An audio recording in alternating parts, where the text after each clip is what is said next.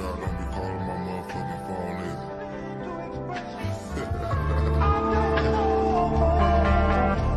Straight up.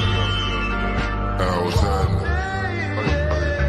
You don't know the feeling when you riding on that road with them woo-wops in the dope panel just trying to make it home. Then you touch down safe, then find out your nigga gone. Son, 2 years old, still clutching on this pole. They hit my spot out at Antioch. I'm tucked at the Marriott. Put it in the Yish name.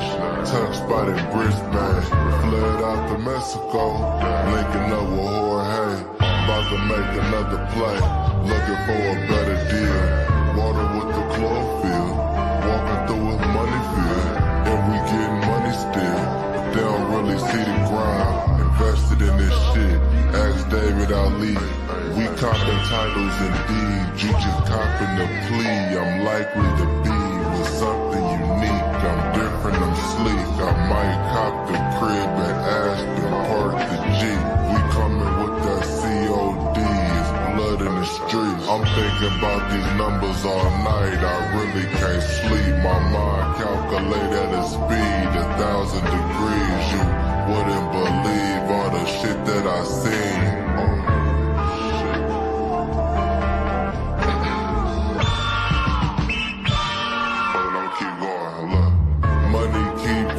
I'm stacking it at a faster pace. I got a different style of architecture when I jot these letters. House by the water out the way. Yeah, that number cool, but give me a day. Tomorrow we negotiate. This a transitional movement. Wild to think we did all this shit off music. Is you stupid? Sliding in a V. Like Star Trek, disrespect mine, I'm on your ball cap. Hypnotizing minds like 3-6, I'm deep in, I keep winning. I won't quit, I don't miss, they so sick, cause I'm it. Understood my position, I got better with time. It's embedded in mine, but take a seat, recline, it's just normal for me. It's not just in my rhymes, I'm looking in Tiburon. Doing walkthroughs with contractors, making sure my porch don't scrape the parking spot.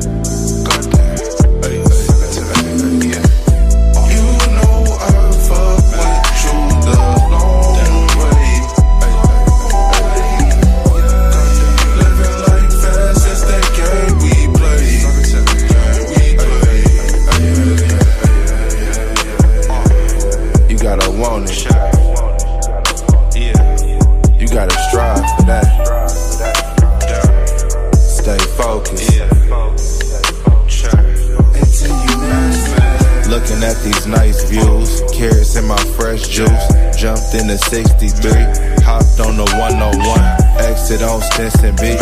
Pretty girl next to me, early morning heat the seats. Stop for some green tea. Hey, hey. You know I fuck with you the long way. Living life fast, it's that game we play. On my way to Sausalito, stop for some calamari. On my way to Sausalito, stop for some on my way to Sausalito, stop for some calamari. On my way to Sausalito, on my way to Sausalito. Now I think it's about 3, heading back to the crib. Exit on Marina, make a left, shit we almost hit. Baby so sexy, got me really about to lock it in.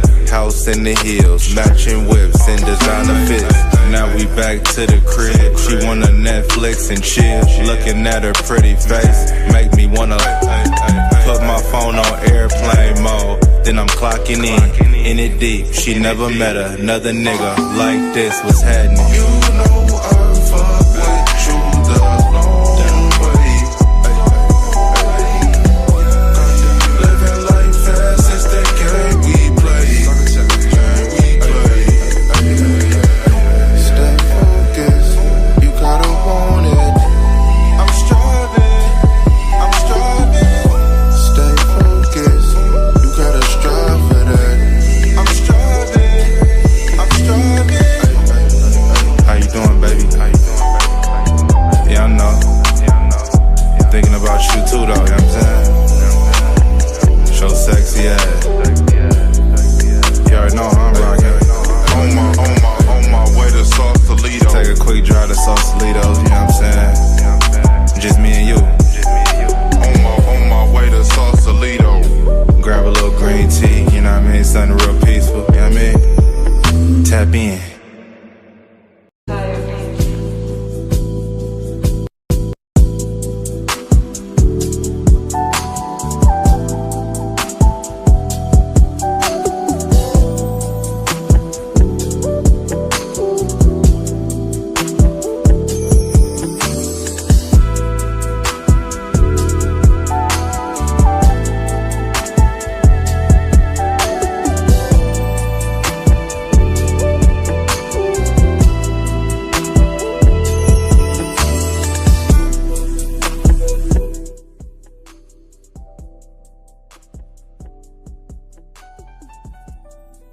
All right, what's going on? My bad, y'all. We are back. I told you guys I was gonna come back.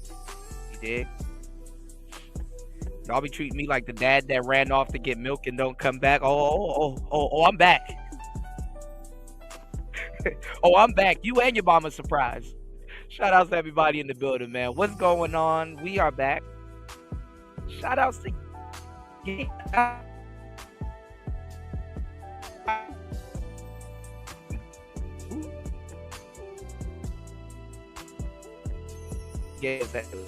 Gail's with me at night. I appreciate that. Thank you so much. How are you? I hope you're doing well. Hope the family's doing well. You did?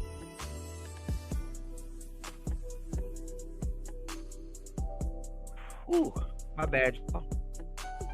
It's pretty nippy outside where I'm at. I get the best service on this roof. You know, I get the War Master right and get my ass up off this damn roof. Now, little spot. Hopefully, it is free by January. You know.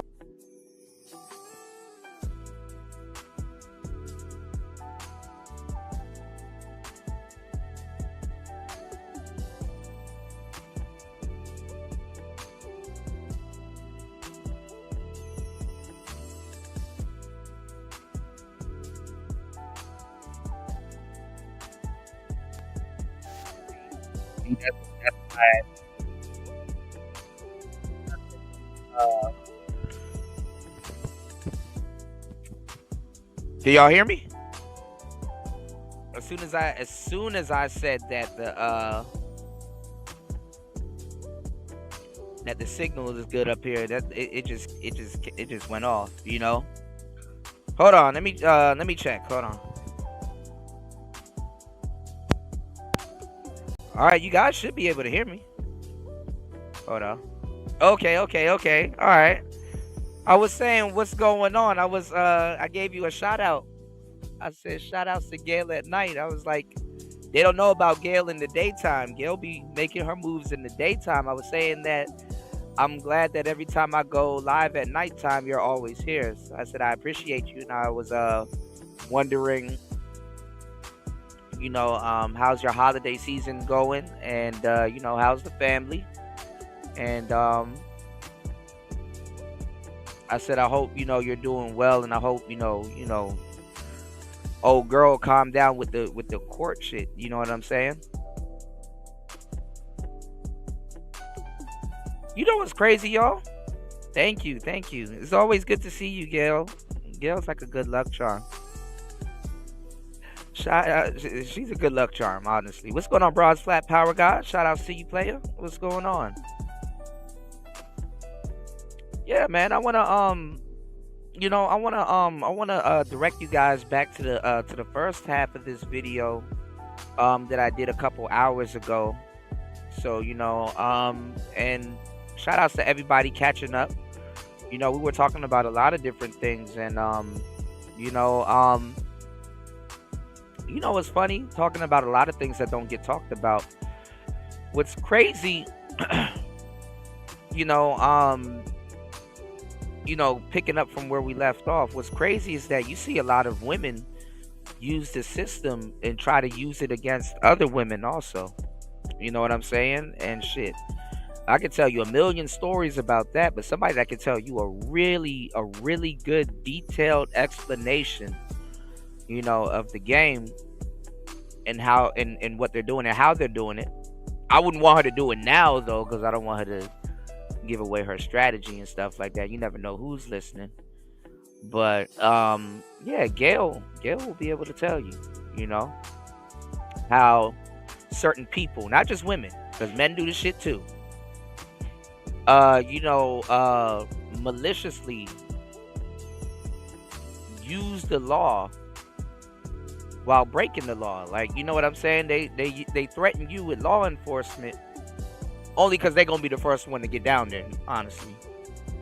Because if you don't give a fuck, you like, man, I ain't about to go to no goddamn, Some of you niggas can't go to the police station. You get locked up for a traffic ticket. Like, god damn.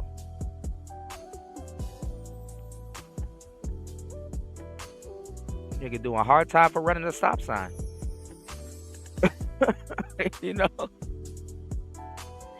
That shit don't work well with other women though. You see when women try to flex court on other women, it's like, listen, my ling ling better than your ling ling, nigga. My lawyer better than yours, Girls be trying to play, man.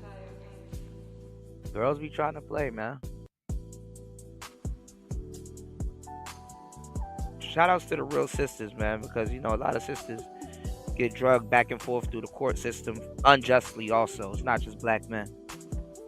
Yeah. He says she ain't gonna calm down on her own, but I'm working on something. Yeah. Also too, Gail, and which you already know this, because Gail's slicker than oil. But it's like when you do your videos and your editing and stuff like that, put it together shit in case you got to show somebody, because sometimes when you trying to explain your situation to people, they just don't understand it. So make sure, well, you already know this, because you got to have like 2 or 3 files laying around of like hardcore evidence. Yo, this person has a history of doing this. This is just another one of their antics. I'm sorry to bring everybody down here today and waste everybody time, but this is the real problem. You got to be on that type of shit. Sometimes.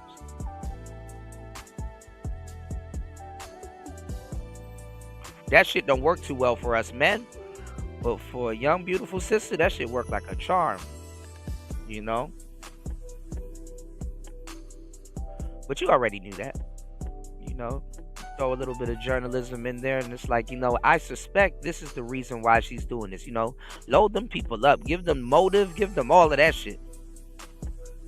Highlight the motive and stuff like that.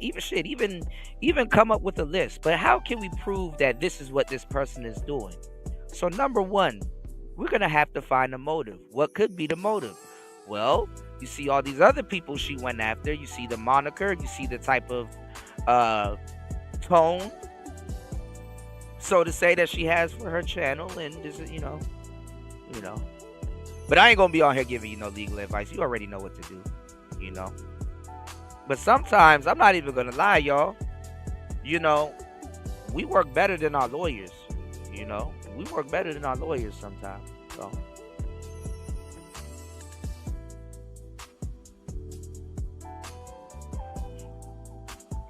He said, I put most of it together. The chameleon files. Oh, that's tough. The chameleon files. The TCF. The TCF playlist, which I'll be adding it by the end of the year. Yeah. You know what I noticed too, Gail? If you get the chance, make sure you head over to Make This Go Viral TV. Miss V, she's always in the building. I'm pretty sure you've seen her before. I'm pretty sure you guys ran into each other before. She has like really good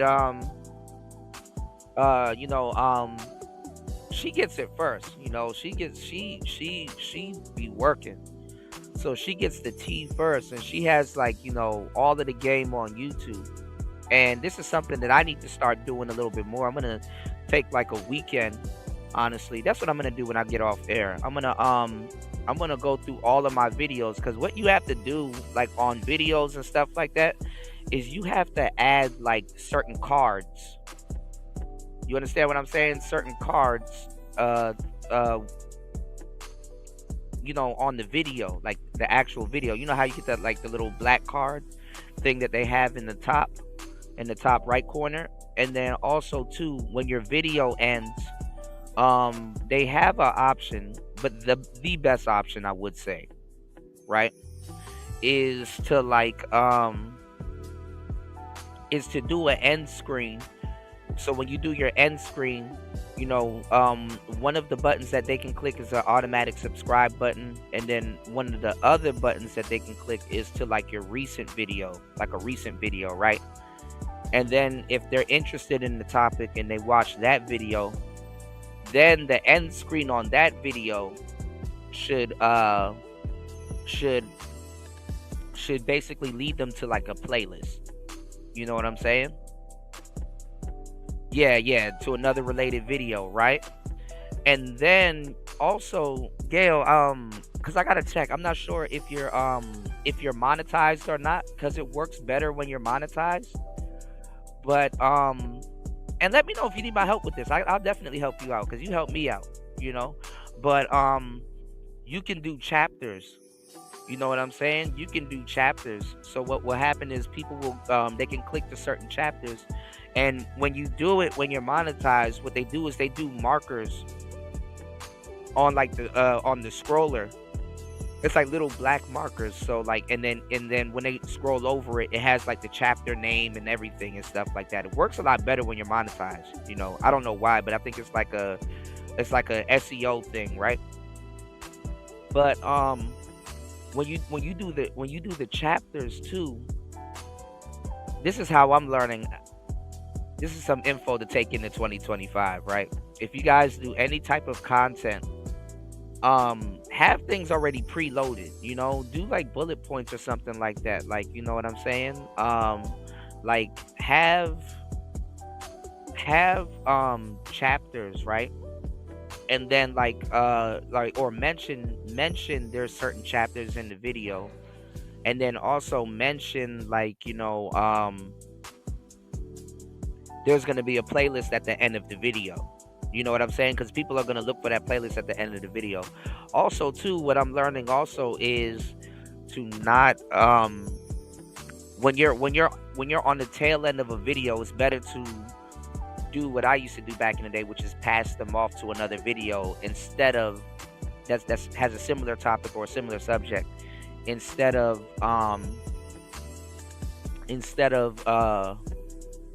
saying, hey, the show is about to end, because a lot of your watch hours drop off at the end and stuff like that. If you like go into the studio and you look at the bar graph, or you look at the, you know, the chart. So the best thing to do is to pass them off to another one of your videos, you know. So keep that in mind when recording or doing pre-records or even live streams, mind you.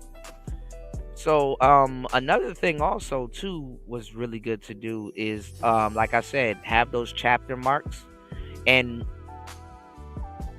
chapter marks that you think that they're gonna skip to, put the cards to some of the videos, you know, related to that, you know, within like, you know, the first couple seconds of them clicking on the chapter.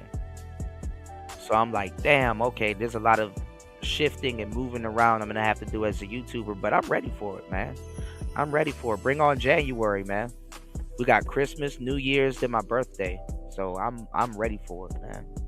You know, shout outs to UFO Kamikaze in the building, man. Real player right there, man.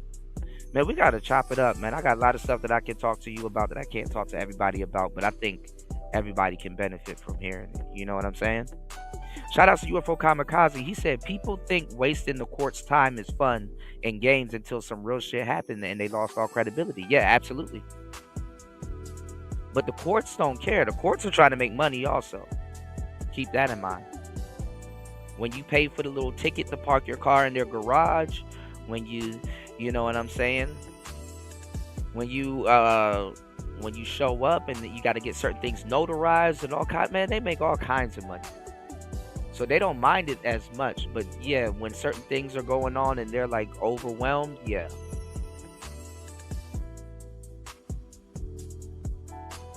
But mind you,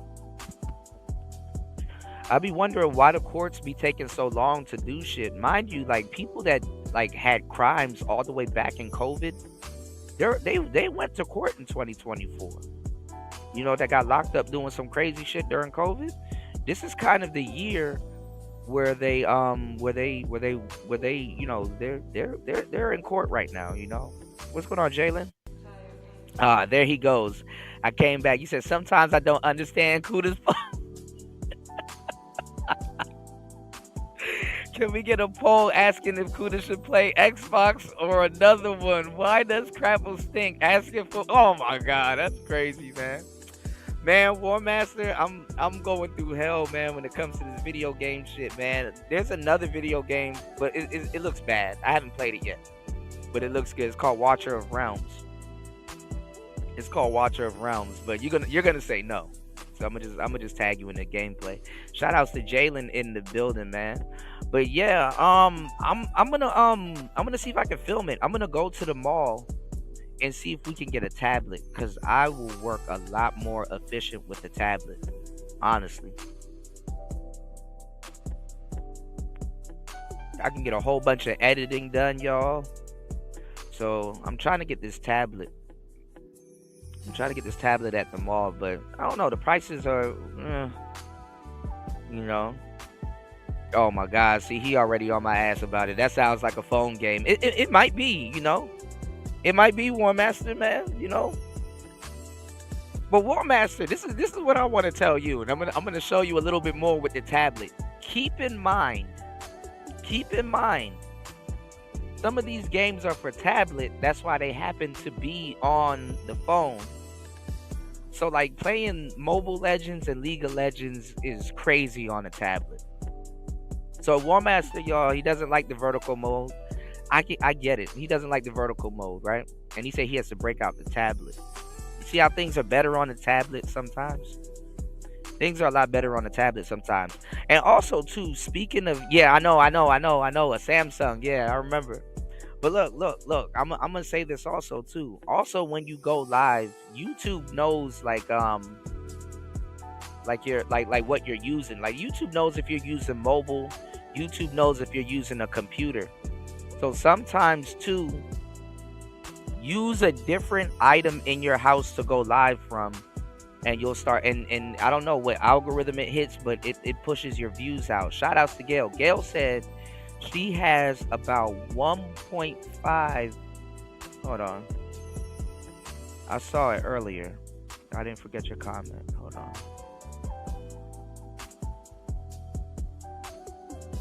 1.5K watch hours to get monetized. Yeah. That ain't nothing though, but that is a lot. Depending on how much numbers you're doing. But you're doing good though. You're doing a lot of numbers. You know, you said, have you seen the clip of Tim Pool destroying a young liberal over the J6 incident? No, I have not seen that. And I'm pretty sure he's gonna strike me. But if I do a lot of commentary, because some people be asking, yo, Kuda, why do you talk a lot on the videos? Yes, you see, so YouTube won't strike my ass directly for playing it, you know? So that's another YouTube tip. Over talk. Because if you under talk shit. Actually, too, I gotta holler at YouTube about this damn community strike I got. I don't appreciate that. I ain't even do nothing.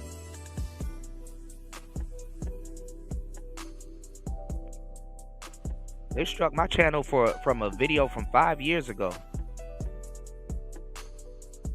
That's another thing too, y'all. When you get remonetized, make sure you take, if you broke any rules, make sure you take them videos down or transfer them somewhere else, you know. There's too much websites out here, man. We're streaming on Rumble and we're streaming on Kick and we're streaming on YouTube at the moment. But there's another another place called Odyssey. That was the one that I forgot the other day, War Master, and I wanted to remember. It was another one called Odyssey. Odyssey is actually pretty good because they do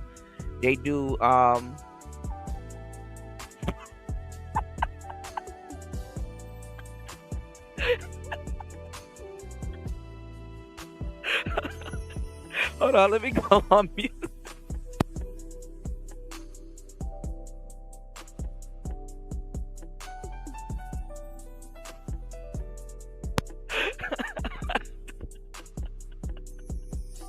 Hold on.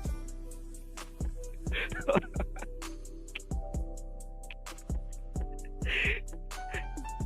See, it's shit like this now make me immediately change. He said YouTube gonna give Cooter a strike for using.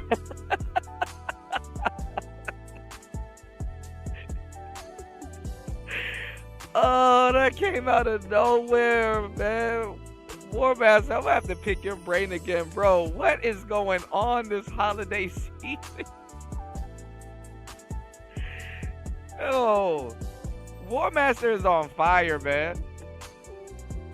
War Master, yo, I need to do an award show. War Master got the most quotables this year, man. He said, "Why would you listen to a Democrat? They hear what they say and don't even listen to it." He said, "You need to get engagement on the green screen side of the game." Yeah. I'm gonna go back to green screen. Remember, I used to green screen all the time. I said I gotta go back to green screen, but you know what?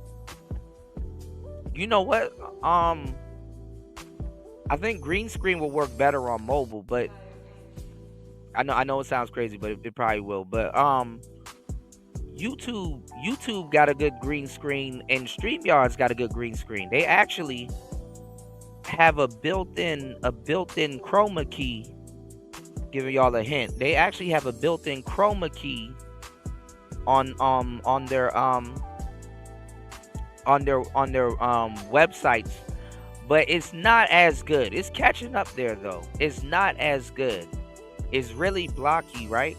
But you can always choose to like blur the background to make it look like it has a depth of field. I find that the green screen effect works better that way, but it's not real green screen, right, War Master? It's not real green screen. Real green screen, y'all, and I used to do this for Old School Player Talk Radio.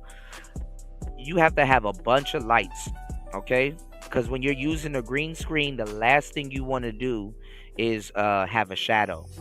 You know, so whatever's in the camera view, you want that to be illuminated. And I swear, when you get your lighting right, lighting is for everything though. Lighting is for your whole show. Let me tell y'all something. I'm gonna give y'all some game. The only two things you should ever use a camera for is for picture quality and perspective. Because I wanted to say something, but let me do this. Hold on, let me switch up the music. I'm actually saying this over music that I might trim out, so this might not make it to the recording. So y'all take a listen. But I'm gonna tell you the truth. There's a lot of people in the manosphere that got good cameras, but their perspective is nah, man.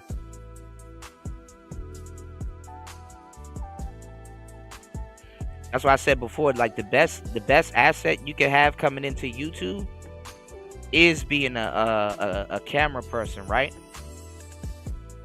But honestly, how you learn to be a cameraman, that's the worst asset. That's the worst asset you can have. Because I'm gonna tell you the truth. If your perspective is off, just as much as if your sound is off, a perspective can make or break a show. And what I mean by perspective, I mean by like what angle are you using? Are you using an overhead angle? Are you using an angle that shows, are you having like a shadowing angle? Like what are you doing? A lot of these dudes, they don't have no real perspective on their I gotta catch up to these comments. Hold on, y'all. Give me 1 second.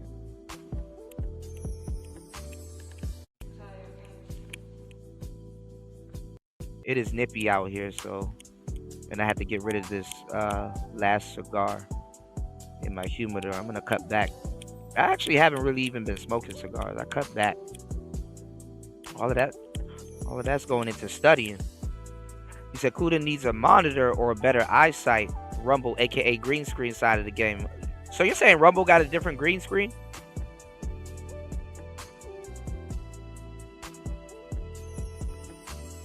I'm waiting for Rumble, man. I want Rumble to take off. I really want Rumble to take off. Andrew Tate, all them people be over there having fun like shit.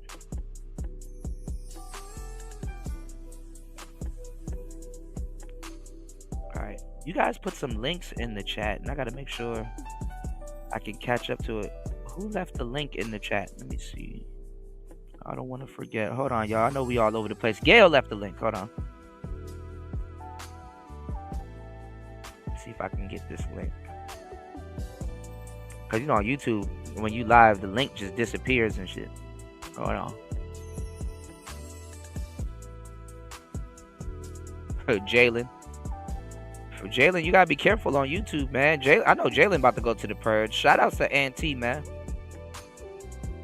And shout outs to everybody that Alright, let me save this playlist. Doxing internet bullies. Yeah.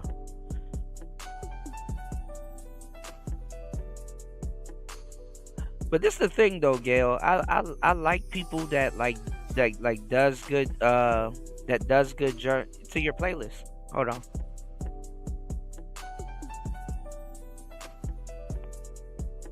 Oh yeah, you did say Rumble only shows. Yeah. I'm gonna do so I'm on top of that. I'm gonna do Rumble and Coffee. I'm gonna do Rumble and Coffee, but I think Coffee got some strict guidelines also. So what I'm gonna do is these shows, right? I can only stream these shows to 3 destinations, and one of them is Rumble, one of them is YouTube, and one of them is Kick.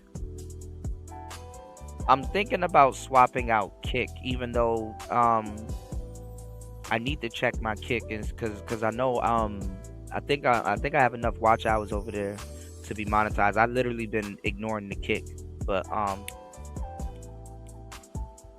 I'm gonna do another 3 destinations. So it'll be YouTube, and I think Rumble, and then I really want to get on Instagram.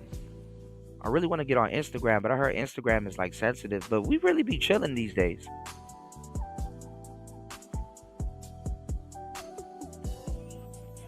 Yeah, I was gonna do half the show on YouTube and then half on Rumble. Yeah. But the reason why I want to build Rumble followers is because they already have Rumble on their phone. It's a pain in the ass to ask somebody to download another app and shit. That shit is a pain in the ass.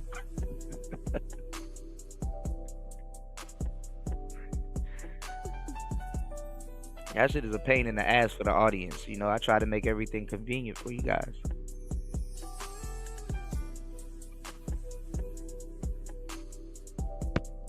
Yeah. But yeah, actually, I checked my Rumble. My Rumble is doing okay. I got like 40 something subs over there. But like, the watch hours are bigger on Rumble. I do need to check my Kick though. But the watch hours are bigger on Rumble. So that's pretty good. That's pretty good. What was I looking at? Oh, I was looking at something also. Yo, so shout outs to Auntie. Speaking of the purge, Auntie, they got the Streamyards team. And the StreamYard team membership, not worth it. But the StreamYard team membership, yo, they got 8 destinations. So and he can stream to, let's say, YouTube, he can stream to Rumble, he can stream to, but it's a lot of RSS. It's a lot of RSS feeds you're gonna have to use because it doesn't go directly there. Like, you have to use the stream key. But like StreamYards does really well with the stream key. I will say that.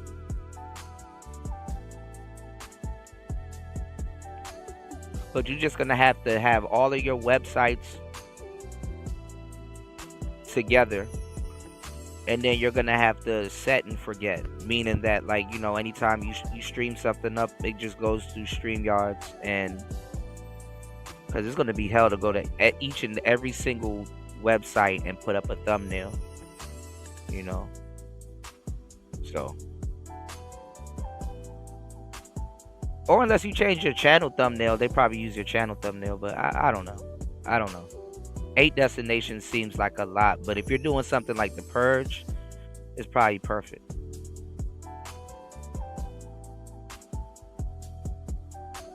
But YouTube is the place where you want everybody to land for the most part. So if you guys ever think about getting big on social media, you have to focus on 2 websites, which is like YouTube and probably Instagram. That would be my 2, I think. YouTube and Instagram. But I gotta see what I gotta do to go live on Instagram, because I made can you believe it? I made another email and I made another channel. So we're gonna have the Player Talk Radio Instagram, but I just gotta see how much I have to invest into Instagram. Like, I have to put into Instagram before I can go live. So that's the problem with Instagram. But Instagram will be perfect, because anything Instagram and YouTube picks up, TikTok will pick it up, So let me know, y'all. Is TikTok about to be banned in the United States? Because obviously where I'm at, TikTok is not banned, but maybe the app might disappear. The app might disappear in the Apple Store, and I'm probably screwed. But you can just, I'm right beside China, so. But has TikTok disappeared in the United States? I heard Trump is trying to keep it. I heard a couple people say that they're using it for espionage, obviously. And I heard a lot of artists, a lot of musical artists, they're getting upset about that. But this will break other music artists. So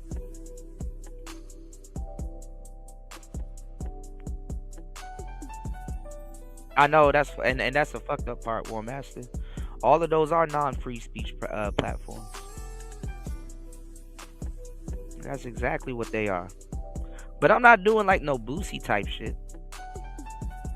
Too much money in TikTok to ban it. Right. So I heard TikTok kicked your girl off of TikTok. I heard Cooking with Kaya, she got kicked off of TikTok. Somebody says she got a show on VH1, but somebody else said that she got a podcast now. So I'm like, damn, pressure creates diamonds, y'all. Pressure creates diamonds, man. But one of the worst things that can happen to your channel is you go viral. So yeah, X2. Actually, it might be, but I go live on Twitter. Twitter is like a backup for YouTube for a minute. Shout outs to Chris G in the place to be, man. Good to have everybody back. Yeah, we back.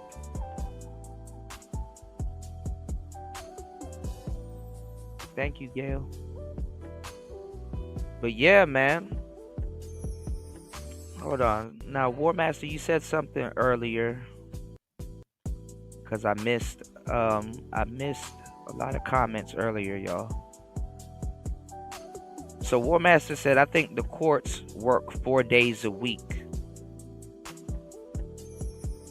I don't know. Where I was at, the courts, I think they were open on Sundays, but it was like, I guess it was like traffic stuff on Sundays though. But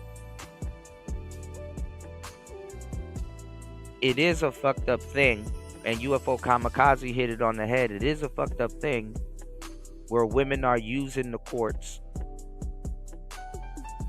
and they just become a tyrant.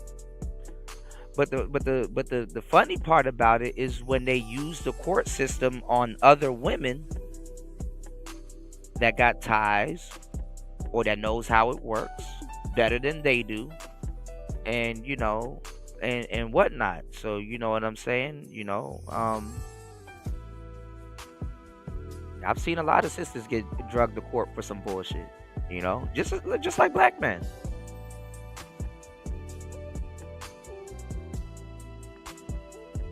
But look at how the future is going. Honestly, you know how like you have a lot of people, right? That's like, oh well, we gotta fix the black community, right? We gotta restore fatherhood in the homes. We gotta, what would be actually funny? Let's say in the shortest amount of generations we could do that, right? Do you know by the time we get that done, like the world outside of the quote unquote black community is going to be so different? Like if we do restore patriarchy in like black America, right? Like black American households and stuff like that. It's the funny part is that we'll be ahead of the world, because like a lot of these races, these other races of people that you think that has patriarchy or a strong father figure and stuff like that in their culture, you will be hard pressed to know that in America, maybe outside of America, but in America, their household ain't as put together as we think also. But see, the reason why black people overguess, their circumstances is because every single thing that we do is put on blast. The funny part is, and it's the craziest shit I could ever say, is that black people don't get to watch a specific group of other people and just laugh at them, and there's kind of like a disconnect, other than being human, obviously. Like there's kind of like a disconnect there to be like, well, shit, glad I ain't them. But there's a whole bunch of other people watching niggas talking about some, hey man, niggas need to get it together. I'm glad we ain't them. It is the most fucked up thing to be the scapegoat class in America, man. The goat that always get laughed at, So when you're talking about fixing a community and stuff like that got certain, problems and stuff like that, it's gonna be like, shit, nigga. We probably will have the most intact household that's close to the not patriarchy, but real structure, the nuclear structure.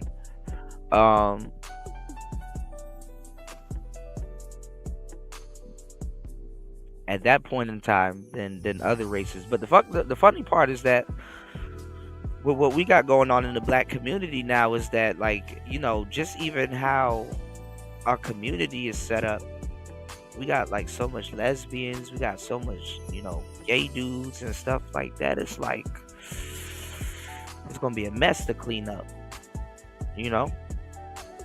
and you would think that relationship channels would be talking about that. I'm talking about some really detailed, advanced shit.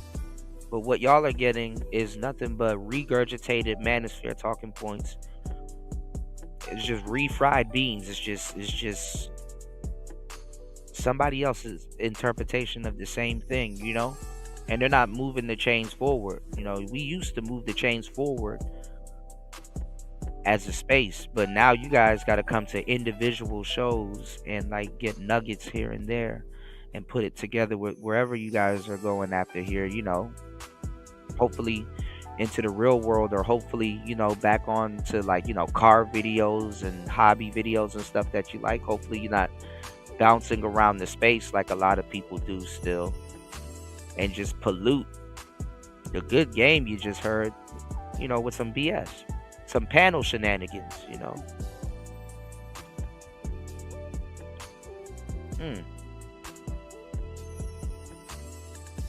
But the space is not the rabbit hole that it once was. It's not the rabbit hole that you just go down and then you're getting educated.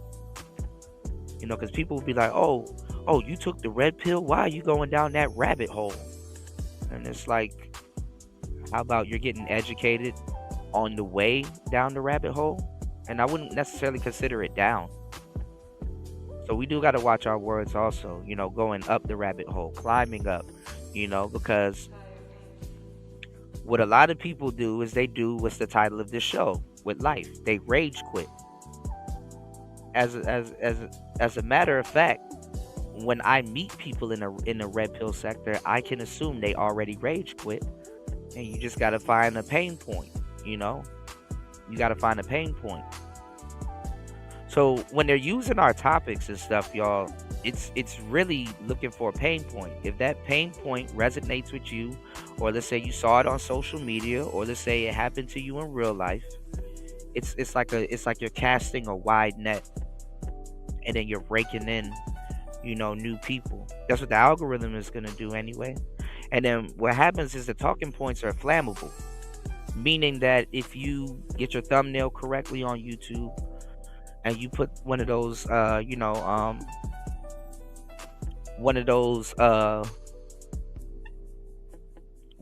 topics in the thumbnail, you're gonna have a highly clickable video, whether if you're talking about real shit or you're just talking about bullshit. So even when it comes down to dating, what a lot of people don't understand in the manosphere is that these little talking points that we have on YouTube that captures a lot of people's attention, we would use them in dating scenarios, but we wouldn't sit there and talk to the girl about that topic. You understand what I'm saying? It's like you basically get her opinion on the topic. Honestly, I hate to say it, ladies, because what was going on at the time when these topics really came up is that we would move on to another subject. It was just an icebreaker, just like how people on YouTube are using it as an icebreaker or a thumbnail.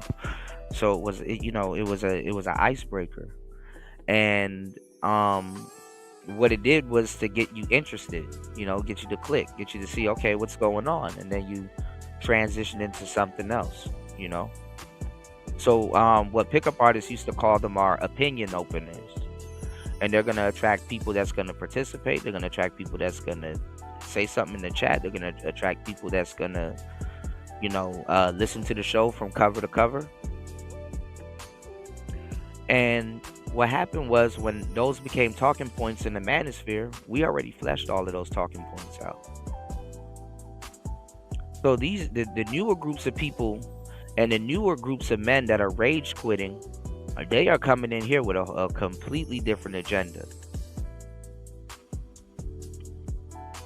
Completely different agenda. War Master says the only way to fix family is end the welfare. Yep. End the welfare, child support, and alimony. Give the power back to the people. But do you trust the modern families to be able to operate without welfare, child support, and alimony? Or are you saying that they have to end people abusing it? Should they be for extreme cases, or should you leave it up to the family to reconcile their differences?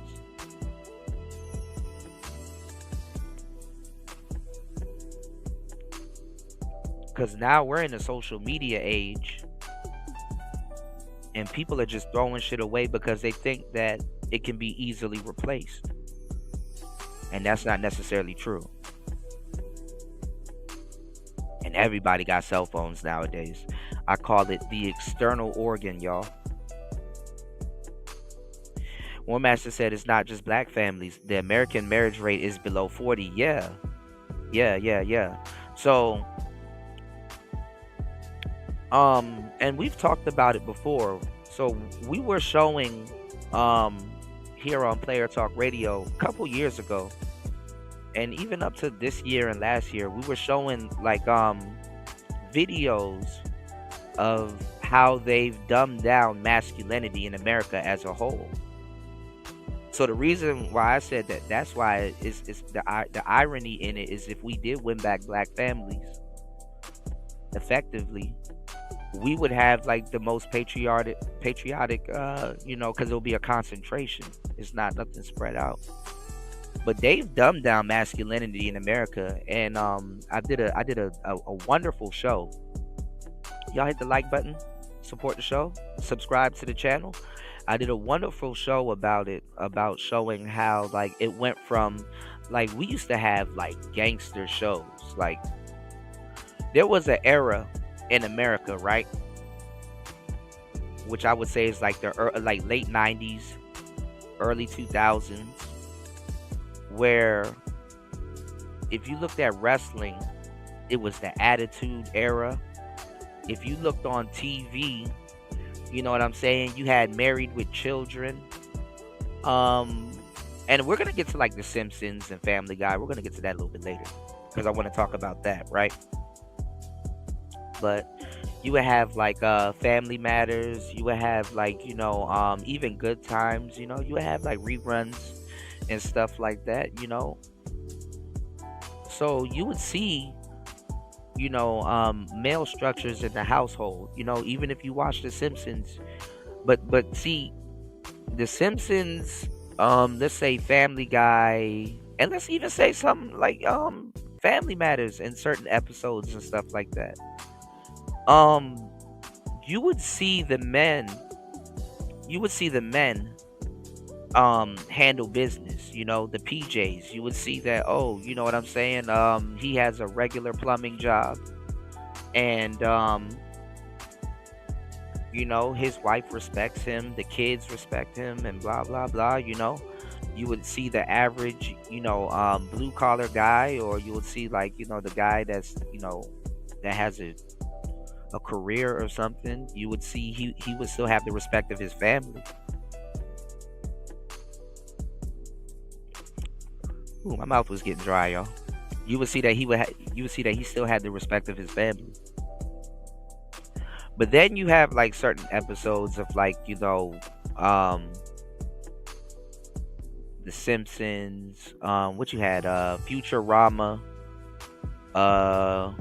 even some episodes of King of the Hill, where either for the episode or like for the topic or what's going on in the episode, where the wife is smarter.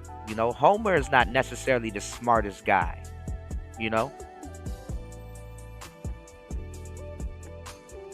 Peter is not necessarily the smartest guy. So you had a lot of male characters getting,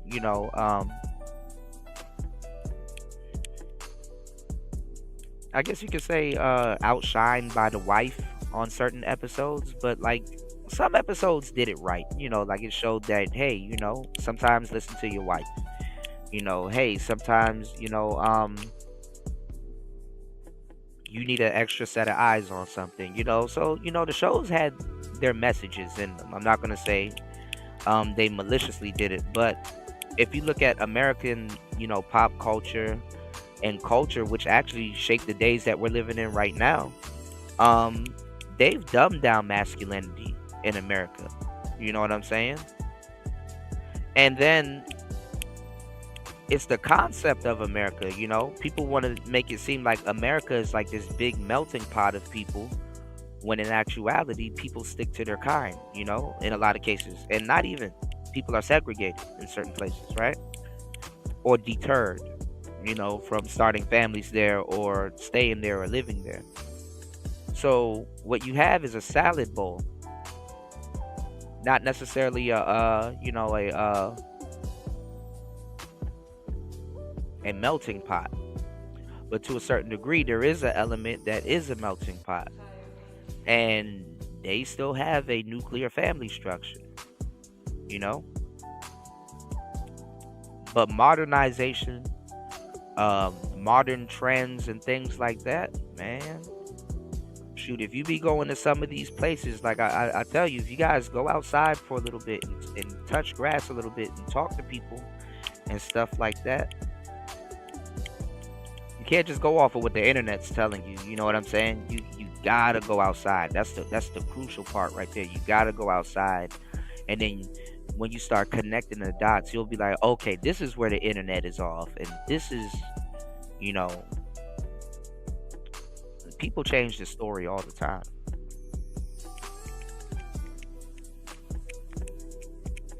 Like right now, Donald Trump, I heard, did a interview with Tucker Carlson, and they're always like, there's like 2 interviews I think he did with Tucker Carlson that I haven't caught on to.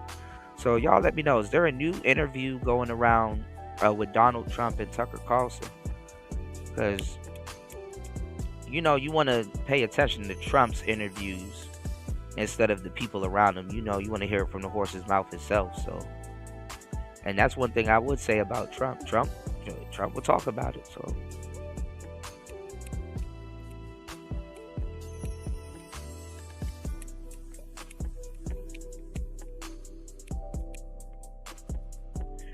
it's brick as hell out here, man. That's why this lighter ain't working.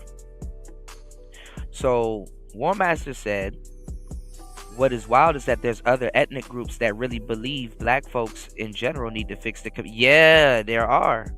I've actually met a lot of them abroad. It's like, man, this fucked up what's going on there, man, but you guys will persevere. And I'm like, bro, what are you talking about?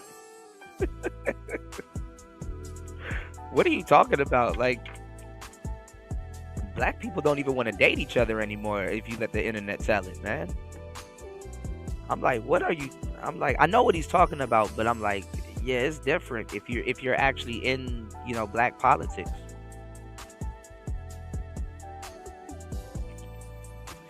That's the allure of the manosphere also too. A lot of people know that it's black politics going on over here. Like, this is, you know, I'm not telling you to be here if you don't have to, because, you know, a lot of people hate that they're here, so they just resort to trolling and shit like that. But you know, you'll find out what's going on in the black community by listening to the, you know, to the manosphere in general, but black manosphere.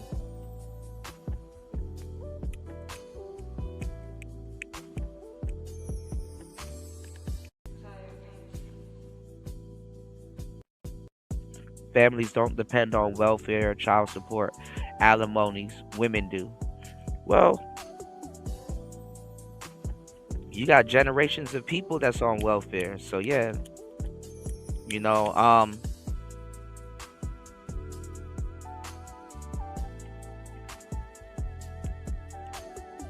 well, this is the reason why I brought up nuclear families and the patriarchy. The reason why I brought it up is because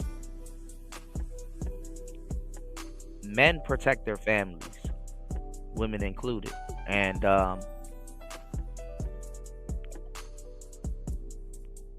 I will say there's a lot of women that believe that if the black man was in charge, he wouldn't be able to restore that. You know what I'm saying?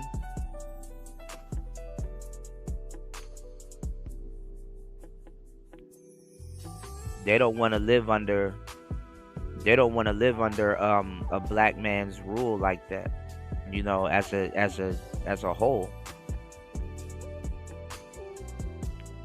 And honestly, in America, we never seen a real black patriarch. You know, I mean, we have, you know, I mean, there's like pockets, you know, there's pockets in the community. I can't fully say that, but you know, we grow up in a matriarch. In a lot of cases, a lot of black men. And what happens is, it's like,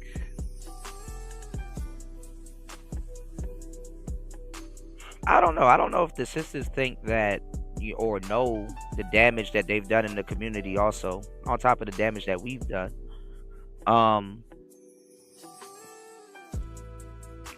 That shit is gonna be like resentment. Like, a lot of people don't think forward when it comes to these type of topics. It's gonna be like resentment.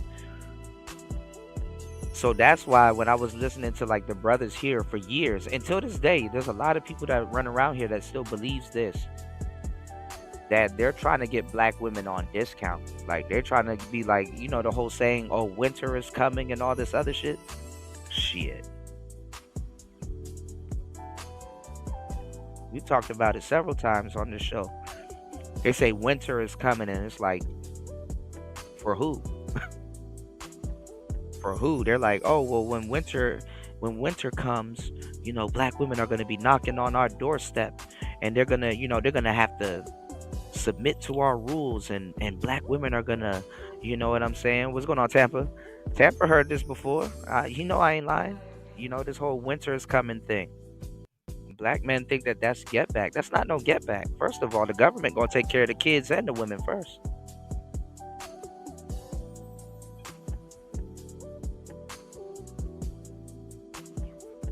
Because they know women will spend $1 faster than you would. So I don't know where black men got that impression from. And then second of all, like why the hell would you want a woman under those circumstances? I would think this motherfucker is gonna set me up or try to kill me. Like, why would you want a woman? Why would you even want service from anybody? Not even just a woman. Why would you even want service from anybody in resentment? Nigga, if you go to a diner and you make that waiter feel or the cook or the chef or somebody feel some type of way, nigga, they will spit in your shit out of resentment. So imagine a woman in your house.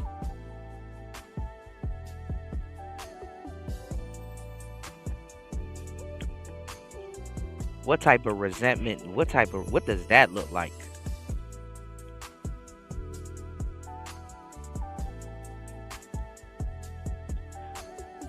Because everybody keeps talking about, everybody keeps talking about love and all kinds of shit. And it's like, black man, you need to have respect before love, because honestly, your lady, if that respect ain't there, y'all boys gonna get set up. People get set up for less. Tampa said, you notice most red pill content creators stop making content. Yeah, that Streamyard, man. Streamyard is a beast.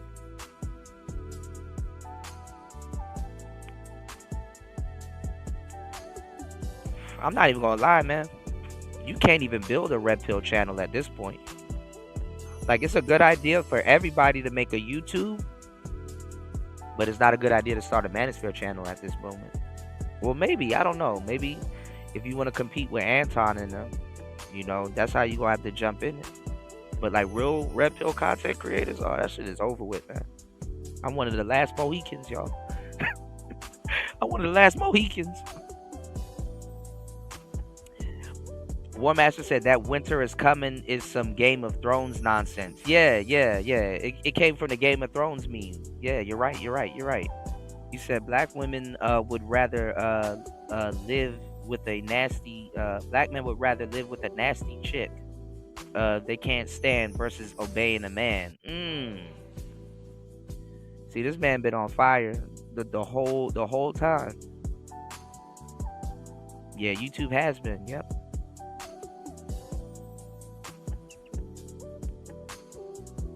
Yeah, the whole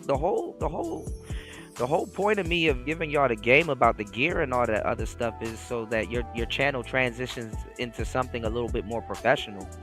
You want things to sound a little bit more professional. So that, stuff like this don't happen and stuff like that. When you have like a whole studio and stuff like that, people take you more seriously. That's why I would look at InfoWars and stuff like that. That shit reminded people of a real fucking broadcast, and it was. Bro had cameras.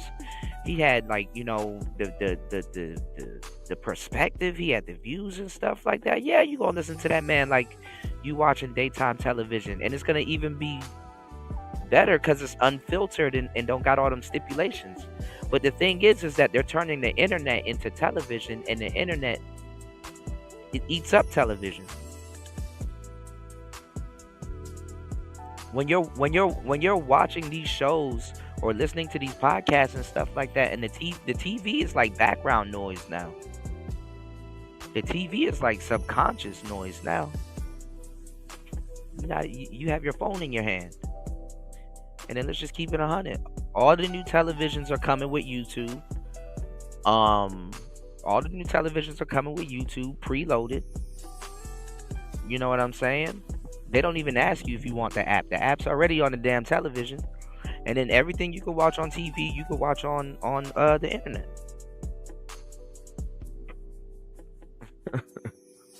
So it's like, and the internet has a completely different feel than television. The internet can never become television. I gave y'all this game a long time ago. See, the reason why cable TV, the highest form of television that we know is like cable TV, all right? Other than HBO and Cinemax. Everything on YouTube is HBO and Cinemax type shit. And then you got Netflix, right? The internet killed cable television, because now you don't have to flip through channels anymore. Like, like, remember when you paid for cable TV, everybody gets to a point where it's like, damn, I got all of these channels, and like I really only watch 6 of them joints. I really don't even be watching all of these channels for real. I'm overpaying. Because cable, they used to offer you, like, you could pay for the channels that you want. But now you got the internet. Now you'll never see everything on the internet. That's the whole thing about going viral. That creates, the new mainstream. There was no mainstream really on cable television. You had to flip through a whole bunch of different channels and stuff like that. And yeah, you could say it's similar if you go from one YouTuber to another YouTuber, but it's a different feel,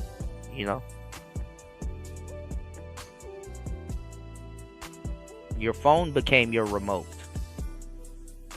You know what I'm saying?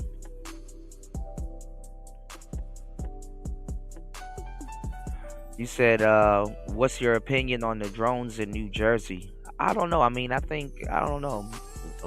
Maybe somebody was flying their drone, and they were in airspace and stuff like that. Because honestly, I got an app on my phone where I can fly my drone in airspace, but I gotta sign like a bunch of paperwork and stuff like that. Because I talked about it in one of my videos that, like, to fly a drone with like a certain kilogram,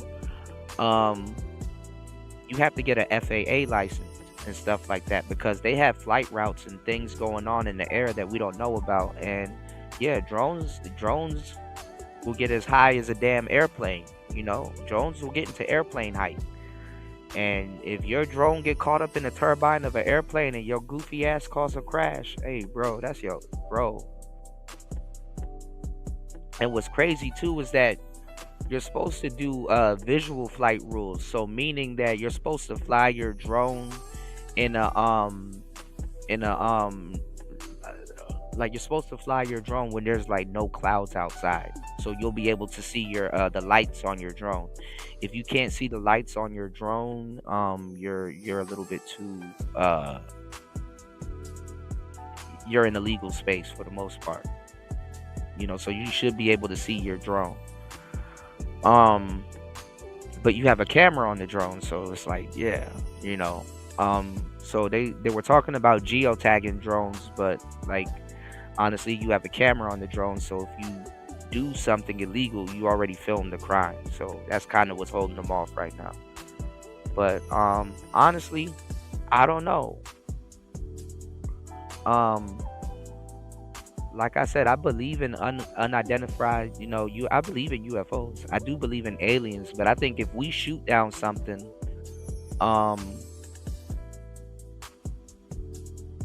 humans would be in it before extra quote unquote extraterrestrials and shit.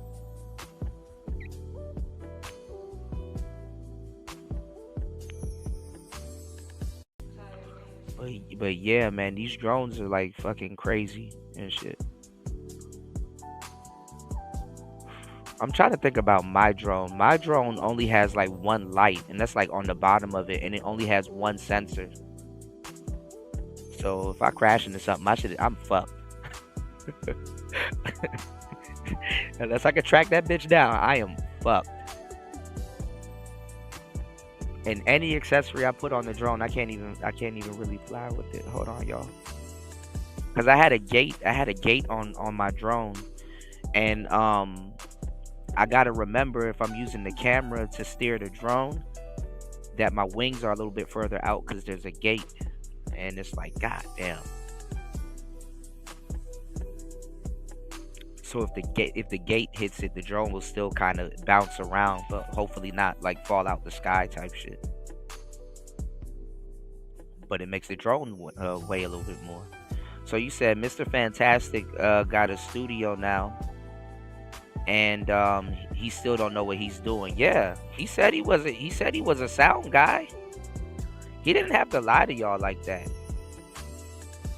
I don't understand why brothers feel like they had to lie. He didn't have to lie to y'all like that, bro. Like military sound is a lot different. Like if you're a sound guy, like for example, War Master's a sound guy, but War Master knows about like hooking up like stereo system and grounding wires, and like, so he knows sound, you know, like honestly, like if you're an audiophile, you become an audiophile. But like some of the stuff that you do makes you like I wouldn't say like a better audiophile, but like it's like a cross point where like somebody that's also an audiophile can call out something and you be like, yo, I hear that too. I thought I was the only one. It's because a lot of people, they don't train themselves in sound. Like sound is something that they pick up by being around sound. You know, like a DJ, he's around sound, but it's around like mixing records and stuff like that. But he has an ear. Somebody that works with like you know, radio stuff, they have a different type of ear. It's all about having an ear, because sound changes, and certain sounds are appropriate for certain, you know, things, right? Like for example, I don't know, the other night I yelled at Scott. You know, I wasn't yelling at him, but we were just like going back and forth and stuff, like with audio equipment, because Scott, he's like analog, like he's like this rock star, you know, touring the country type dude, and you know, he did his thing. He was like a hippie and all kinds of shit, so just crazy dude, right? But he was talking about like some of the old guitars that he had, like the Fenders and the what you call it, like some of the speakers that he got. These are like old speakers, and people that hold on to these speakers know, because like the more you use your instruments, right, or whatever you're doing when it comes to sound, you break them in, and then they start sounding real good, because like the, you know, the motors and the engines and the speakers start catering to a certain type of style. So you know, you gotta, you know, break certain things in.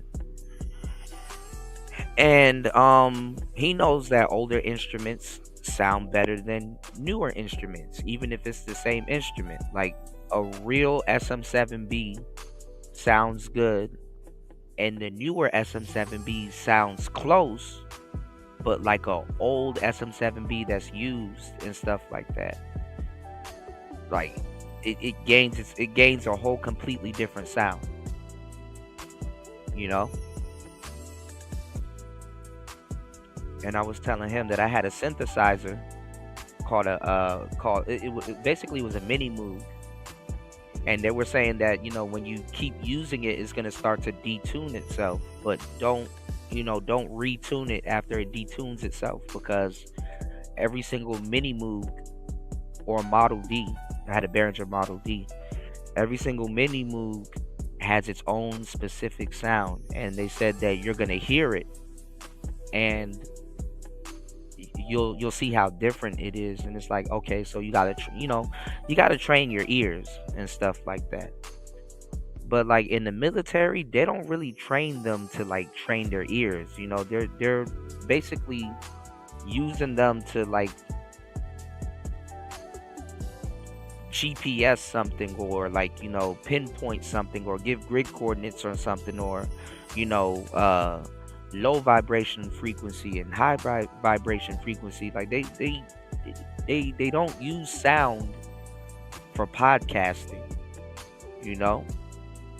Cuz I was joking with Scott. I'm like, it's funny how like when you build something right the first time, you can use it for like other different things. Like when they were building those like dynamic microphones, they were building them shits for like radio, they were building them shits for the studio, they were building them shits for a whole bunch of different purposes. That's why they all sound different. And it's like, damn, you could take that same microphone that was built for one thing and use it for podcasting and sound really good. And it's like, damn, you actually sound really good podcasting because you're taking a acoustic, like you know, you're taking a actual, and you know, you're people have been listening to these sounds for the longest fucking time. So also too, I don't want y'all to get offended about, you know, the whole you have to have an ear thing, because think about it like this. The audience and people that are listening to what you're doing, they have a completely different ear. You know what I'm saying? And you know how sounds work. You know music. You know, if you have a taste in music, if you DJ, if you know, radio, or just if you have a great taste in music, right? But you know what you like to hear. And so does everybody else. But the funny thing is that, you know, you'll put out some dope shit and you'll be like, yo, this is the dopest shit ever and stuff like that. Cause you know what you're doing, you know what the producer did, you know how much oscillators they use. You just know little details just by hearing stuff. Okay, he used this amount of reverb, or he used that plugin, or he did this, or he did that. You don't even be making music for the audience anymore. You be making music to like impress like other producers or DJs and stuff like that, cause like it's like, yeah, y'all, you know, you gotta get your shit off, your craft off. But people just be, they dictate where the market goes. If they say a certain part in your song that you don't like is hot and it goes viral, well, guess what? I guess it's hot. Gotta figure out what they heard from what you didn't hear, or if you heard it but you don't think it's impressive.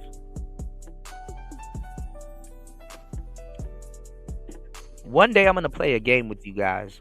I'm gonna teach you guys again how to count beats, and I'm gonna teach you guys how to hear one part of the song, but you can't unhear it. You know what I'm saying? Like some type of ear candy that the producer puts in, and you can't unhear it. I'm gonna give my audience the gift of having an ear. And if you have an ear already, you should enjoy the show anyway. You know, but you gotta have some good headphones. So that's why I tell you guys, like, if you listen to Player Talk Radio, get some headphones, man. Get some headphones. Cause you'll end up with a whole fucking studio. Fantastic is just, I don't know, I guess it's karma. It's karma hitting Fantastic at this point. Cause when you get a studio, you're supposed to sit down that whole night and just start playing Legos with all your equipment and fucking around with your camera, seeing what's a better angle. You know, you supposed to be revamping your whole show. You're supposed to sit down in your studio and learn how every single gear, notch, knobs. You're supposed to be reading all kinds of manuals. You're supposed to go look up YouTube videos or do something, get it working.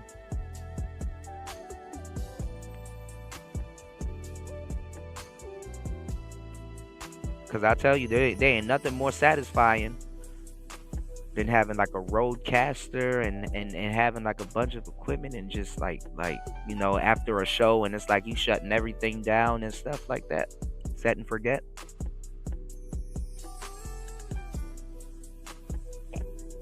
And you know you did a good job. Man, you gotta feel that. I was trying to turn regular people into YouTubers. I guess. I don't know. I do it off my phone, shorty. I do it off my phone. You said the black manosphere is always going to burn down. Leftists is always going to burn down. Leftists can hide their racism. They can they have to stop every non-leftist from becoming conservative, especially if they're a black man. Yeah, yeah. I mean, a black man's gonna be the first person to wake up to the reality. You know.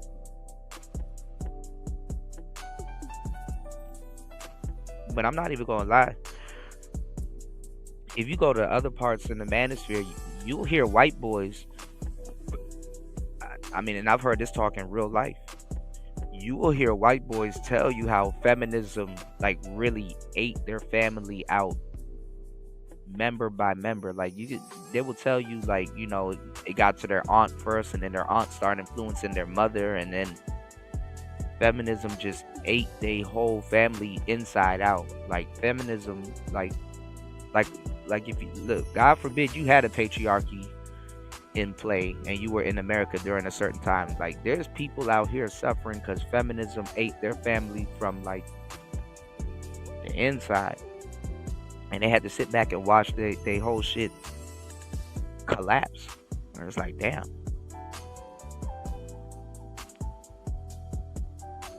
So that's when you start getting them rock songs like "To Be Kicked When You're Down."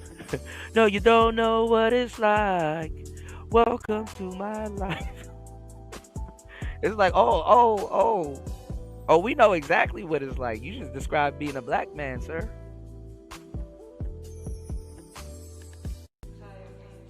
Who the fuck sang that song? What group sang that song? Was it Plain White Tees? You said, I don't understand why people still buy music when you can find almost any song on YouTube. Right. This is what I'm saying, man. I don't know why dudes are out here still purchasing corn, even though I do, but it's a select few. I don't know why a whole bunch of dudes are out here still purchasing corn, and it's free.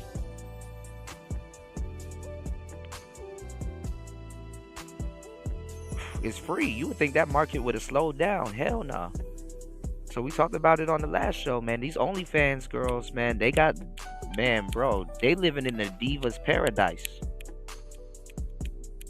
There's no divas in today's women. There's no diva class.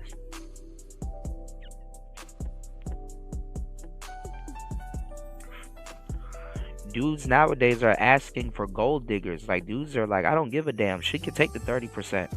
She could take the 20%. She could take the 10%. She just got to be on my team type shit.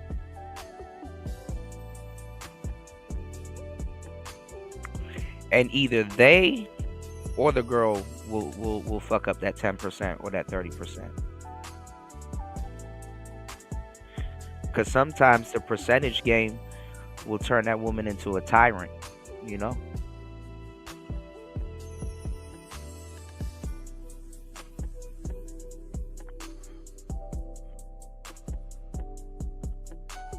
But what a lot of people don't understand is that the real people that are going 50-50, these are people that are celebrities. Celebrities go 50-50 more than regular people. These are two businesses really merging.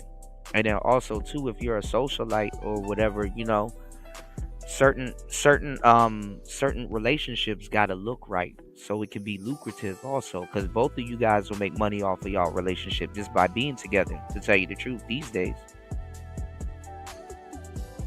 So that's why you see, like recently, I just saw a video of Gunna going to go do a song with Burner Boy, and I'm like, oh, this is interesting. So if you guys been under a rock, Chloe, from the Chloe X Halle group, she's with Burner Boy right now. But remember, before Gunna went to jail, she was with Gunna.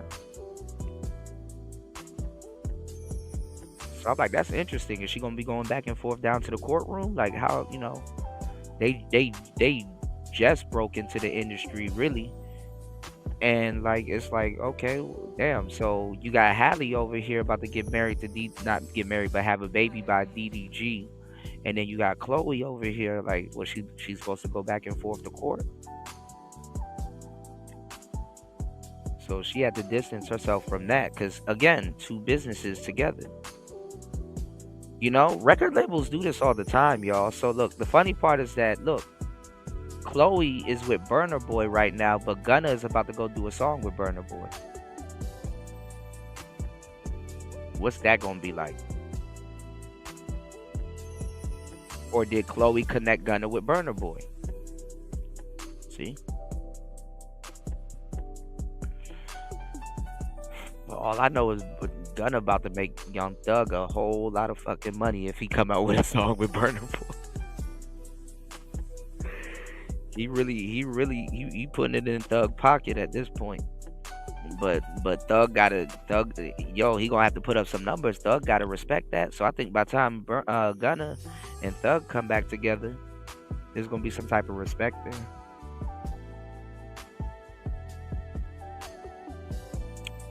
Cause I don't even think Thug could put up Gunna numbers at this point. Like, Thug should have already dropped music now that he been home, man, and you don't hear nothing. No first day out, no none of that. But maybe he not fully home, probably in a halfway house. I don't know.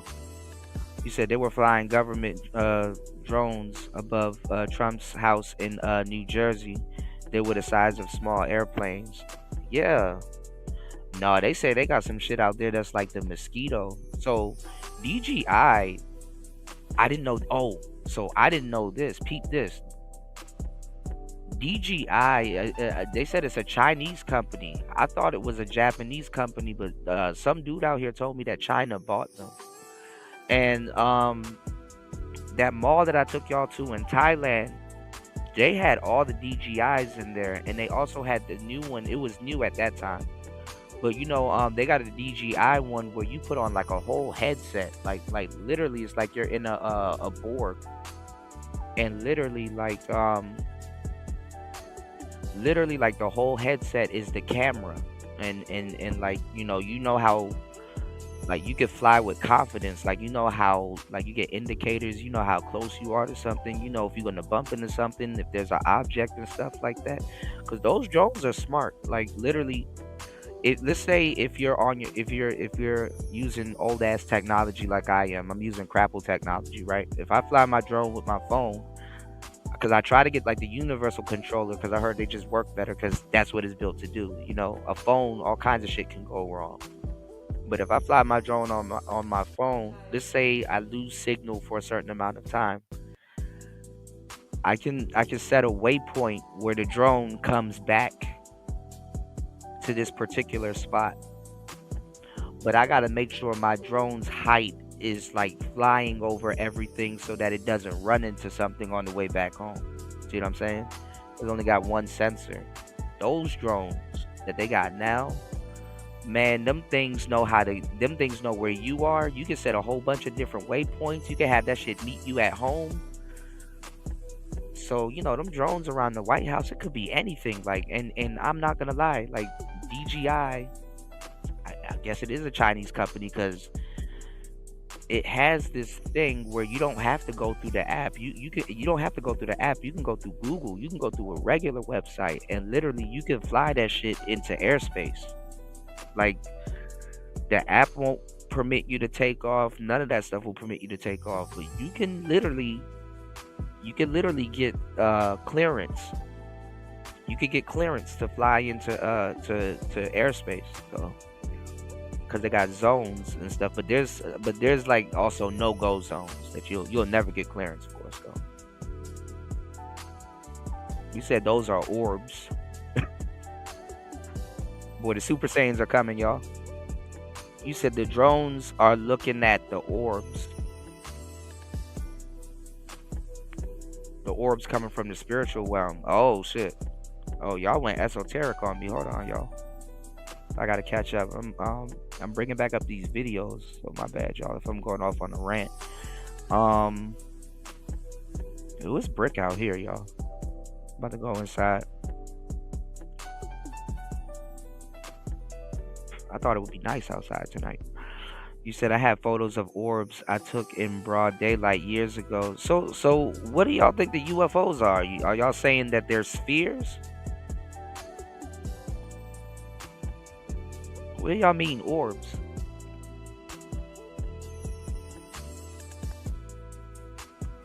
I thought they looked pretty flat to me. Or what I saw. I just saw the lights and stuff. Shout outs to War Master. He said, facts, Kuda, bad audio is horrible. I can't stand distortion or room reverb. You know what's funny? I was talking, yeah, room reverb is irritating. Room reverb is irritating. But it's funny, but look, both of the things that you said, like out here they do like rock and roll, but they're like more of like a wow, like a really like high pitched guitar sound, and it creates a lot of distortion. Obviously, all guitars create distortion, right? And they have like wah guitar pedals, basically controlling distortion. And I was laughing with Scott about this because like he's a musician first, I think, before he's a producer. But a lot of musicians happen to be good producers. I'll get to that later, right?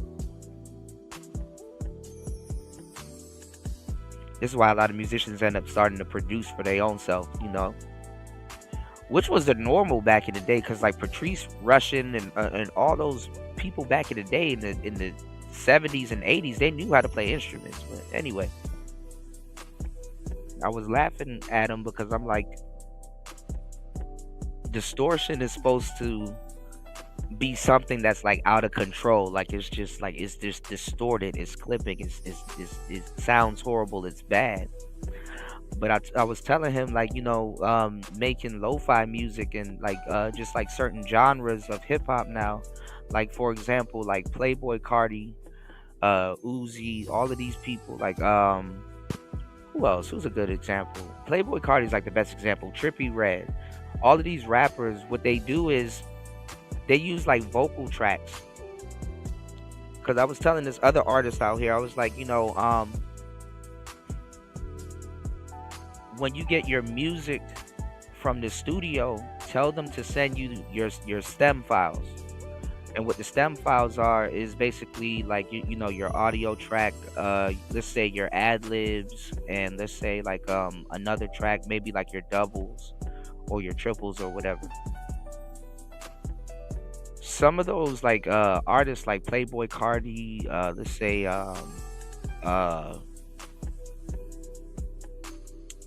Famous Dex, Lucky or somebody, let's say like, you know, let's say is, you know, you're a producer and you're working with them, their stems will have like an extra set of vocals behind it that are like distorted, but it's like controlled distortion, you know. So distortion used to mean something is out of control, but like other genres like lo-fi, hip hop, and like all of that, like hip rock, like all of that technical rock type shit, you have different types of distortions because, you know, distortions come in different type of tones, you know. So it's like, it's funny how like people are controlling errors and clipping, you know, with their own you know, with their own edits on top of it, which is funny as hell because they have this guitar pedal out here that controls like the distortion, or controls like, you know, the sound that's coming into it. So you'll send one signal into the guitar pedal, and then it'll have like a different type of personality, like a sound chain type shit. This is all audio tech shit. My bad, y'all. But anyway, it's like controlled distortion. And then also too with the room reverb, you have microphones that do control the room reverb. That's literally, if you think about dynamic mics, that's literally what dynamic mics are doing. They control the room reverb. But the only reason why dynamic mics is good is because it even sets the tone for the room. You know what I'm saying? Like you have to, One Master know what I'm talking about. Like you have to have owned a dynamic mic to know what I'm talking about. Like it sets the tone for the room. It sets the tone for the show. Especially if you can hear yourself in your ears, and like there's no latency, and you can, man, what? Bro. That's why when I told you guys, when I was recommending microphones, I'm literally giving you your voice in these spaces. Like I'm literally giving you your your tone, and it's like literally your audience will pick up on it. And then it's like this too, which is crazy. Most people don't like how they sound. Like most people, no matter how much times they hear their voice, they don't like how their voice sounds, right? But think about it like this. If you spend enough time talking into professional equipment, you will develop a professional voice. Some people may take a couple of hours. Some people they may be natural. Some people, you know, but a lot of times I'm gonna tell you the truth, until you grow into your confidence as who you're gonna be when you do your little YouTube shows or your podcast or whatever you're doing, that's gonna set the tone of when new people come to your channel. That's already gonna be your voice. You know, people going to assume that you are professional, and you're not. You don't even have to be a professional. You just got to know what you're doing audio wise, and you sound good.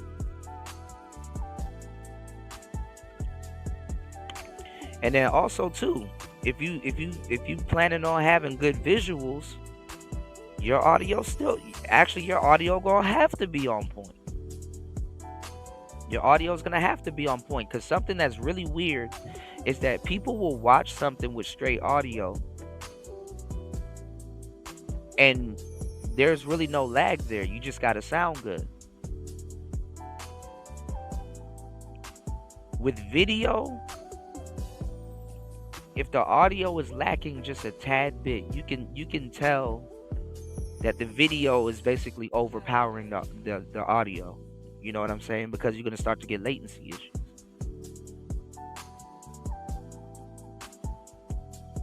But you can fix all of that stuff. You know, you can always clap at the beginning of your videos, so when you're editing, you can take your sound and kind of drag it a little bit forward to make up for that, latency. But you gonna have to like probably time that shit down to the second. And who the hell wants to do that? Thank you, Gail. Gail said, get the book Dating After COVID by DJ Kuda, the one and only. Yes. I'm gonna actually see if I can have a let me do that right now. We're gonna get into the first topic. I'm gonna actually see if I can get a direct download link, so I could just put it in the chat and you guys can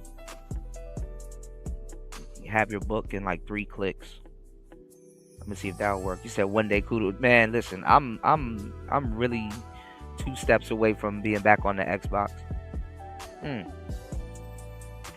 Because literally I can do the show the exact same way, and literally we can play some video games, man. I got some video games I want to show y'all.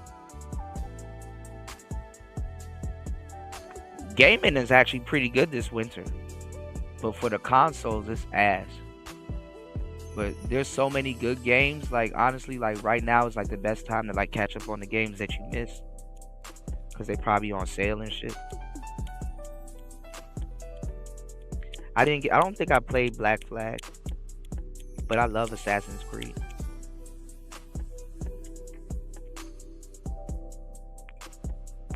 Oh, you said those morons claim that those orbs are lightning balls of plasma. I don't know. I think if Elon Musk start talking to aliens and stuff like that, he wouldn't tell us.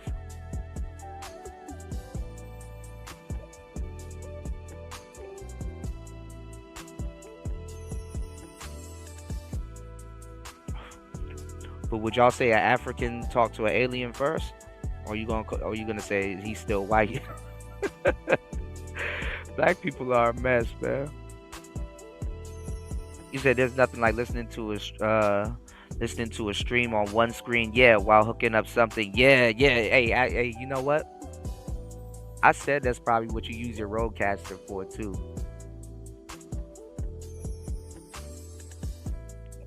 Because that's another thing too.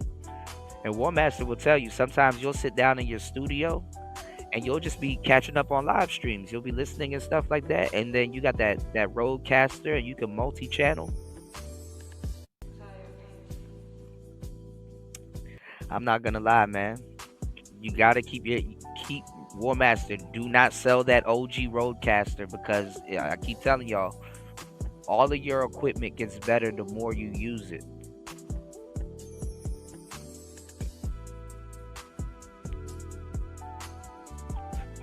And then see, this is another thing that people don't understand about microphones too. It's not even just the microphone. It's your it's your amp source. So it's like, are you using an M box? Are you using a Scarlett? Are you using, are you using apps? You can use apps now. You can use apps. Y'all hit the like button, y'all. You can use apps now, so yeah, I believe in God. Hell yeah. Oh, me and God real close these days. Hell yeah. Yep, and hearing everything through the Roadcaster. You already know, bro. There's no feeling like that.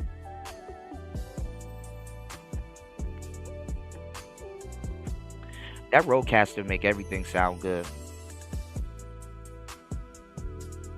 Excellent audio. I was using a Roadcaster for a whole year and a half before people in the space knew what the hell it was, man.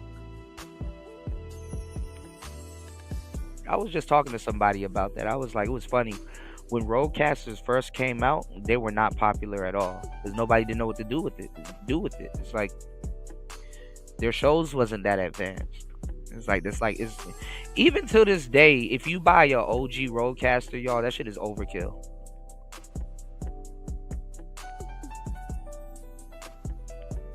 That shit is overkill.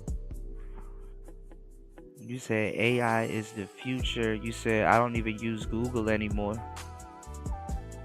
Let me tell y'all something, man. If y'all don't know, Google Gemini is the T. Yeah, FPS drones. Yeah. I know exactly. Yeah. That's the exact one I'm talking about, War Master. Yeah. That joint is tight, man. They got some updates for that joint. That joint is tight. That joint is tight. That shit is real precise too. You said there's an old video of an orb dropping from the sky and hovering directly above the temple in Mount Jerusalem, Temple Mount in Jerusalem, and they're shooting up, and dang.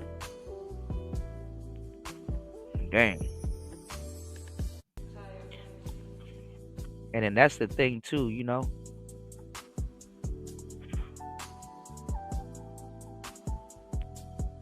we got to be ready for war. If we shoot some shit down, we not even supposed to shoot.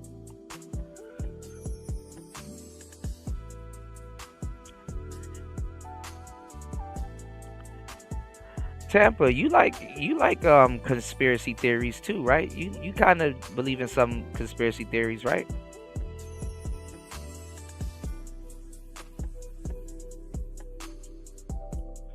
Nothing wrong with believing in certain conspiracies. What's going on, Darshan? Shout out to Darshan in the building. Are we still in Sagittarius season? What's today? I think the 24th or the 23rd is when Capricorn season starts. So, well, I'm in Capricorn season now. Oh shit. I think Capricorn season starts technically the 23rd. Shout out to the Sagittarius in the building, man.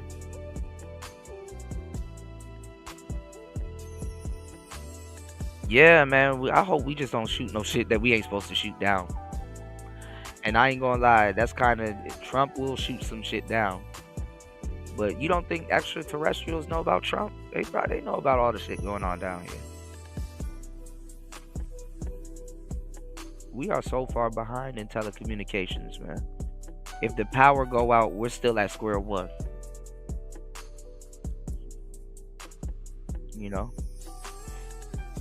Yes, Sirski. Happy holidays, man. Yeah.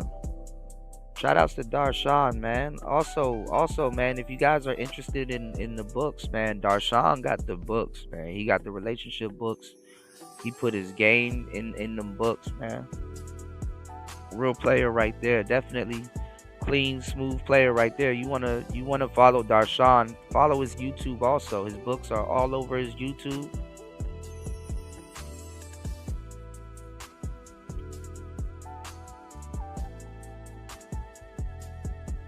His books are all over YouTube, you know?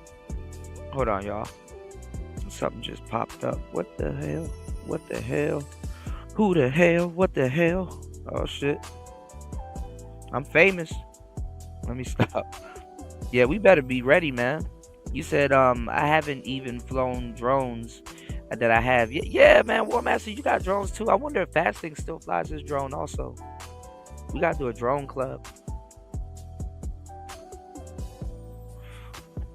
I flew my drone over the metro station, man. I ain't gonna lie, I got lost. I got lost for a little bit. My battery was dying. I'm like, shit, where the hell am I at? Where the hell am I at?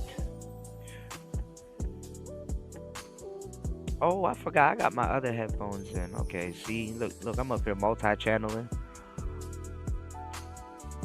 I don't even know if you, man, listen, you can't even fly these drones in the city though. You got to fly them outside of the city. Like, honestly, if you have the only way you can really get away with flying your drone in the city is if you have a real estate business, or you're partnering with a real estate business and you want to show like around the house and stuff like that. Then they'll give you you know, they'll grant you you know, and honestly, you need that for your business also, because if you're like a drone guy, you know, those confirmation numbers and stuff like that, you need all of that stuff to give your friendly bookkeeper, y'all.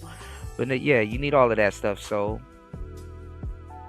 they'll let you take off and you can fly around the house and get like a 3D view around the house, and you can also use a 360 Insta camera on the indoors. And literally, there's a guy on YouTube that teaches that shit. I was like, that's amazing. Yeah, you're not gonna be able to fly your drone, bro. LA, San Diego, everywhere on the East Coast, you're not gonna be able to fly your drone.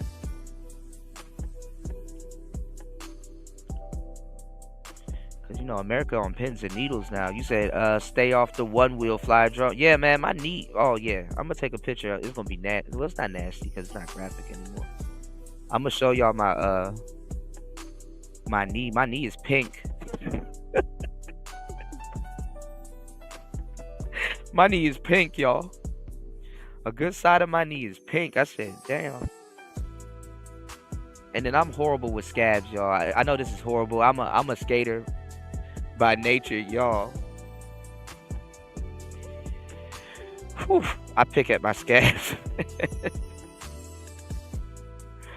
I pick at anything. Tattoos, scabs, I pick at everything, man.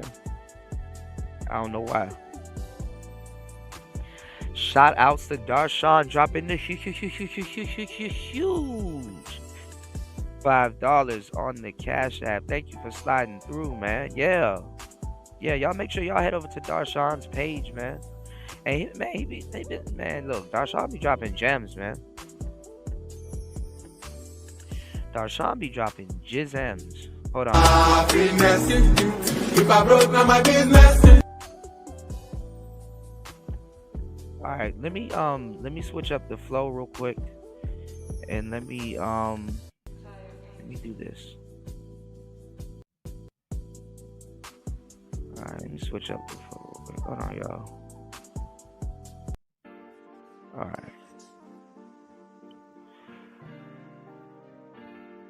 Cause I don't know if they're gonna copyright me for that instrumental, cause that's all Larry June right there. That's all Sausalito.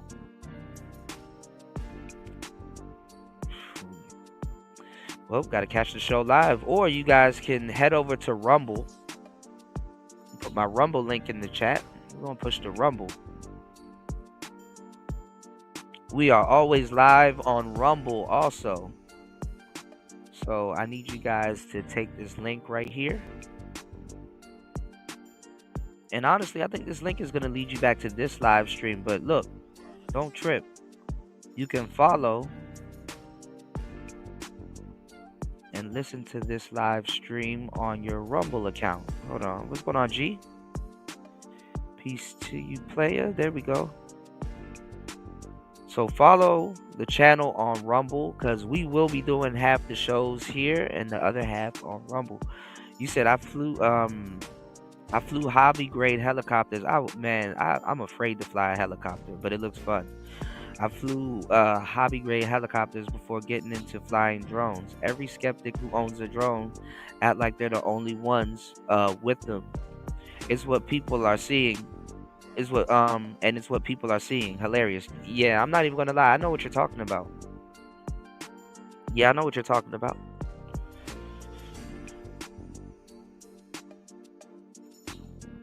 Yeah, a lot of people that own drones believe that they're the only ones that, like, yeah,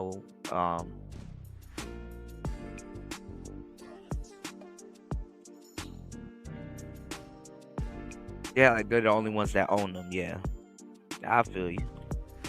Or the only ones with them.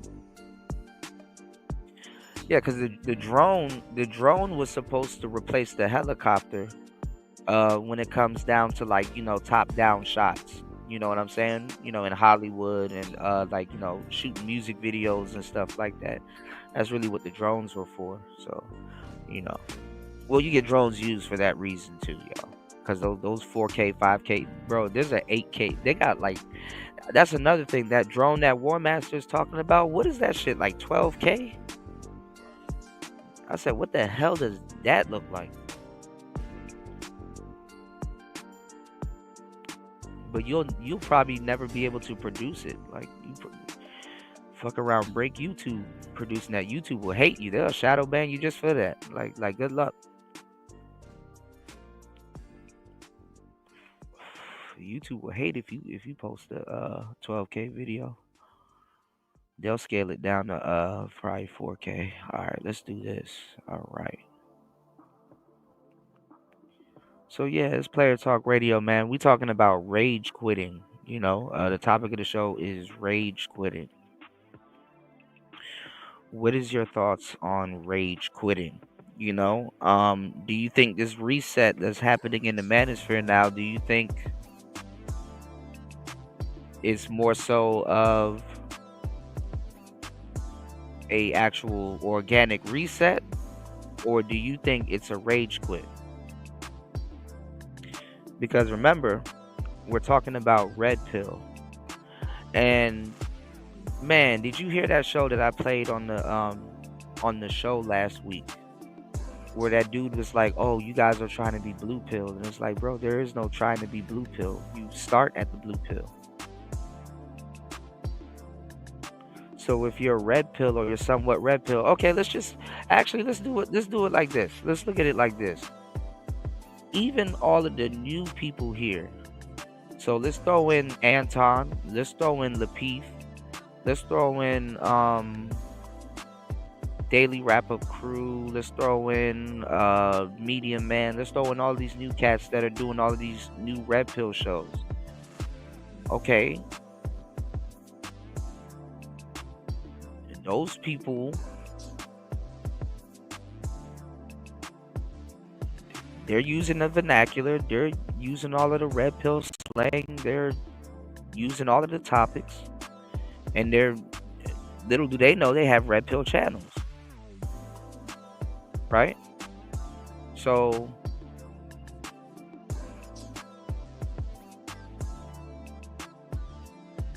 do we count them? Aren't those new red pill people? Well, I don't even think they took the red pill, but they're not squares. Obviously. You said I've got customers and clients that use drones professionally for land development projects and surveying. Yeah. Honestly, man, listen, drones are very easy. Like, you can even be like a horrible drone flyer, because honestly, if the drone that I got, if it knows you're indoors, they'll allow you to take off inside your house. You know what I'm saying? But the GPS on the drone would have had to ping at your house a couple of times. and it had to be the home address. So they'll allow you to fly the drones in the house. I like house drone views, but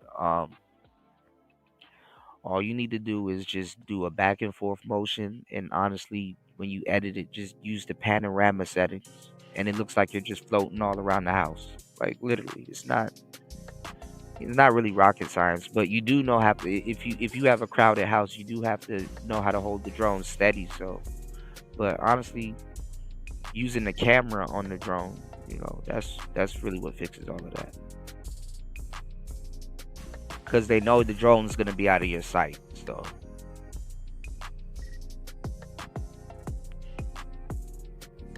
they're not stupid.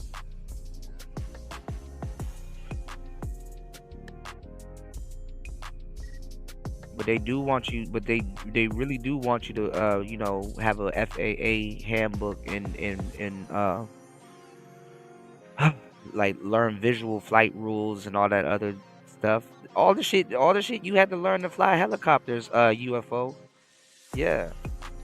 But helicopters are a death trap. I don't know about no damn helicopters, man. I don't know. I still ain't right about that Kobe shit, man. Kobe.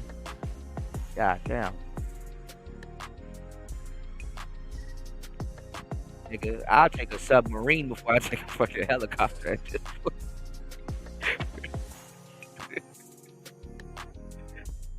Nigga, I'll take a submarine before I take a helicopter at this point. Like shit. That's what I'm trying to say. Fuck.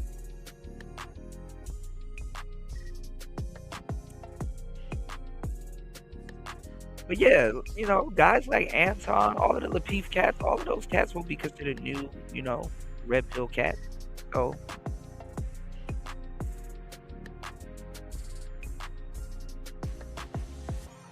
but the red pill and the blue pill are two different things. And then you have people here in these spaces, if you tell them that, if you say you're not red pill, they'll get offended. You know what I'm saying? When they actually aren't red pill, But it's the awareness. So why am I talking about the pills? Well, the reason why I brought up the pills is because if you look at somebody that's going from blue pill to red pill, right? Even if they're just listening to the rhetoric, because the audience will be red pilled the most, right? That means a lot of people have rage quit in their, I guess you could say, blue pill lives. They rage quit. So like I said earlier, it used to be a rabbit hole. Whatever, they go look at some, because like I don't know why people lie and say that if you get mad or you have blue pill rage or red pill rage, right? And you go look for red pill content. Not even like they try to say that people go look for red pill content. No. If you go look up motivational videos, right? Even if it's just money motivational videos, you're gonna run into Andrew Tate. You might even run into Myron. You might even run into Fresh. You might start seeing Fresh actually talk for once. Man, those money and motivational videos on Instagram will lead you to the red pill. Instagram has a whole untapped red pill sector.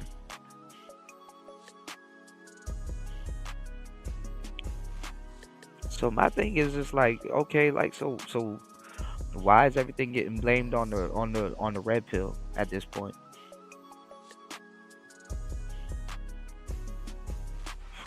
But everybody's claiming to be red pill, so I guess you took the red pill. I don't know. Pixie Dust. You said trained for my pilot's license at 17 years old. You said you can say I'm somewhat familiar with FAA regulations. That's what's up. Yeah. I used to have there used to be an airport behind where I live. And like they used to fly like these little Cessnas. They used to fly like single engine Cessnas, and I guess their biggest plane probably was like a twin engine Cessna, but it was a flight school. So I think that's pretty cool. But I don't know. Them planes are a little bit different, Them like the stick shift of airplanes.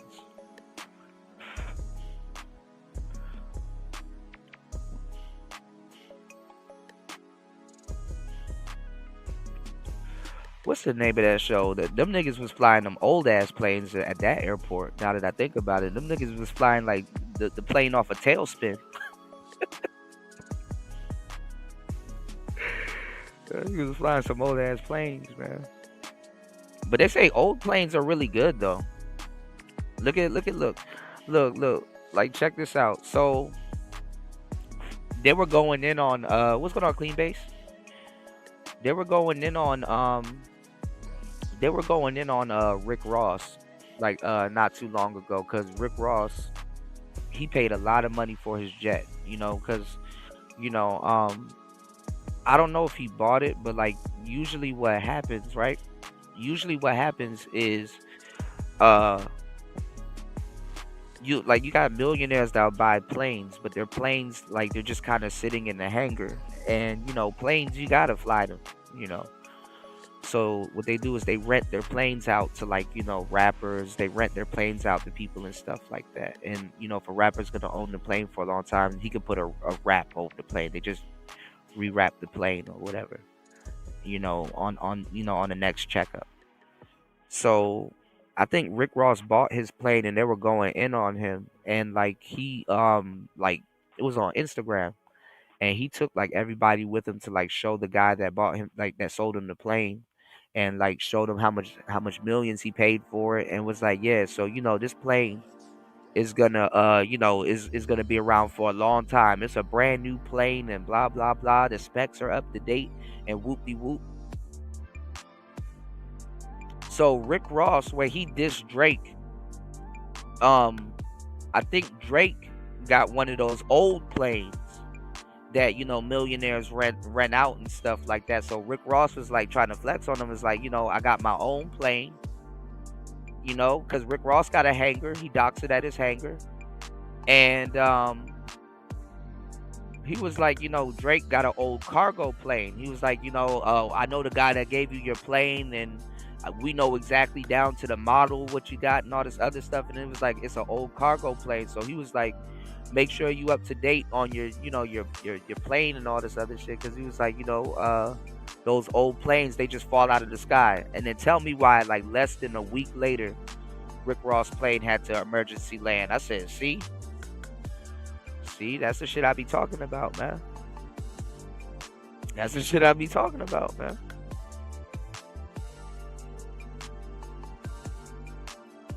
And shit, the plane only as good as the pilot. Because they said when Kobe's helicopter crashed, one of the gauges wasn't working. Actually, a couple of the gauges wasn't working, and the helicopter needed to be serviced or whatever, right? And the dude that was flying Kobe's helicopter, he knew the gauge wasn't working, but he was using visual flight rules. Basically, his naked eye. And basically, with the fog, I guess he tried to turn the helicopter or like camber the helicopter, like, or bank it to like one side, I guess. And he was like he was in the clouds, so he kind of, really don't know if he's, but you can still feel gravity. You should know if your propellers are facing right side up or whatever. But he shouldn't have been playing them games. I would never play them games in no fucking helicopter in the hills. Oh, fuck no. I'm flying over everything. I'm making sure we are over all of that bullshit. And then when we get to where we're going, then we kind of start descending and shit. I'm not about to bank no helicopter into the side of a fucking mountain. Hell no. Hell no. That's the worst, man. Hell no. Yeah, so you said single engine Cessnas are known for crashing, yet rich dummies keep flying them. Made no sense to me. Yeah. Those Cessnas are nice though. I like how they look. They look real Vice City-ish.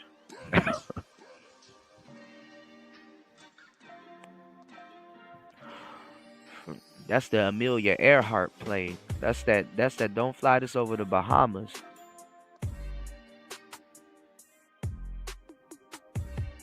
But their engines are nice though. You know. I can't believe I was gonna say what I was about to say. I was gonna say they're the casitas of airplane. That's a trailer joke for y'all. But anyway. All right, so yeah, so apparently we got a whole bunch of new red pill people, and one of them is on this podcast called The Eight at the Table, and he said he's known in Manosphere spaces. I've never seen him do before. He looks like a pretty Ricky member, you know what I'm saying? But cool, I guess. Yeah, so they said yeah, UFO. They said Kobe's pilot got the word that they're using is disoriented. He didn't know what side was up. He didn't know what side was down, and he basically banked it. He basically banked the whole helicopter into those. Listen, y'all helicopter niggas are crazy, bro. Those propellers stretch out further than you think.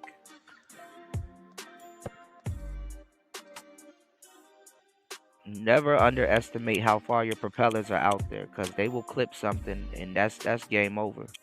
When one propeller bite, then the next one gonna bite. All of them gonna bite, and it's gonna pull you right into that, man. And helicopter crashes are something else, man.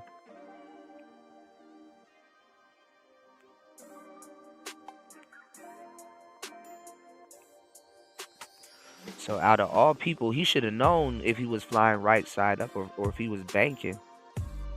But I guess you can get lost in the clouds and then.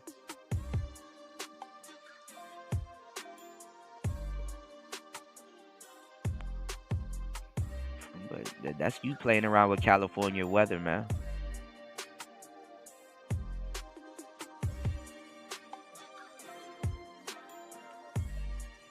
Oh yeah, one of them did go missing in the airplane. You right about that? Yeah, I think he did have a Cessna, a blue and silver one. Yep. I think JFK did have a Cessna. Yep. Yeah, nah, man. And then you know what too, y'all? The fucked up part about helicopters is that you can't even parachute your way out of that joint. Your parachute gonna get caught in the propellers, like you know.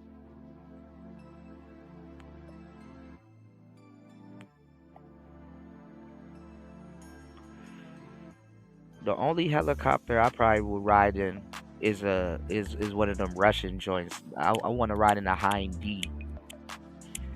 You ain't ready for that Hind D. UFO, you think if you think you could fly a Hind D if someone had one?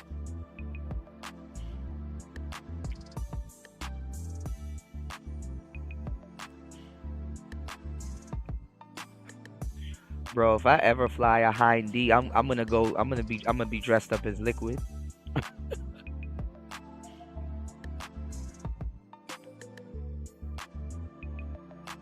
I got some aspirations, y'all. Let me stop. You said rotator wash from helicopters will also affect the helicopter itself if it gets too close to an object. Yeah.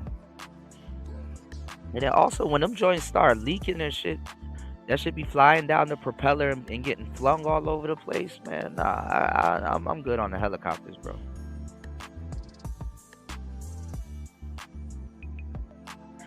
I'll take a drone any day. Oh, you flown a Apache and a Kamachi. I heard of the Apache. I haven't heard of the Kamachi. They got all kinds of tricked out shit in the military. You said I want to fly a Super Cobra USMC, a Huey like from Vietnam. Okay. Damn, y'all know y'all helicopters. We got some real craftsmen in the building. Okay.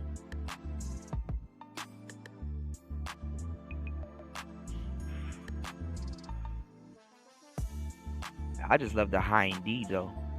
Metal Gear Solid put me on. I said, damn. I want a Hind D statue. That'd be cool.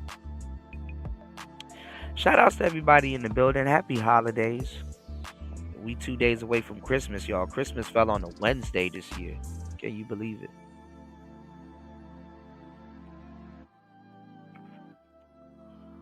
Fell on a Wednesday. So that means New Year's is going to be on a Wednesday. You know, black people, we going to party the week before and the week after. So.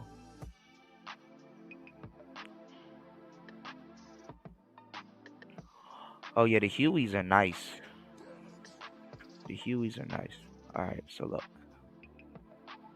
Let's do this. Let's do this real quick. And we're running good time. Ooh, we're doing good.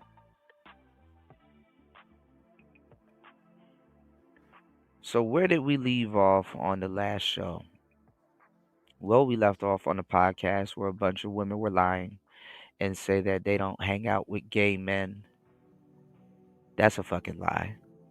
And honestly, this is a wild time to be doing that type of content. But I guess they're gonna take care. I guess they're gonna take advantage of the Trump era also. You said the V-22 Odyssey is a helicopter/plane. Oh, that's the one. You know what? You know what airplanes I like? But I think it's considered a drone nowadays. But there were airplanes, y'all, where like the propellers will be pointed downwards, like forward, and then the plane takes off like a regular plane. And then when it gets to a certain height, like the propellers like rotate upward, and it kind of just lets the plane float, which is actually pretty cool. I like those airplanes. You don't see those every day. I don't know, and I have no idea what those are called. It's called the Osprey. Osprey? Oh, that's the Osprey? That's the same one? Okay. I like those.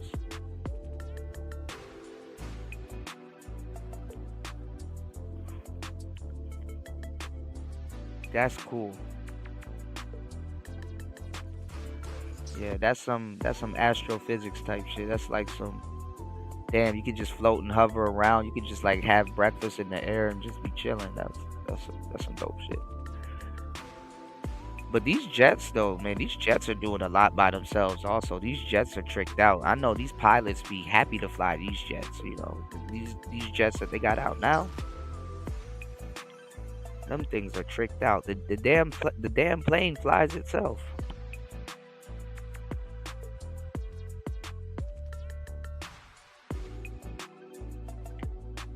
Shit, that shit better fly itself. You pay north of $1 million for a damn jet.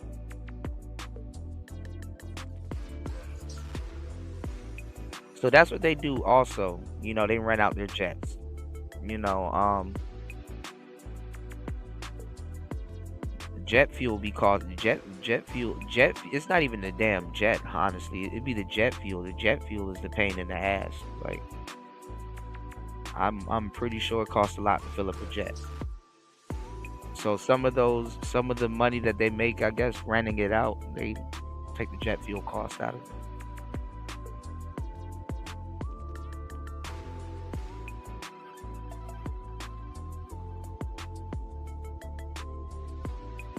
All right, so let's get to this. So apparently somebody doesn't hang out with zesty people. You said that's the Osprey. Okay, yeah. Let me look. I'm gonna write that down. I'm gonna look that up. All right. Marine expeditionary units use them for deployment. They have a reputation for crashing too. Yeah, like helicopters. I bet you them joints crash more with the propellers upward than it do forward. Because they say it changes the whole feel of the craft, the aircraft.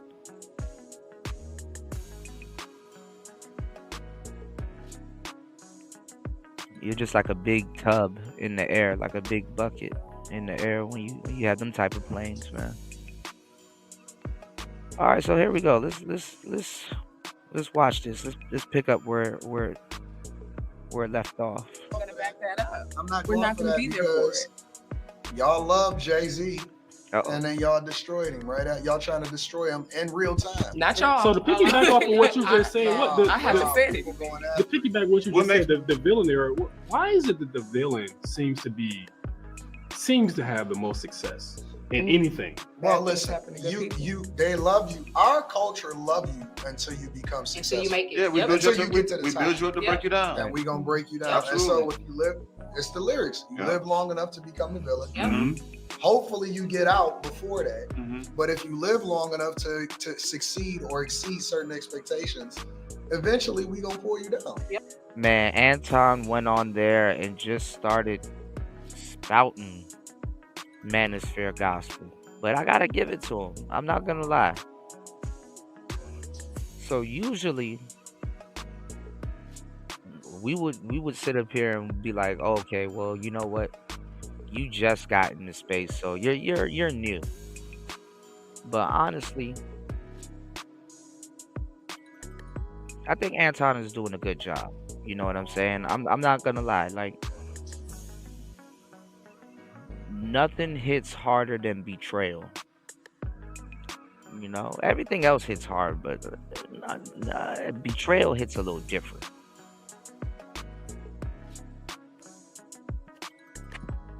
And it just takes but that one good time that women betray you.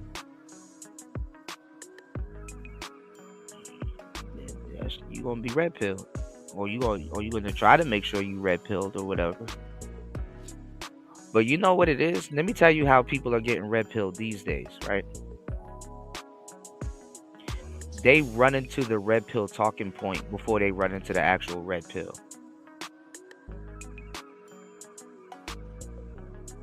They run into the talking point before they run into the red pill. Back in the day, you ran into the red pill and then you start hearing the talking points. Nowadays, they hearing the talking points and then they're running into the red pill. Because the talking points are out there. It's in urban America. You know, the balloon pop shows are using it. Um, uh, any dating show, honestly, is using it. You know, but their line of defense is Kevin Samuels, and it's like, okay, all right, well, there you go, Stamulite.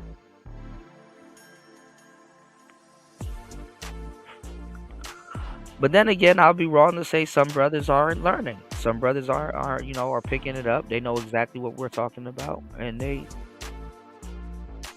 chill. So I will say this: one thing that you learn about the game, and one thing that you learn about when it comes to like the red pill shit, is like, honestly, it's kind of like the Matrix. I'm not telling you to go back to sleep. What I'm saying is that you learn all of this shit, and then you blend back in with society. Blend back in with the blue pill people. You don't have to tell everybody that you learned this shit. You don't have to say, well, Andrew Tate says, or Myron said, or you don't have to tell them where the hell you got it from. That's the gift. It's called a self-accolade. It's the same thing with the game.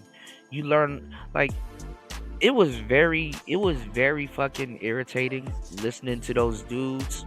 We're gonna look at that. We're gonna get into that next. Because I want to share this irritation with y'all. It was very fucking irritating to listen to those dudes on the game channel. On the game channel, have that debate with Lucario, man. It was very fucking irritating. It's like, bro, yeah, y'all are still in y'all head. You know, if you're a pickup artist and you're like counting lay counts and you're counting dates and stuff like that, and you got your shit down to like a number crunching science and shit like that, it's like, bro, like, you're still lost in the sauce. Like, even Neil Strauss moved on and got married, and Mystery, I don't know what the hell he did. He probably dipped back into drugs or did whatever the hell he did. I don't know. But you move on. That's what you want to do. You want to move on. You want to just move on. Somewhat go back to being a square. Or you further your education and you go black pill. One or the other. You further your education and then you go black pill. Because honestly, you rage quit and you turn blue pill, you turn red pill because you were tired of the blue pill. So many people are tired, but they're more into politics. They're more into politics now than they are into actual red pill because the red pill never grew. It never grew. It never grew. So when people are still talking about dating, not even dating, they're still talking about hooking up. And this is like the easiest time. This is like the easiest time to hook up. Easiest. You say, yeah, sometimes you have to keep parts of the game to yourself. No exits, but move on. Exactly. Yeah, you move on. Like after a while you're just gonna naturally attract women. If you naturally attract them, you're not gonna have a timer on your phone. You're not gonna be counting, I mean obviously if you sleeping around like that, then you gotta count how much women you hitting for the month or at least a week if it's like that. you know. But you'll know when to slow down, you know.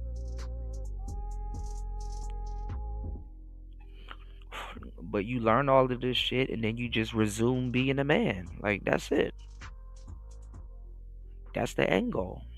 You just resume being a man a little bit more smarter. That's really what it is.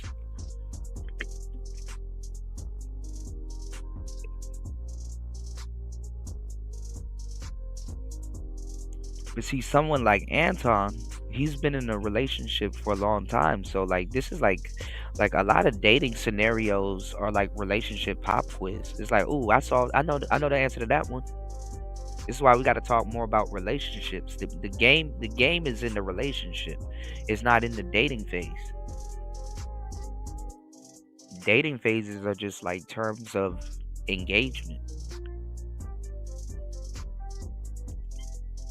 When you start living with people, or when you start having people come live with you, or when you start shuffling broads and stuff, man, that shit, you learn that shit in the relationship. You don't learn that shit while you sober. The best game that you could pick up on is in relationships. So you say, yeah, sometimes you have to keep part of the game to yourself, man. You said, I've had experience with private commercial military aircraft since a teenager. Part of why I find it hilarious when people try to question things I've seen. Yeah. Yeah, you never know who you're talking to. Absolutely. You never know. Yeah, I'm glad. I think you told me this before though, but I'm glad. I'll be able to bounce ideas off you and learn more. You know what I'm saying? So if I see something, I'm like, okay, let me run that by a UFO. But see, what a lot of people don't know about you though, UFO, is that you talk about all kinds of flying aircrafts. You don't just talk about like helicopters. You talk about UFOs. You talk about orbs. You talk about air shrapnel. Shrapnel in the air, like you on radar shit. Because that's how they train you guys. You guys got to know if you guys got to identify a missile as soon as possible.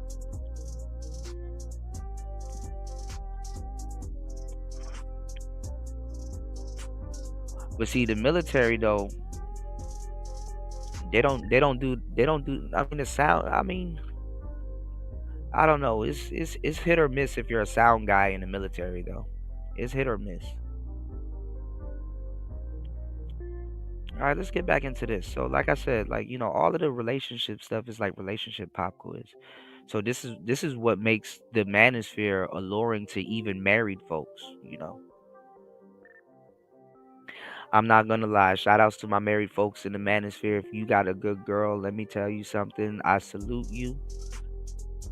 Keep that woman, and I'm gonna tell you this.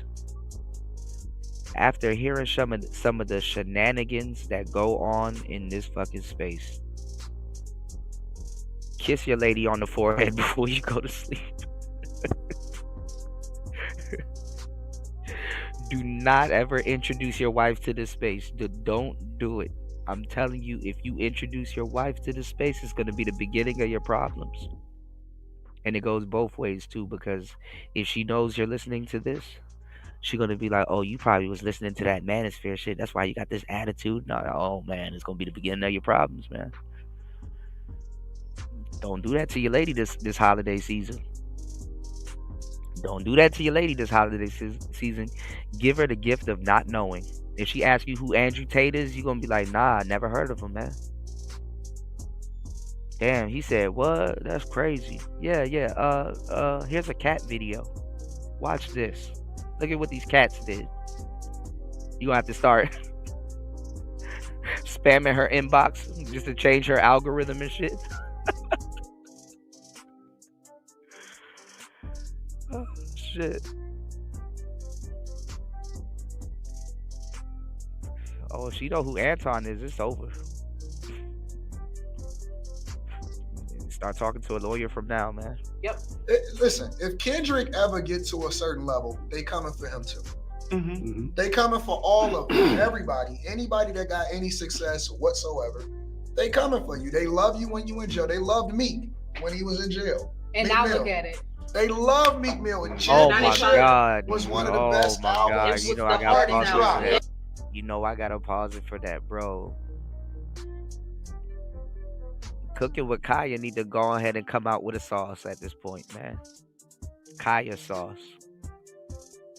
Bro, cooking with Kaya, bro. Hey, look, this her dream right here. It's just how she gonna play it. Is she a true chef, or she fucking around now? Go ahead and open you a restaurant, baby. You know how much dudes would do the cooking with Kaya dance in the restaurant? No. She gonna make black women have the Molotov cocktail her.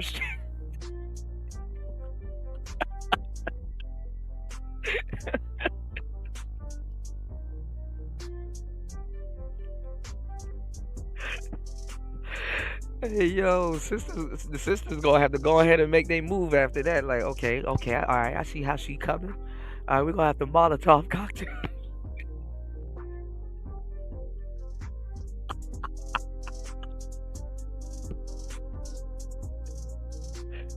Hey yo, they just gonna have to resort to prohibition type shit.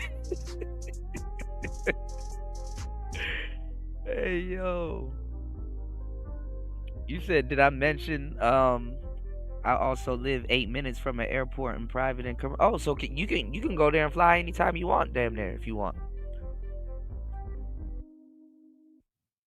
You better not go back and fly. They're gonna try to put you in a war. He's good.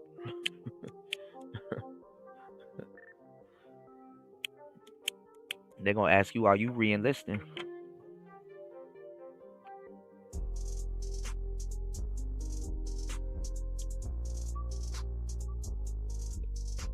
Shit. Cooking with Kaya she better capitalize on that, man. But you know what's funny? In a weird way, you know who's taking all the heat off of Cooking with Kaya? You know who's taking all the heat off of her? The Travis Hunter girl. They found a music video. There's a music video out there, and basically she's like hugging all over this dude, the rapper or whatever, in bed or whatever. And they were like, well, the music video was like 3 years old, and he said they've been together for 5 years. So it's like, ooh. Well, I mean, if that was her career, and let's say she stopped doing that because she with you,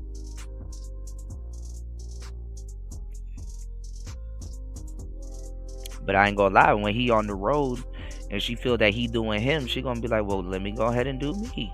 She gonna say, let me go ahead and do me. And guess what? She might be hugging on the next rapper because she gonna be around them. And somebody gonna say, hey, I saw you in that video. I like what you were doing. We got a rapper here. Hey, come on down. We'll pay you. And she gone. But sometimes that needs to happen also. Sometimes that needs to happen so that they do split, you know? He just better not get her pregnant. I know that for sure.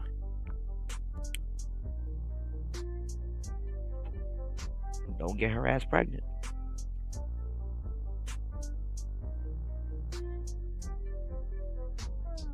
Because if she got any paraphernalia that says Hunter on it, that's your ass.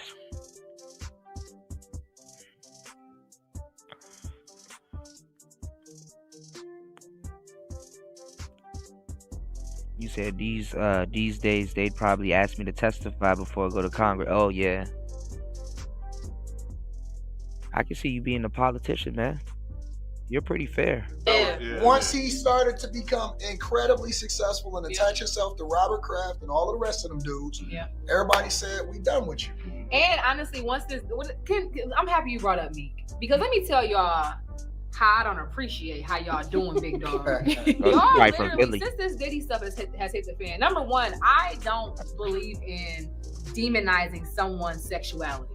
What you do behind closed doors, as long as you ain't touching kids and going to get somebody's free will, that's not my business. We gonna differ on that. I don't ever believe in, I don't think it's fair to drag him for what y'all think he might have done with another man behind closed doors. Well, I mean, to keep it 100, they're dragging anybody that's around Diddy. And they said recently Jay-Z said he don't know him. That they're not friends. So, because you don't align with that sexually. That's absolutely okay. So I want y'all to keep in mind, they're saying that some of the money that Kamala gave Beyonce is to make that go away. Let's go. I think the biggest issue is that pretending to not be that. That's what I was gonna say. How do you feel about the gay community before that came out? And it's just who you are. But is he? It's another thing for it to be. It's all alleged. It's all alleged. But my thing is, why are we as people so obsessed with what someone else is doing in their bedroom if we're not there? Well, as people, we're just obsessed with people's business in general. I don't like that. Like, I really don't. I think when it becomes sexual, it takes a turn. Just like Remy Ma came out and said all these things about Papoose and what they used to do. That shit is crazy. Why do we need? I don't like that. Like, when you, it's the same. It's literally the same vibes. The same vibes of trying to demonize someone's sexuality because now y'all two are into it. Don't tell me. Did you see what she said? Don't tell. Yeah, I saw that nasty stuff. Don't tell me that whatever that you doing the bending, now that you and him into it. Right. I don't like that. You was playing with his booty hole, lady. You did it. Because there's two reasons why it's problematic. Number one, women are the same ones that has been complaining about the fact that people are not as visible or who they represent themselves to be because they say that they deal with down low guys. Yeah, absolutely. That's number one. Number two, I think that it's an assault on masculinity. Anytime a guy projects himself to really be a man, they attach toxicity to it. And more importantly, I don't think that it's enough. It's too much association now, and it's pressing it on other. I mean, they're even calling dudes gay for liking cooking with Kaya. What's going on, Statiki? They're calling dudes gay for liking cooking with Kaya. It's like, goddamn. People. So when it became, you could have called them a misogynist or red pills or whatever y'all call them, but gay, crazy. You got to acknowledge me at your job, right? Or I got to acknowledge your pronouns, right? Or now we talking about funding a reassignment surgery with public tax dollars to prisoners, or you starting to put it in books. It went beyond you do what you want to do when you want to do it in your own bedroom to now it's an agenda. And it even became politicized to where they start targeting certain groups from a political perspective, depending on which side that you voted on. And it started to be. She know he's talking about black people. Become a profit thing. See, at this point though, when it comes to the conversation in regards, I do agree with a lot of what you just said, but when it comes to the conversation surrounding Meek Mill, he's not politicizing anything when it comes to sexuality. He's not even saying, "Oh, I'm homosexual." He's actually said everything against it. My issue is you don't take what someone does behind closed doors and try to make it seem like but you don't. Because the mom.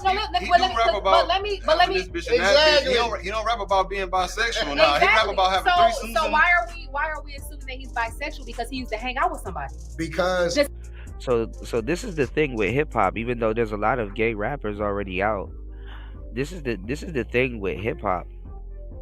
Hip hop, you're supposed to be straight. Rappers even had to go back and change their lyrics and stuff like that. Hip hop, you're supposed to be straight. We're past the attitude era of hip hop. So the thing about hip hop is that, okay, you're frauding because you're portraying yourself as a straight man, and we listen to your music, so we expect certain things out of you.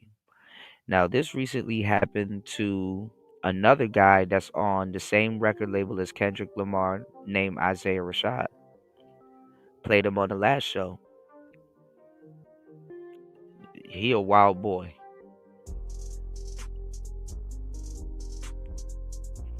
Nigga, I was mad as hell when this happened with what's his name? Frank Ocean. Oh, nigga, I was mad as hell when this happened to Isaiah Rashad. I said, no, he was supposed to be better than Kendrick too. No. But he got wrapped up into pills, and and they say he's not the only gay one on TDE. So I'm like, God damn. I think SZA even dabbling right now. SZA probably going lesbian. Let's be honest. There he go. What's going on, Aunt T? Gave you a big shout out. Shout outs to you, man. You want the link? I got you, bro. If you need that.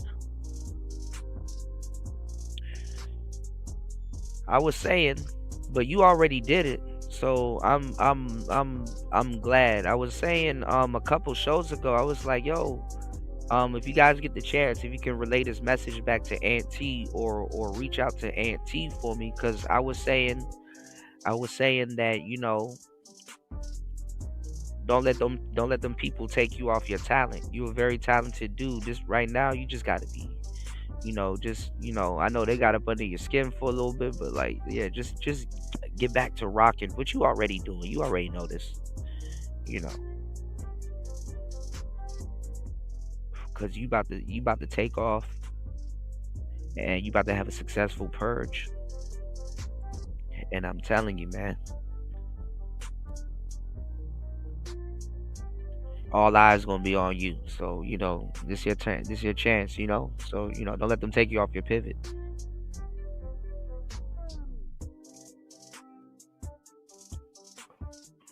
It's only one you, bro. So you already know. You said Anderson .Paak, you said is better than Kendrick Lamar. They say that. I haven't really listened to Anderson .Paak, but he's good. I like Anderson .Paak. I like Anderson .Paak.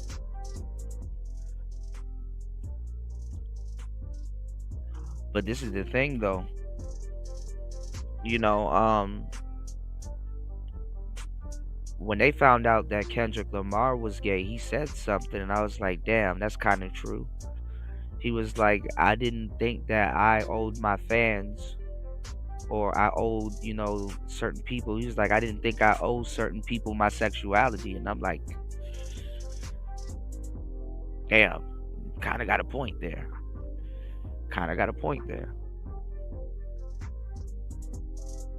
I mean, if we separating the you know, the artist from the art, I guess. But I said, damn. And I'm like, man, you lucky your music good and shit like that, because he only raps about dealing with women and shit like that. And I'm like, fuck.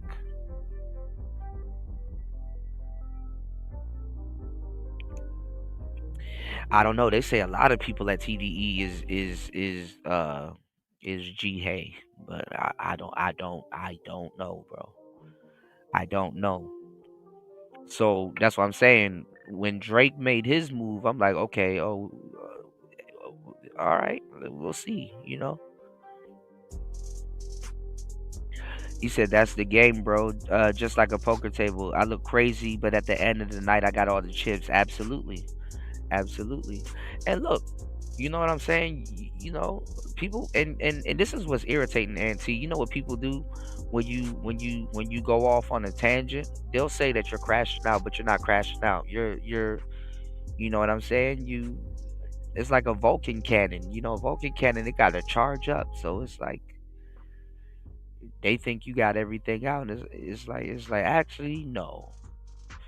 Or if it's the other way around, you get everything out and then you just move on and then just enjoy your success. So, you play it how it go. But like I said, you're super talented, you're smart, you know what to do. You know what I'm saying? And yeah, you holding all the chips. You did. Shannon B said, "Yikes." Yeah. I'm not gonna lie, man. Me and my brother RG3, I was like, look, are you gonna get the next Kendrick when he drop? I mean, the next Isaiah Rashad? And he's like, I don't know. And I'm like, I don't know neither, but I will give it an honest listen though. Because actually, there's this guy named Destin Conrad. He's pretty cool, but like he is for sure gay. And I was like, if I had to think about it, I'm like, if I ever made a song with somebody that from the El Gibbet community, who would it be? I was like, I'd probably make a song with him. He played with a lot of cool sounds. He's a good singer, and he worked with this other singer that I like, and she's a lesbian.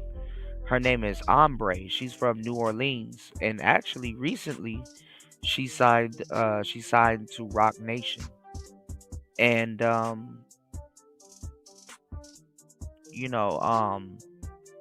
she her music is really good. I play her music on the channel all the time.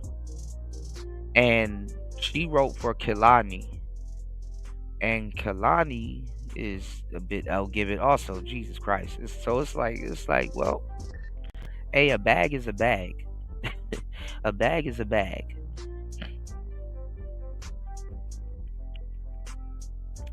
But this is what hip hop is failing to do. I'm gonna tell you what hip hop is failing to do. Hip hop is failing to have people look at El Gibbet people as snitches.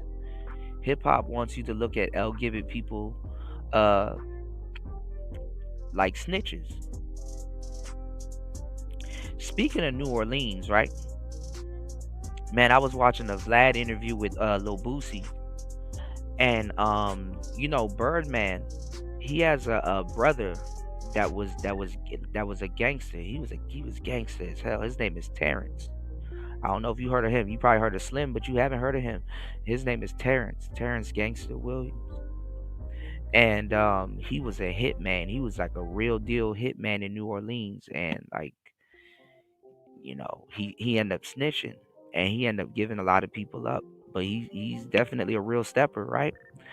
But like, it's crazy because him and Woody, from the Young Thug case, got like a whole different, like, new age snitches don't get treated like old age snitches. Because Vlad asked Boosie about him, and he was like, "Fuck him. He a punk. He's gay." And I'm like, damn.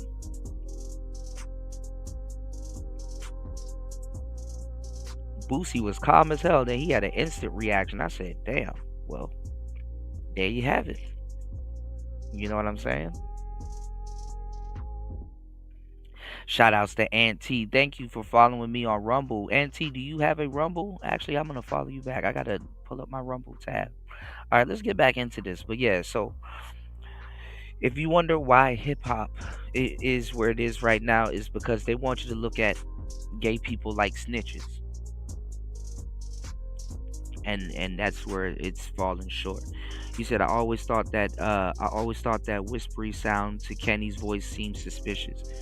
I don't know. I'm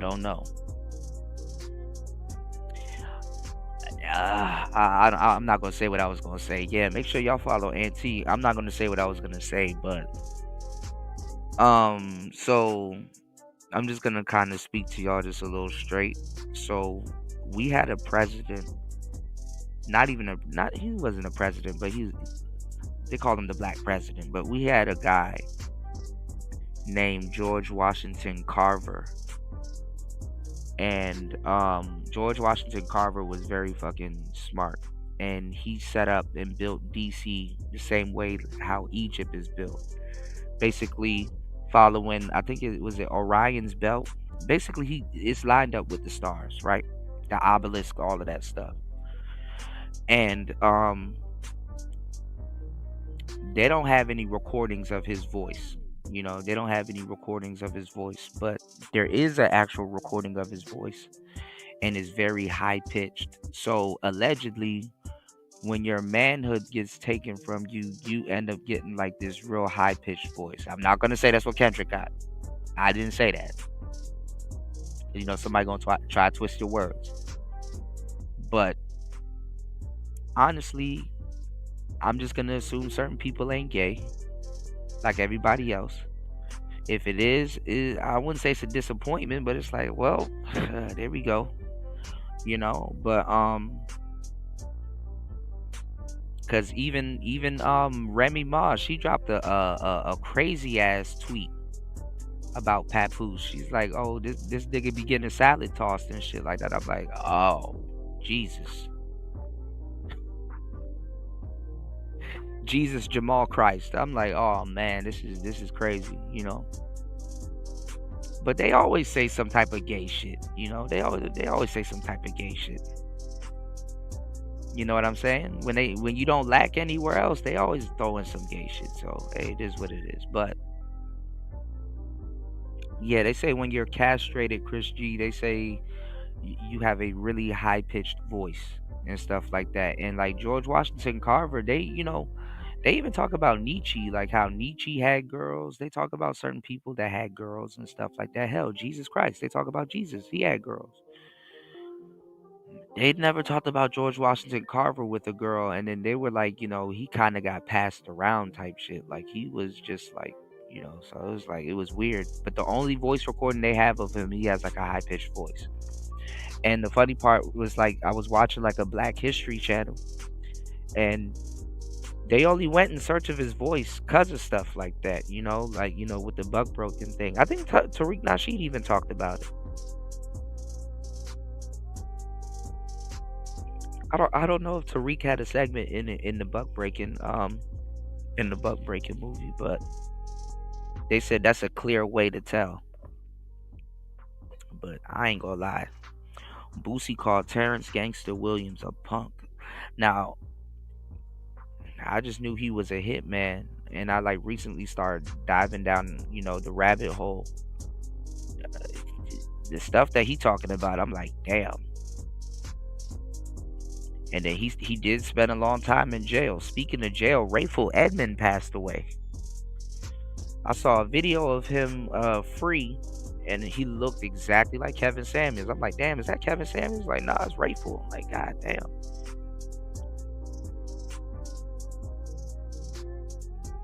He passes away. So imagine what he knows, and probably would have, or probably even has a book written on it. That shit ain't gonna see the light of day. Make sure y'all follow my brother Auntie over at the Rumble. So Auntie, we were talking about Streamyards a little bit earlier too. Yo, that team Streamyard shit is crazy. I said I was gonna ask you if you came onto the show. Are you gonna use all 8 destinations? It's like you might as well. But then again, it's like what it's called, StreamYard teams. You're gonna have, you know, a team on, like, you know, let's say Odyssey, Rumble, and maybe Twitch. And I guess you have to funnel them back. See, that's the thing when you use like the multiple destinations. What I'm telling y'all is that to a certain degree, you got to funnel them all back to YouTube. So I guess the moderators over there will be like, hey, come over to YouTube, or I guess we'll have a YouTube link. I don't know. I wonder how that will work. You said the white comedian was talking about doing strange things. Oh, yeah. Andrew Schultz. That's the guy. And y'all, I found a really good Patrice O'Neal documentary I want to go over with y'all. Yeah, Andrew Schultz made a bunch of gay jokes to Kendrick. Yeah, Andrew Schultz. That's the name. And what's up with him? Like, why he got like the whole funny mustache man set up? He looked a lot different.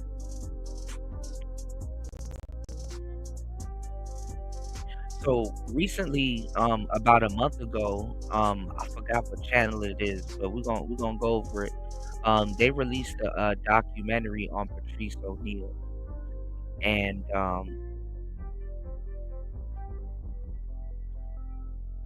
it was funny because a lot of people was like, "Yo, Patrice O'Neal would be mad as hell that they put this documentary out because they had Kevin Hart speaking in it, and like, you know, Patrice O'Neal used to crack jokes on Kevin Hart, but I think they became cool before he passed, you know, because he started doing a lot of movies with him and shit.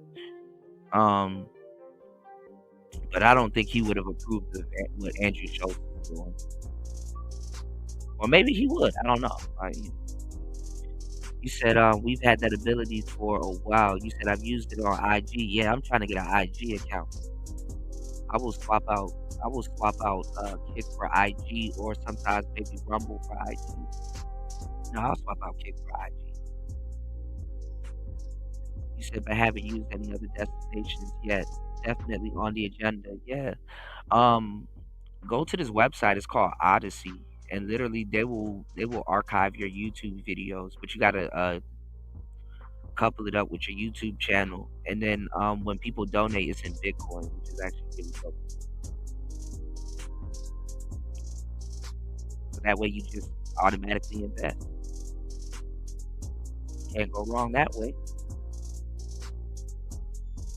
I want to share it with y'all too. I got the best stock advice from an Asian guy out here. You know, Asian people know what they talking about. So you gotta listen up, right?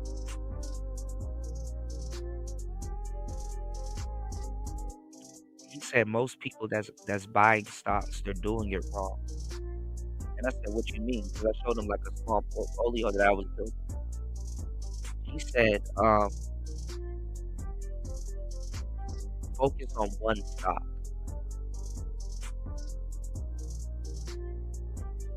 And I didn't know what he meant a little bit, but then again, I did. I was like, oh, okay, if you focus on one stock, yeah, you will cover a lot of ground.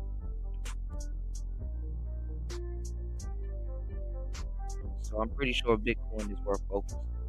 And also, y'all, I think I mentioned it 2 shows ago. There's a new coin out called Bonk. They got a new coin out called Bonk, and it looks like Dogecoin. But there's a new coin out, and they got it on the Robinhood app, and it's called Bonk, BONK. It's not a stock, it's a crypto. My bad. Keep getting stocks and crypto with it. It's a crypto. It's called Bonk. You said manually putting in a stream. Yeah, that's what I said the same thing.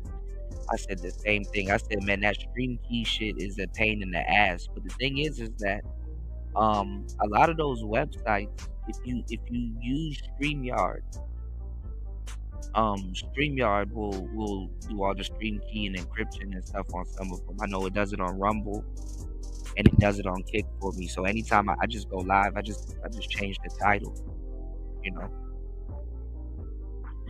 But yeah, the stream. I said the same thing. The stream key is going to be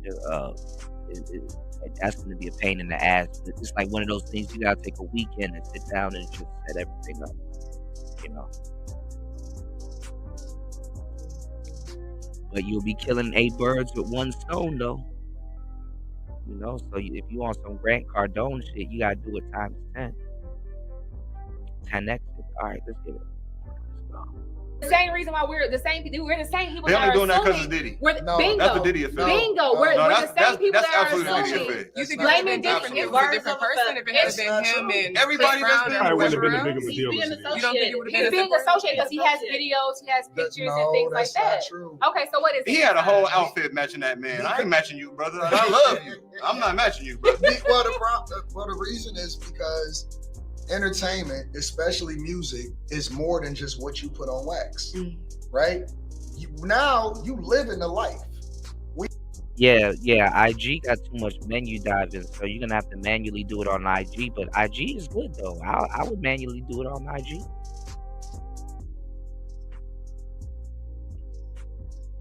but it is a pain in the ass. You said anybody notice how Kenny seems to have an obsession with who Drake is sleeping with? You said I can't be the only one who hears it in his music. Yeah. Well, I mean, he got to stay married. Kendrick is a married man. You know, his wife is gorgeous, beautiful sister. You know,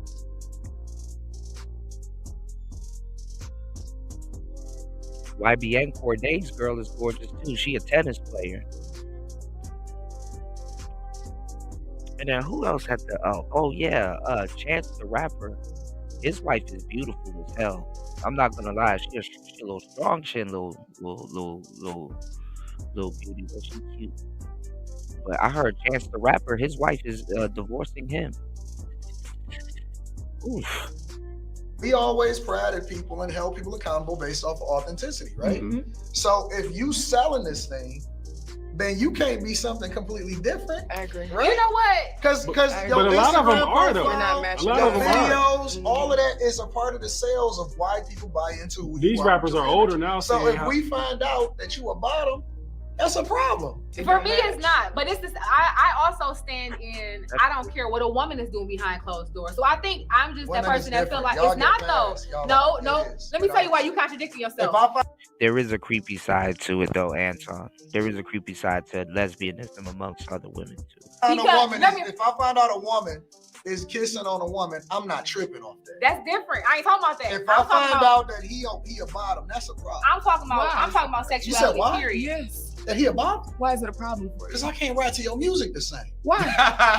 Literally can't rap. It don't hit the same because you probably was rapping about him. Because but what does that matter for the art? Because listen, I agree with Anton said though. Because what he's saying is, I bought into who you said you 100%. were. So the reason why I listen to your music is because of who you said you were. So what industry you're portraying yourself to be. Kelly, so then when I find out that what you saying you are is not about little girls. So that's a problem. That's my whole point. Is that it still gotta be good though. Hold on. Fuck that. No. You ain't about to put meat. You ain't about to compare no meat to no damn. You talking Grammys. You talking about all the music. Tony's story was a good song. Goddammit, you gonna He's 100%. Make me fall off this chair. I'm about to lean on Lynn. He's 100% right because the reason why our level is a little bit different is because you're talking about just the GOAT. You're talking about somebody that's one of the greatest of all time. King of R&B. So if you rock with the entertainer because of what they're talking about, some people, all of these guys who have managed to have longevity in their careers, they are now speaking out saying, "Yeah, I didn't live that." Like Ice Cube came out the other day and said, "I wasn't really living it, but the lyrics." Right. You know what I'm saying? He come from. Well, let me tell y'all something too. Let me tell you why a lot of people feel ruffled by this, because when they're singing your song and they're reciting your song, it's a chant. It's a chant. This is why we were talking about some esoteric shit the other day, right? This is why music is banned in upper realms. Like music is banned because it's literally a chant. When you play a song over and over and over again and recite the lyrics, it becomes a chant. So yeah, I mean, you know, a lot of dudes don't want to be chanting G Hey Dude lyrics and stuff. So hey. I think he come from a two-family household. Ice Cube comes from not only a two-family household. That man grew up with a white picket fence around his house. But we look at Cube 20, 30 years ago. He walking around. Shout outs to the real players in the building. Shout outs to my brother. Fasting is life. Happy holiday to you and yours. Shout outs to Fasting is Life. Thank you for sharing the post. I appreciate you. Shout out to the real players in the building. I know he probably in the clouds. Shout outs to my bro Philly Vision in the building, man. Alright. Shout out to my brother Philly Vision in the building. Shout outs to Miss V in the place to be. Miss V came through. Shout outs to Aunt T in the building. UFO Kamikaze, War Master. Shout outs to everybody in the building. Chris G, you dig? Darshawn. All right, let's get into it. So, Anton is literally just going up there with just red pill talking points. You know what I'm saying? And he's right about the music don't hit the same. You know what I'm saying? So hip hop, like I said, is one of those sports or things that are trying to make you look at gay people like snitches to a certain degree. But it's oxymoronic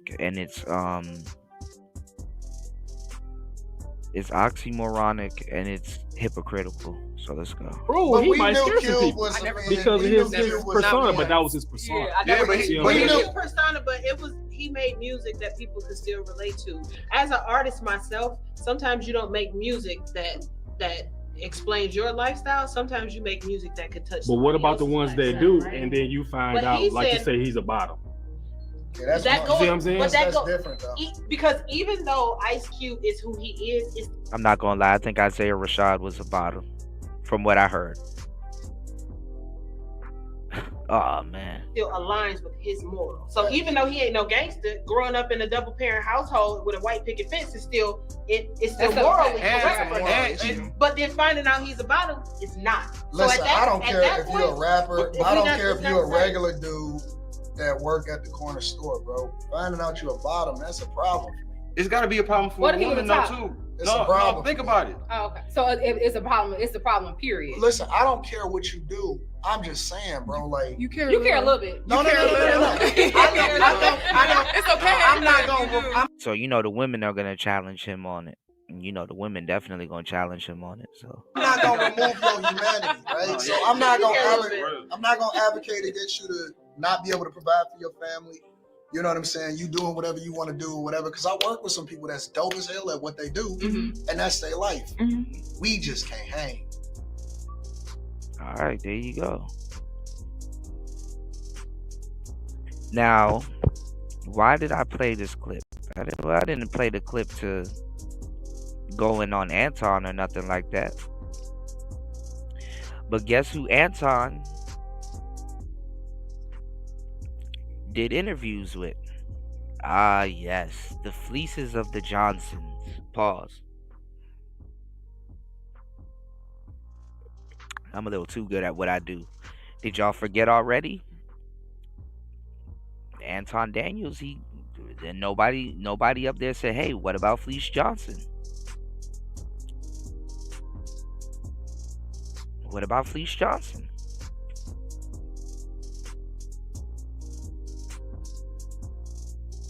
But I'm pretty sure Anton would have had a good reason. Obviously, yeah, he's trending, it's business, blah blah blah.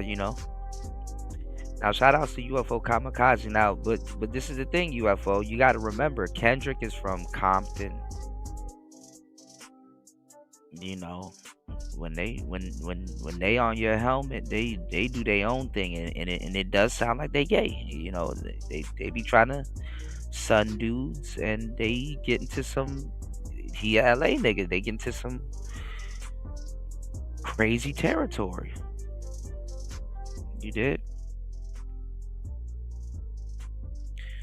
BGS says some crazy shit. Anybody from LA, they'll get into some wild territory. All right, hold on, y'all.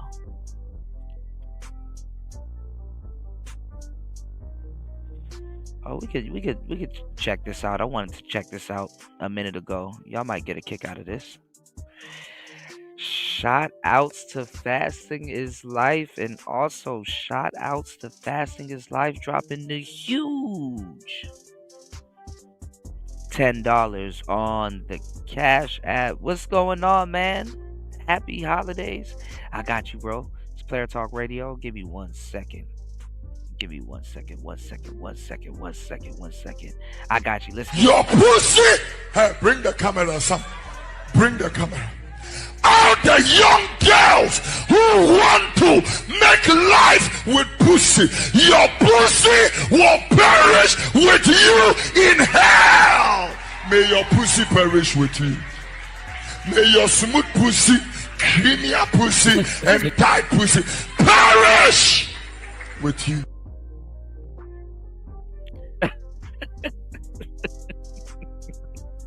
Yeah. That's exactly what it is. It's LA politics. Shout outs to Fasting is Life, man. Happy holidays, man. Hopefully you and the fam is doing well. And also too, man, y'all go pick up some of Fasting's books, man. Fasting is an author. Yeah, we're gonna sell some books, man. Go pick up some of his books for the holiday season. He got children's books. Make sure you keep your child a child as long as you can. Make sure you keep a child as long as they're your child. Okay, so check this out, y'all. You don't have that much options. So we were talking about how people get red pilled, right? You don't have that much options because if you take what society gives you, you're gonna be a little moist. You know what I'm saying? You're gonna be a little moist. You know, you're gonna be a little soft. You know what I'm saying? So here's a clip of a bunch of woke people, because whatever woke means nowadays, because you and I know woke means red pilled. But here's a smorgasbord of woke people getting, I guess, red pilled. They're getting their ideology shattered. They're getting red pilled, technically. You said it's been a while. You said I've been watching from the clouds. 2025 will be crazy. Absolutely, man. You said I've never been triggered enough to say shit these dudes say to each other's as disrespect. Yeah, absolutely. Because Felice Johnson was hitting on Anton. You said 2 + 2 + 5 = 9. Yeah, the year of the 9, and it's the year of the snake. And snakes curl up. Oh man, it's gonna be crazy. Fasting on some esoteric shit. Look at the number 9. It looks like a coiled up snake. You know how snakes will stay coiled up, but their face part will be kind of away from the body. Shit crazy, bro. We gotta chop it up. I got an esoteric stream coming also. But look at this, y'all. These people, I guess you could say, they're getting red pilled in these clips. So let's take a look at it. In this video are intended solely for entertainment purposes and are not intended to harm or offend anyone. Thanks for the support you have shown to Veracity, but nearly 98% of you watching haven't subscribed yet. My Christmas wish this year is to hit 100K subscribers before the— Shout outs to Veracity. Make sure you do what I'm about to do. I'm about to subscribe to them and hit the like button. All right. The year ends. If you want to fight this woke culture, make sure you're subscribed. Now let's dive in. This is when woke people get owned instantly. Part 9. Let's start with the time a woke college student stepped up to debate Ben Shapiro. But as we all know, Ben is no easy opponent, famous for his sharp comebacks and truth bombs. What followed was a now Ben Shapiro, when he's on his A game, he's no joke. He is definitely no joke. Masterclass in logic and facts as Ben dismantled their arguments piece by piece, leaving the crowd stunned. Watch and see for yourself. I just have a question about something that you said. You state that American people come first and foremost, American values, American virtues, but you openly support platforms that take away trans people rights and openly do not agree with the fact that men can become women, women can become men. So number one, that's not taking away anyone's rights. That's a recognition of reality. And also 2 + 2 = 4 is not a reversal of anybody's rights. Like anybody's opinion of what they are that runs counter to the actual facts of the situation. You have a right to say what you want to say, but you certainly do not have a right to demand that everybody else say it with you. And that's a violation. You want to talk about a violation? Oh, damn. He got her there. Or him. Or her. Her. He got her there. I ain't gonna lie, the mullet threw me off, y'all. Ooh, he got you there. Violation of First Amendment rights or a violation of basic American rights. Trying to use the power of government, as so many people on the left have, to force everybody to say things are false in the name of your personal comfort. That's a violation of rights. But to force people to do something for your own personal comfort doesn't infringe the same amount of rights? What am I forcing you to do? Or anybody else who's trans? Not be who they feel that they should be. They're not telling you. No, I mean, you can be anything you want to be. I mean, but you can't be, let's put it this way. You can think whatever you want to think about yourself. You can't be anything you want to be. You can't be Napoleon. You can't be Jesus. And you can't be a member of the opposite sex. I mean. Okay, you see what he did there? He took the conversation and reframed it and start rephrasing everything, and then now he's gonna make her. He got his point across, and now he's gonna make her, or I don't know if she wants to be him. He's gonna make him argue a conversation that he wasn't prepared for. So. And the facts of life are the facts of life. And declaring that everyone else should simply go along with what is in fact a counterfactual statement, a delusion, that's a violation of everybody else's rights. So the idea that you get to project onto everybody else your perception of self is so wild and bizarre a suggestion that it erodes the basic standard of truth and fact that is literally the basic for any even human conversation to take place. If we can't even tell what words mean anymore, if the only perception that matters is my own, that is the essence of narcissism. It's just you in a mirror looking at yourself and then demanding that everybody else say about you what you wish to say about yourself. That's not reality. And by the way, it's not even kind to you, because it turns out that one of the realities of life is that you will live a happier and better life if you understand and agree with reality rather than fighting it. Reality always wins. Whether you like it or not, reality always wins. Ben completely dominated this debate within the first 30 seconds, dropping a truth bomb that shut it down right away. The student didn't stand a chance. Still, the student kept going, but it was clear this debate was over. Watch just how Ben handles it. Yo, that's why look, I'm gonna tell you some real shit. And remember, you heard it here. That's why if Candace and Ben Shapiro go back and forth, it's gonna be crazy. I'm gonna be all over that. So in the same way that I guess people kind of have to accept that Candace got a lot of her fire from Ben too. They won't be accepted. You're taking It's not about being accepted. It's about you have to accept. Let's say if you're a male and you believe that you're a female, or you're a female and you believe that you're a male, you're going to have to accept the baseline reality that what you think is false about you. Hey, if I think that I'm an amazing basketball player, no matter how strongly I think it, it's not true. And it's going to be, I can think that as much as I want to think it. And the minute I get on the basketball court and I put up a jumper that gets blocked by some dude who's 6'5", right, then everybody's going to realize I just wasn't that good at basketball. And no matter what I thought about myself, I still wasn't good at basketball. That's a reality. Do you think it's fair for the government to take those rights away? Again, you haven't defined even what the right is that you're talking about. You do not have a right to. See, she's trying to reframe it, but she don't have a whole story or analogy in his failing and stuff like that. This is funny. Whew, this is funny. Dictate to me what I think of you. And you certainly do not have a right to dictate to me what I think about reality, especially when what I think reflects reality and what you think does not. I'm not trying to convince you of anything. It's kind of like the government's trying to tell the people that they can't do something. You can do what you want to do. You just can't dictate to anyone else what they do about it. That's how human relations work. How come you can do the same thing? I don't even understand the question. I'm not doing the same thing. I'm not forcing you to do anything. I'm literally not forcing you to do anything. I'm telling you to leave me alone.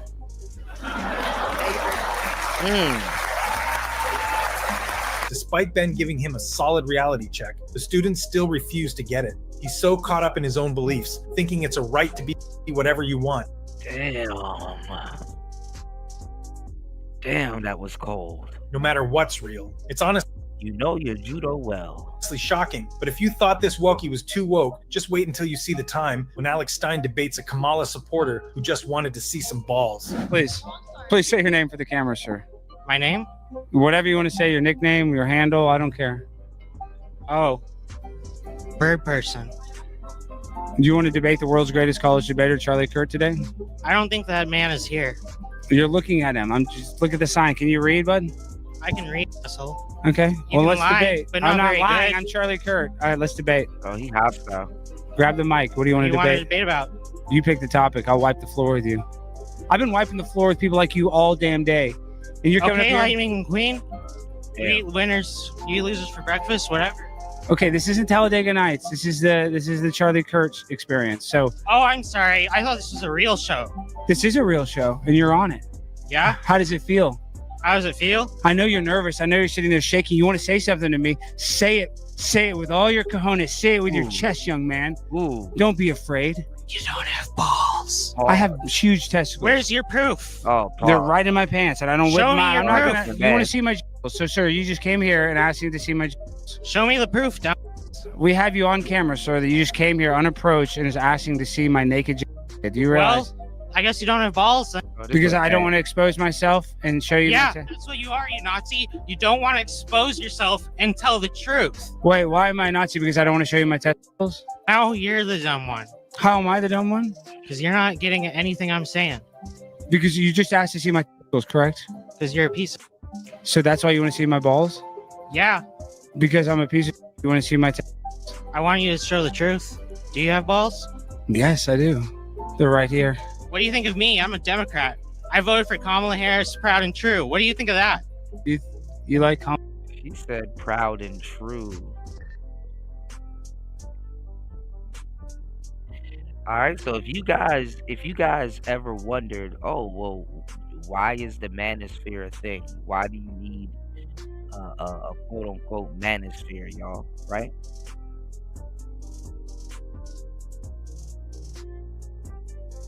There's a lot of spineless people out here, man.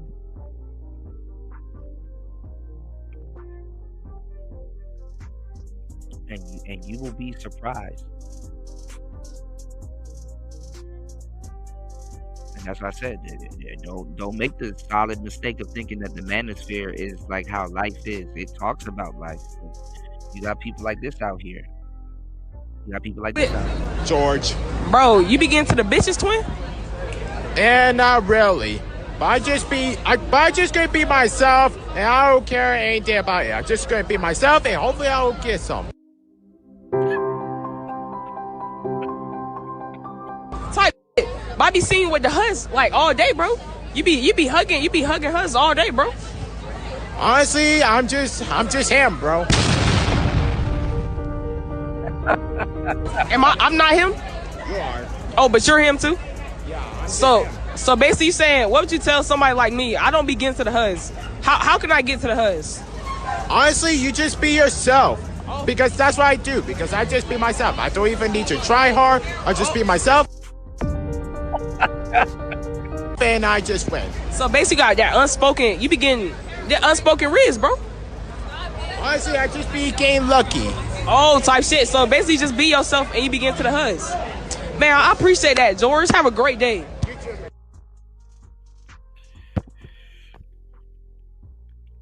And fasting, you want to know what's crazy? What's his name? George? Hold on. Is his name George? Hold on. All right, who am I here with? George. Bro. Now look.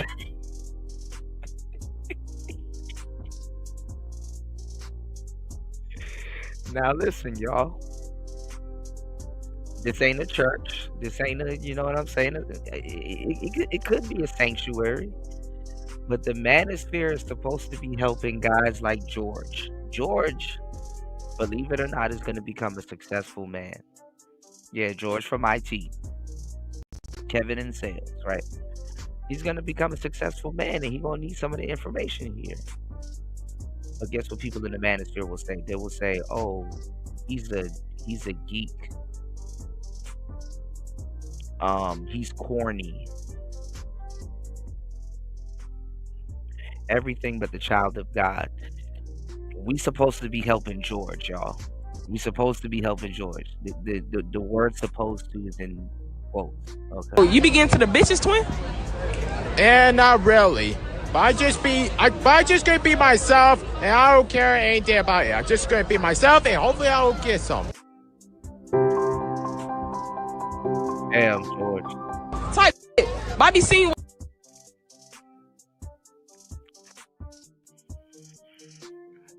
That's a powerful thing to say. Hopefully, I'm just gonna be myself, and hopefully, I will get some.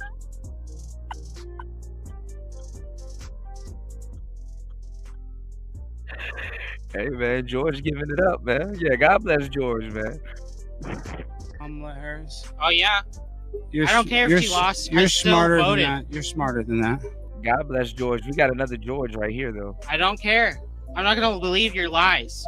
What you know about, who hurt me? A bunch of goddamn white kids like you. What did all they my do? Fucking life. What did they do? Did they bully you? Yeah, dumb piece of shit. I'm sorry. Go back to middle school where you belong. I'm sorry that you're bullied like that. Even though this could have been scripted, it's still one of the funniest exchanges I've ever seen with a walkie. You've got to check out the full conversation. Shout out to LT man in the building, man. Make sure you guys head over to hempforfitness.com. That is hempforfitness.com. Actually, let me help you out. Shout out to LT man in the building. Hold on. Let me help you out, y'all.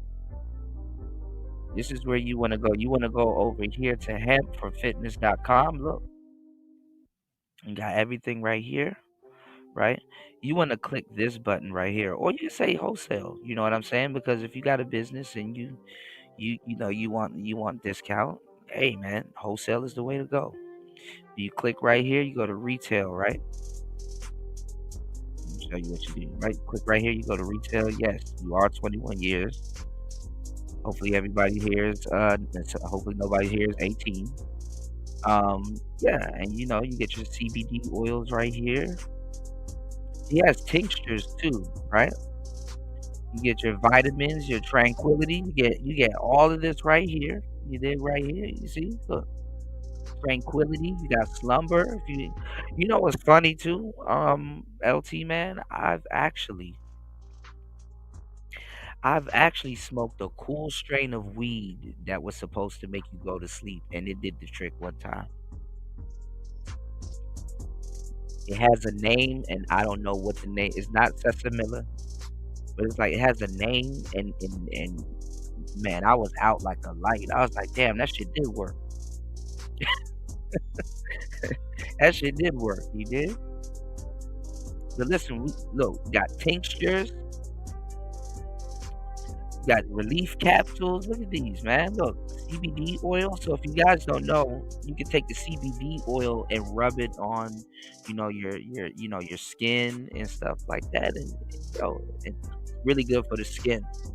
You got hemp wash, bro, like the whole 9 yards. So don't think I just sent y'all over there for some ganja. Look, you got gummies. So y'all don't go to work smelling like gas. You know what I'm saying?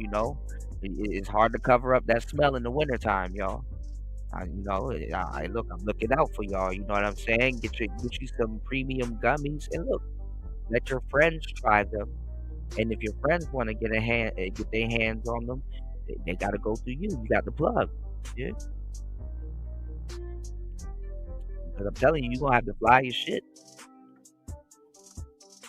Stop messing around with that street shit, man. If you gonna run into fentanyl, I'm telling you. They just sprinkle fentanyl all over type shit. That shit make. I wouldn't be surprised if Big Macs are getting sprinkled with fentanyl. All right, so look, head over here, do your research. You know what I'm saying? Do your research on some of these elixirs and what they have in them and stuff like that. You know what I'm saying? Because look, I'm gonna tell you, man, if you done your research and you're in the wellness community, what's understood don't gotta be explained. You understand what I'm saying? So definitely head over to hempforfitness.com.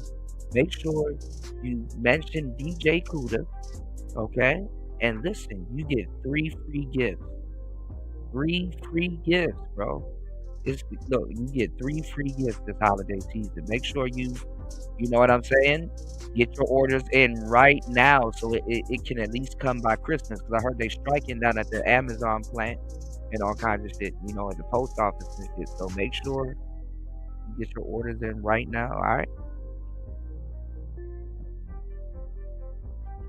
Nah, man, nah. LT man is my brother, man. You did? And look, shout outs to LT man dropping the huge $20 on the Cash App. Hold on, y'all. Hey, yo, what the fuck? Shout outs to my brother LT man. Let's get it. It's Player Talk Radio. Hold on, let's go. If Jesus can't save these hoes, why are you trying? What make you think you greater than Jesus, nigga? If Jesus can't save these hoes, why are you trying? Why are you trying, nigga? If Jesus can't save these hoes, Why are you trying? Why are you trying? What make you think you greater than Jesus, nigga? What make you think you greater than Jesus? What make you think you greater than Jesus, nigga?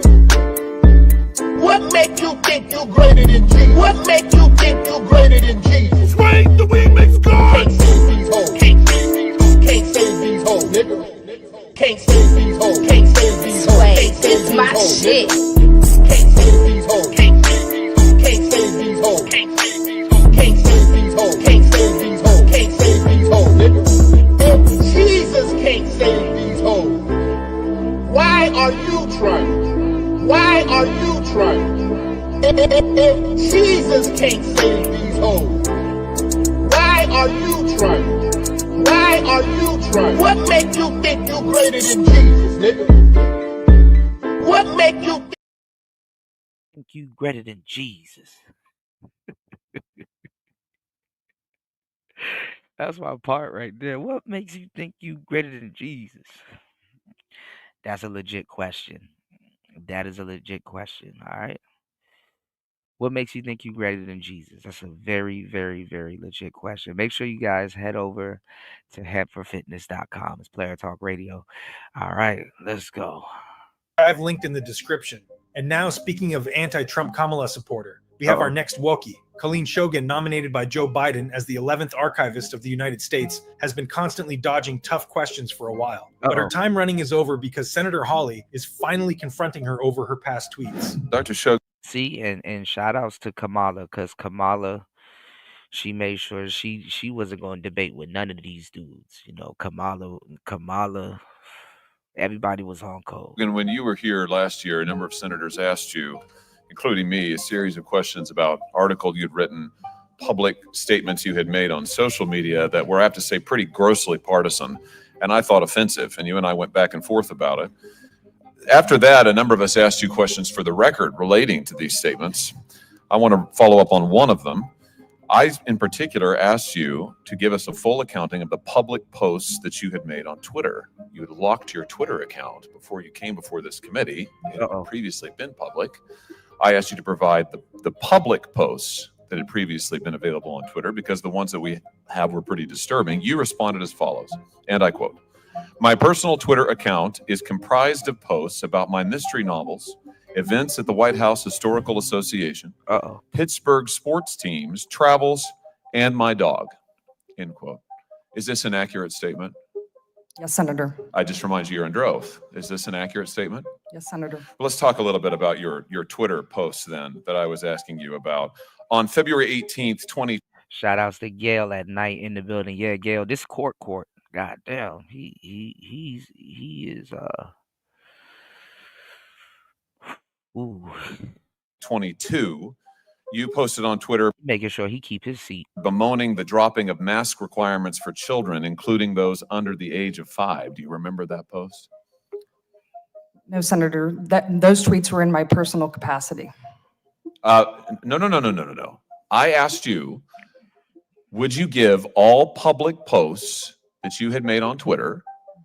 You said no, effectively, and you said that your Twitter posts consisted of mystery novels, events at the White House Historical Association, Pittsburgh sports teams, travels, and my dog. And you just told me now under oath that you stood by that. So now let's talk about your Twitter posts.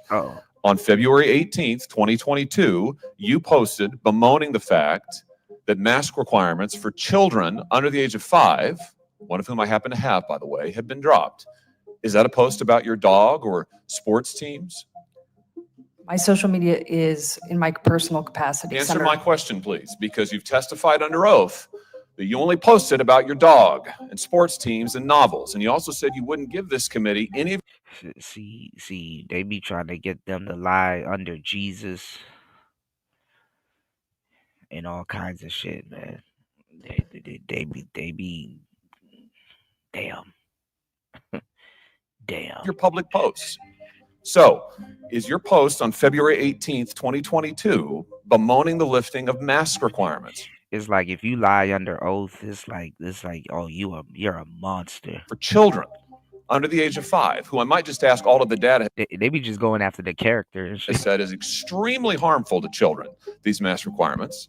We'll leave that aside for now. Is that a post about Basically what he's asking her in but so many words, bitch, are you gonna lie to Jesus? Are you gonna lie to Jesus?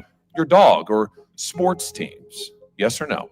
My social media is in my personal capacity, Senator. Yes or no, Ms. Shogun, you are Yeah, she doing this like a lawyer. She handling this like a lawyer. She's just repeating herself. under oath before this committee, and I have to say, you have placed this issue squarely in record by repeatedly refusing to answer.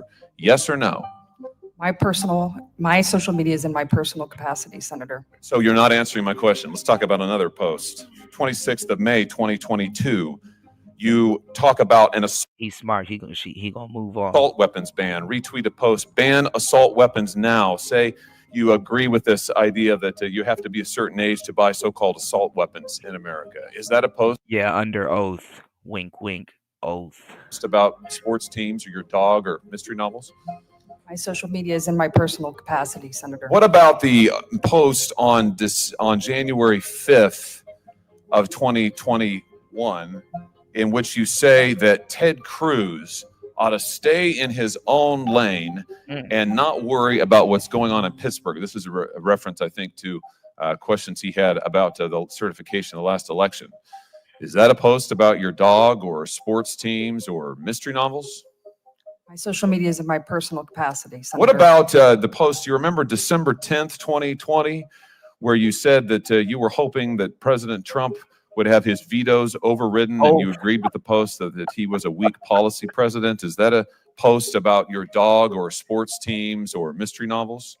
My social media? My social media is in my personal capacity. What about your post on January 5th, 2021, in which you speculated that President Trump would pardon himself next, participating in a conversation about the certification of the Electoral College? Is that a post about sports teams or mystery novels or your work as the White House Historical Association?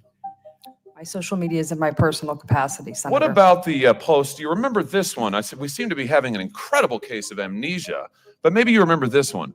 This is from December 3rd of 2021, in which you advise an individual who goes by Meg on social media that the Library of Congress, you advise this person to complain about religious flags that have been planted on the grounds of the Library of Congress, and you say that they ought to be removed.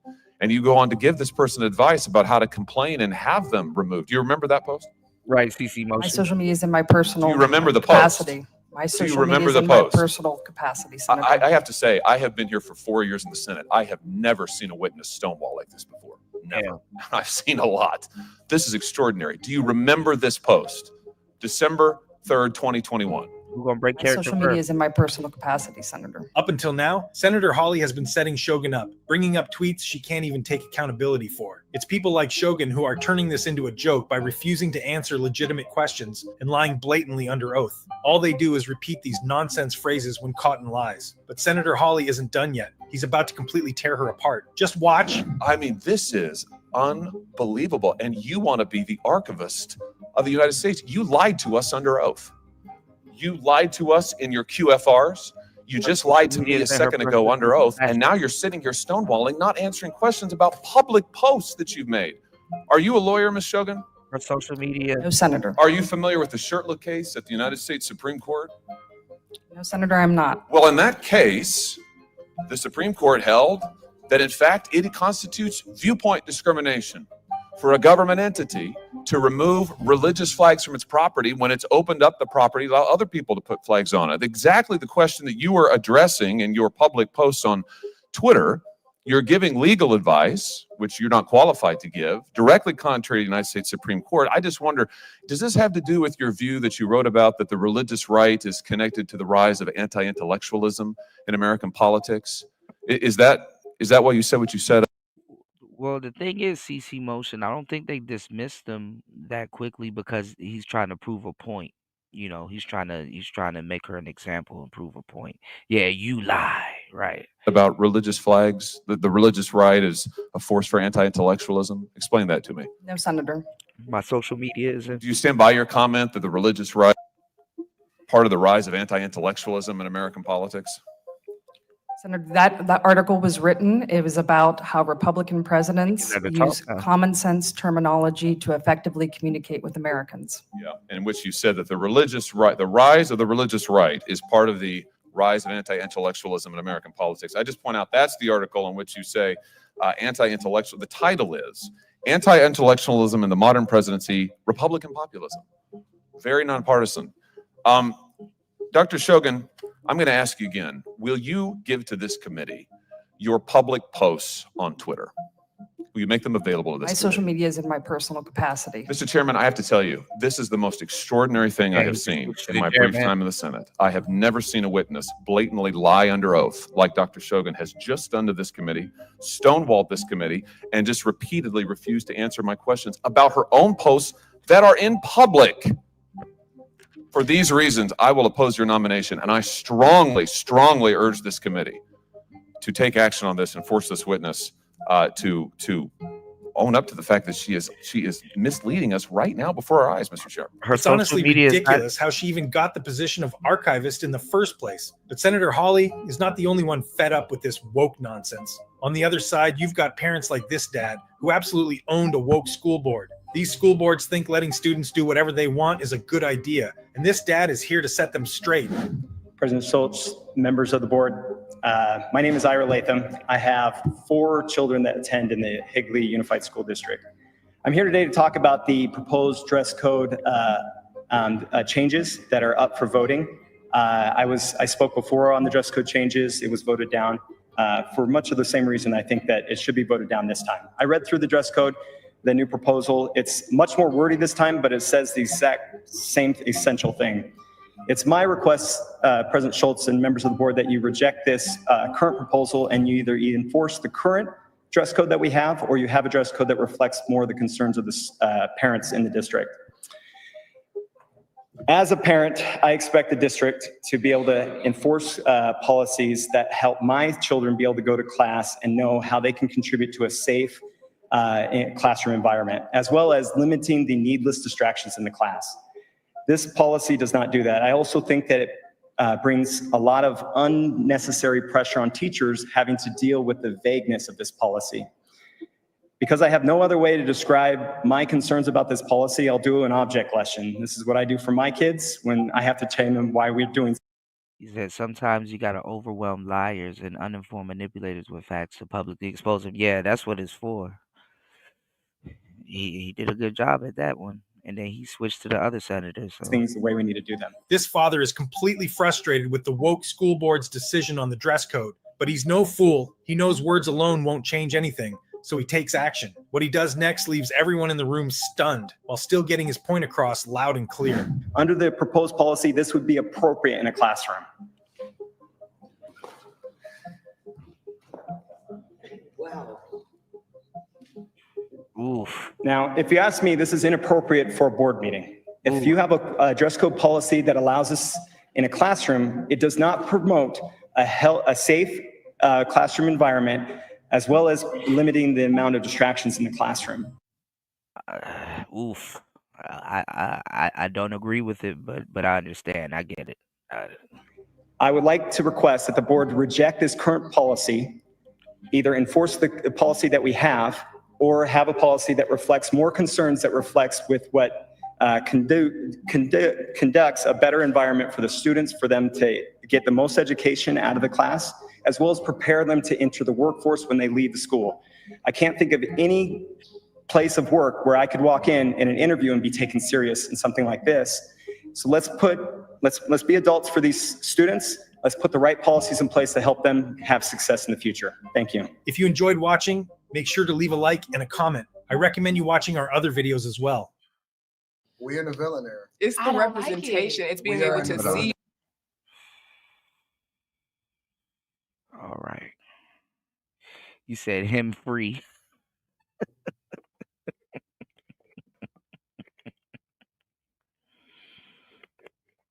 I ain't gonna lie. I mean, what you gonna do to him? You gonna say, "Hey, stop," or "Take that off," or, you know. See, men are smart when we need to be, but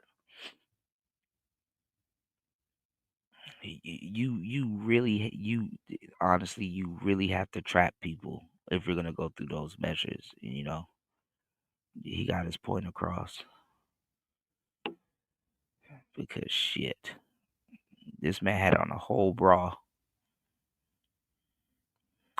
Oh yeah, did y'all see that skit? Drewski did a skit on Myron. Let's check this out real quick.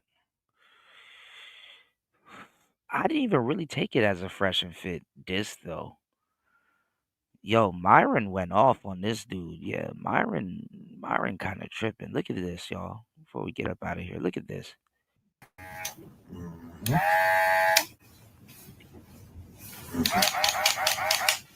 How much are we? 250. 250. That's light. Just got my nigga right. House call. You straight? House call. You straight? Yeah. I got that too. She got to cook, clean, shut the up. Exactly. Come on, man. We off that. 50-50. We off that. 50-50. Nothing. Hold your head up, King. Your crown is falling. Okay. Talk that talk. Yeah. Talk that talk. Yeah. I hear you. If you snooze, you lose. Drewski made a video on us, that fat bastard. It's funny because he makes that. Honestly, they could have just laughed at it and got Drewski to come on to the show and have a good fucking show. Listen, if Drewski had went over to Fresh and Fit, god damn, they just fucking this one up. Video talking right? And it's like, bro, you're too much of a coward to even come on our show because of your sponsors and brands. But you want to sit here and talk shit. We're giving people real advice. I mean, if you took good advice, you wouldn't have. Well, the reason why Drewski just got big, I mean, he's a comedian. He's actually pretty funny. He kind of grew on me. He's pretty funny. Like Desi Banks. Desi Banks is funny as hell. But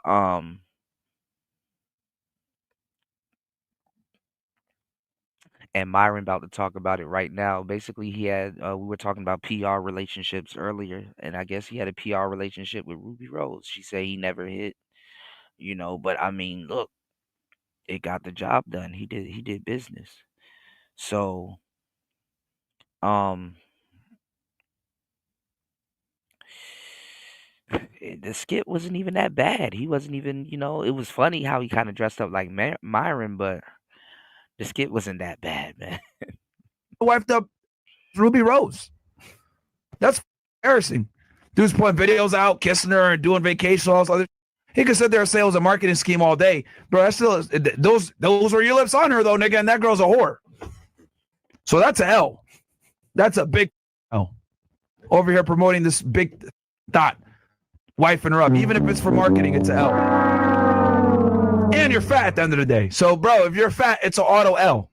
I don't take nobody that's serious that's fat. How you 300 pounds trying to tell me talk to me, bro?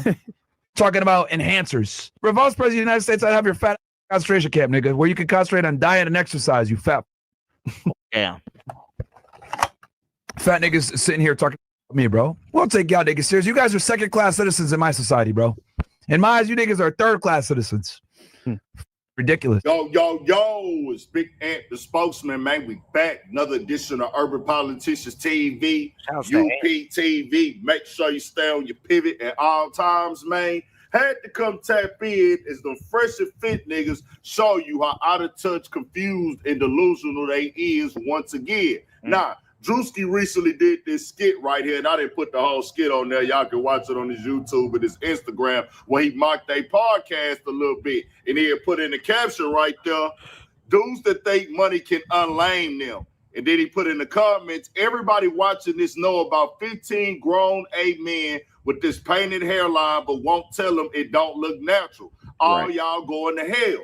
And he's mocking their podcast with the mindset and the concept that they have, that they are lit, that they these dudes that people really like, females really want to talk to, and it ain't they platform and everything out there with this delusional fake advice and stuff. Now I expect. Yeah, man. Shout outs to Fasting is Life. Yeah, it feels great to be back somewhat monetized. I'm trying to build it back up, but it's going well. It's going well. Shout outs to Gail at Night. Yes, y'all head over to hempforfitness.com. Try out some gummy bears and some O's. Them old man, I ain't gonna lie, them gummy bears and them O's look good as hell.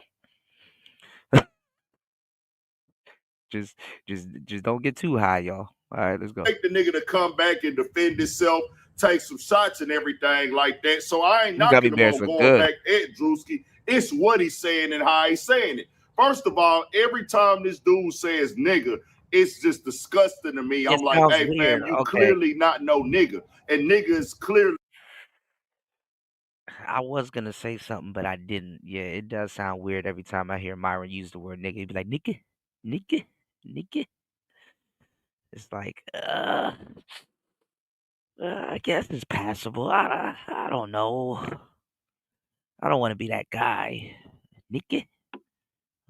You like that word, huh? You said, to be fair, when they do decide to clown people, you don't also get to control how they respond. That is true. That is true. You know, when you do clown people, you don't get to,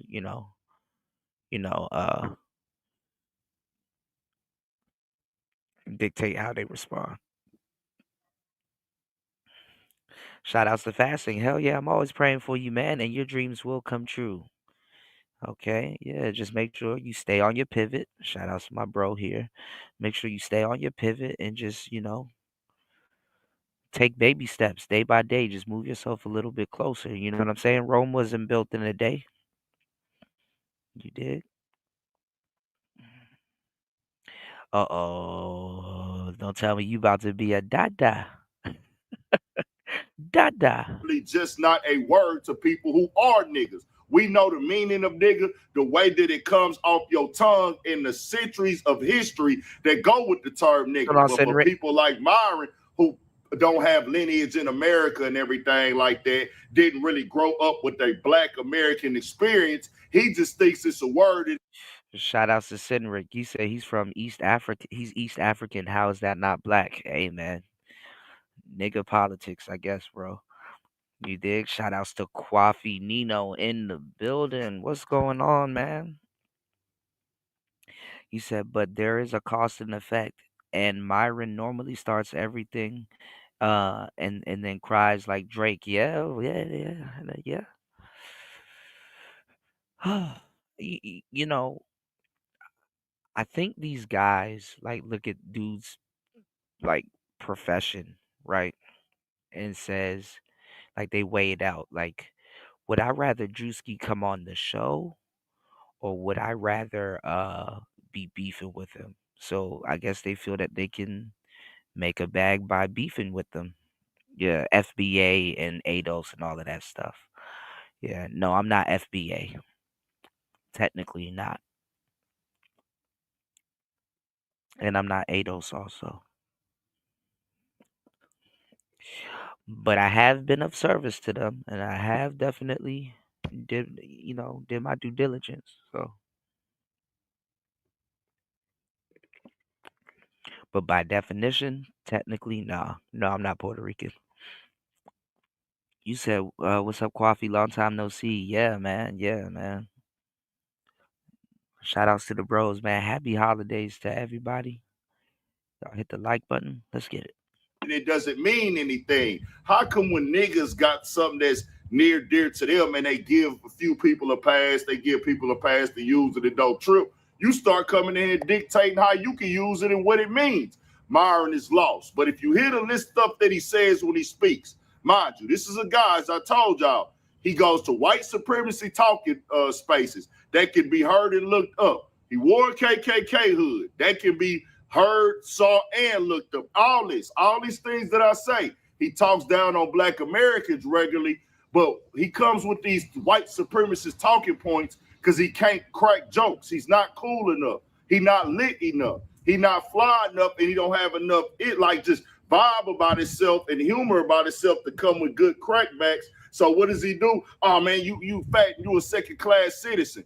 That second-class and third-class citizen talk, that's what white supremacists say, y'all. Mm-hmm. A lot of y'all don't catch it because y'all are stands and y'all just D-riders of these niggas because they have a big platform and everything like that, which I don't really see that many people talking about it no more as much as they did years ago, because I'm pretty sure a lot of people that got hip that it's just a gimmick and these dudes are really not standing on what they're saying. But at the same time, he's talking about Drewski weight. Now, I'm here for the health talks. You know what I'm saying? We all need to be working on our health as a whole. But he got like 2 fat dudes that's part of the podcast. It's called Fresh and Fit. Make sense to me. The one dark dude, he not just super obese, but he got some extra little weight on him, it looked like, from the camera scene. And then that other dude, I seen him stand up when they kicked that girl out. That nigga short and out of there when it comes to the weight. Your mom does, and everything will bounce off of me and stick right. So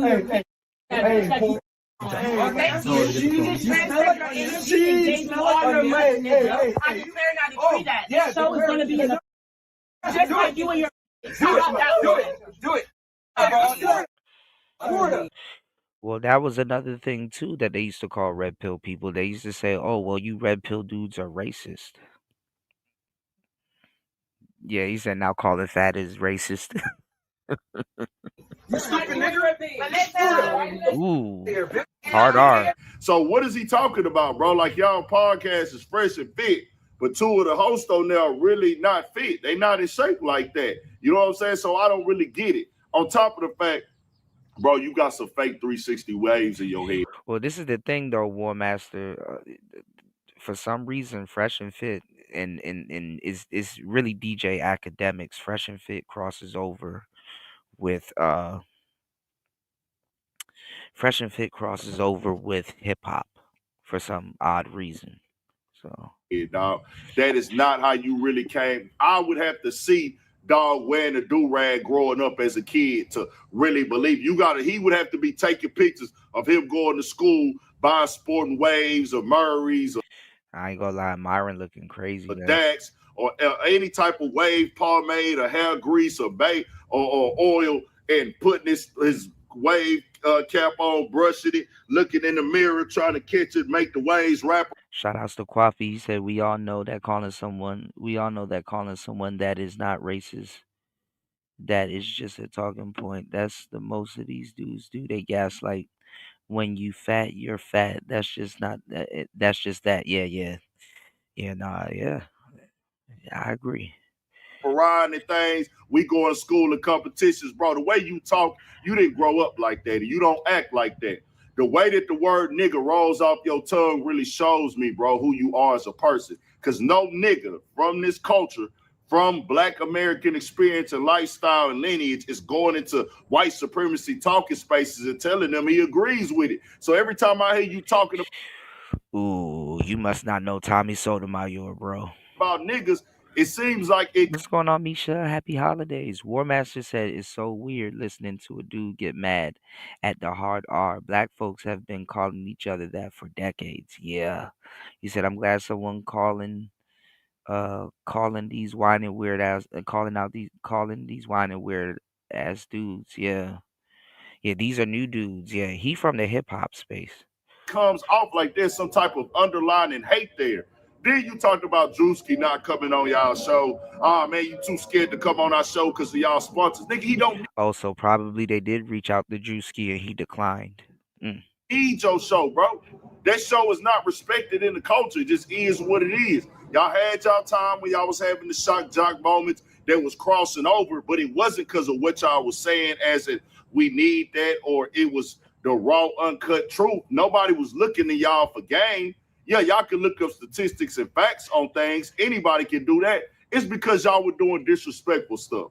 And the females was only dealing with y'all because of the platform. I guarantee you no girl is talking to any one of them niggas just because she think them niggas some live niggas. Yeah. He don't know who Fresh and Fit is, man. She think they cool and nothing like that. Y'all get every female that y'all probably got because of y'all platform. That is what it is, bro. Y'all tell me what y'all think. Drewski did them niggas a favor, and he know it. This dude is, he did the stuff with Ruby Rose, whatever. Y'all will do the same thing, bro. Y'all will do anything for clicks and views. Right, and that is true. I'd rather a nigga deal with a female for that, he don't like for clicks and views. I'm not that nigga and things like that, or to get the conversation going for marketing. They go in a white supremacist talking group and have people tell him he need to leave America, and then he tells them he agrees with white supremacy. Man, knock it off. Oof. Yeah, Myron is tripping, man. Yeah, definitely cover it, Kwafi. Myron is absolutely tripping. But maybe Drewski, I didn't know. Maybe Drewski turned it down and he got super mad. But yeah, that came down the pipeline. Lordy, lordy, lordy. All right. What else did I wanted to run by you guys? We gotta look. The next show finna be lit. I gotta show y'all something. We gotta talk about Remy and Papoose. We gotta talk about Remy and Papoose. But look, let's see if we can cover this before my battery dies. Let's get around to this real quick.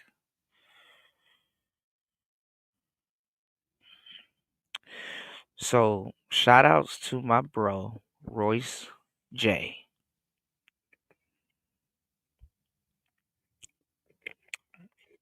He brought up a good point a couple shows ago, and he said, "Kuda, you know what's gonna make the legendary comeback, right?" And I said, "What is that?" He said, "The church." And I said, "Damn, that makes sense. The church is gonna make a legendary comeback." He said, "An evangelical comeback." It's the church.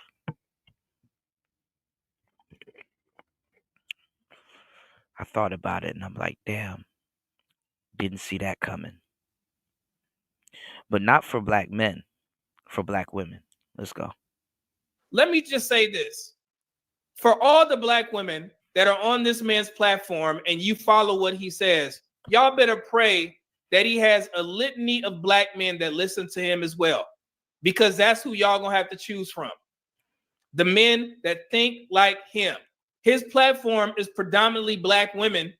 Where the men at? I hope the men talk about this, because there's no men there. So y'all better pray that he has a magical bag of black men that look just like him, act just like him, so y'all can marry. Because as of now, black men are kicking y'all ass in regards to the marriage rates. Don't come over here trying to find these men over here that understand the truth and they're trying to improve themselves. Stay your asses right there and follow exactly what he's saying. Because I don't want y'all bothering the black men over here. I just want to say, fuck you. Oh, fuck you, fuck you.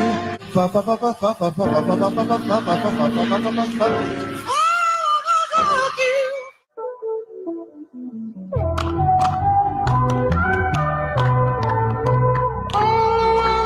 A lot of y'all sent me the video of George Frazier talking about how marriage is in a crisis state and no one's talking about it.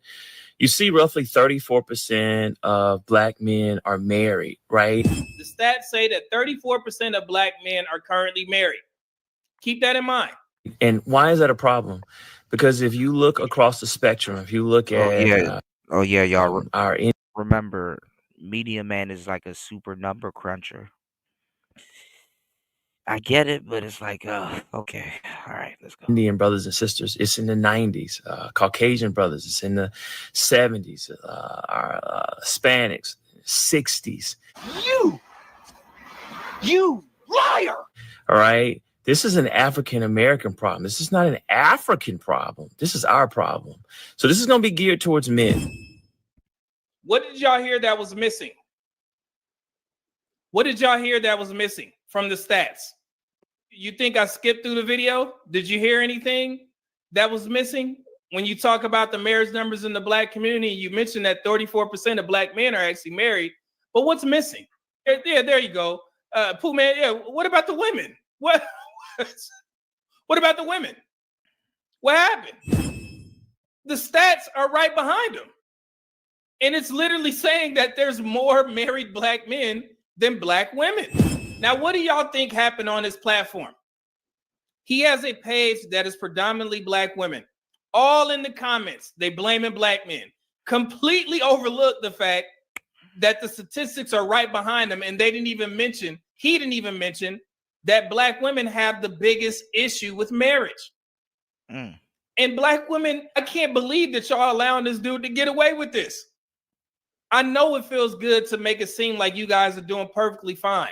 And I get it. If the number said different, if it said that black women were 34% married and black men were 27%, oh man, black men wouldn't hear the end of it. But why would y'all trust a guy that's going to speak to the statistics, put them right in your damn face, and sit there and pander and completely overlook what they actually say? He goes directly to Hispanic, Asian, Indian men. And the numbers that he quoted are not. Media man is new here. One of the first things I tell you, women don't give a damn about no goddamn statistics unless it's in their favor.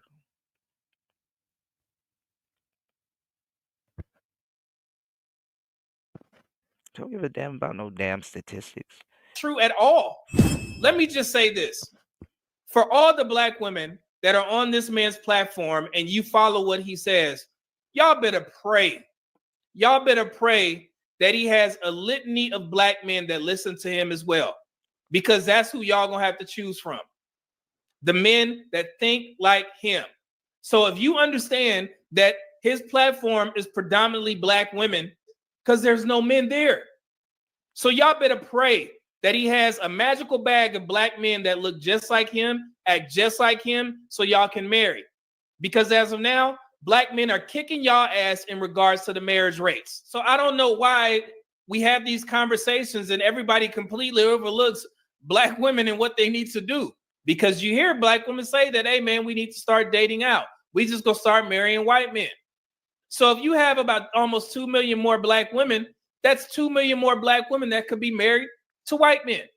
So you better start asking these white men what y'all need to do and or change in order to get married at a higher rate. Too late. Until then, all y'all need to shut the hell up, because this don't have nothing to do with black men. It has everything to do with why black women aren't marriage material as a whole. That's where we need to start having the conversations. And I'm not the first to say this. I'm going to clip in an old video where it has Steve Harvey, Hill Harper, Sherry Shepard, and a couple of other individuals, and they had a whole live panel show asking why black women aren't married at a higher rate. You guys remember when I did that video? I'm going to clip that in here so they can understand how long we've been having this conversation. Hello, Atlanta, and welcome to the Nightline Face-Off. Tonight, we are going to find out why a successful black woman can't find a man. That's a topic that we talk about amongst ourselves. The guys talk about it with the fellas, and the ladies are talking about it at the beauty shops. So we've heard the statistics report that by age 30, only 50% of black women have tied the knot, that black women outnumber black men in college 2-to-1, and that there are almost 2 million, exactly 1.8 million more black enrolled.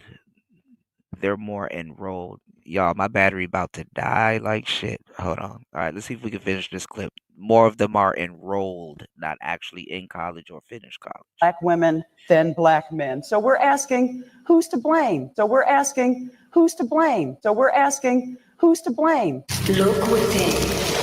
Focus your power.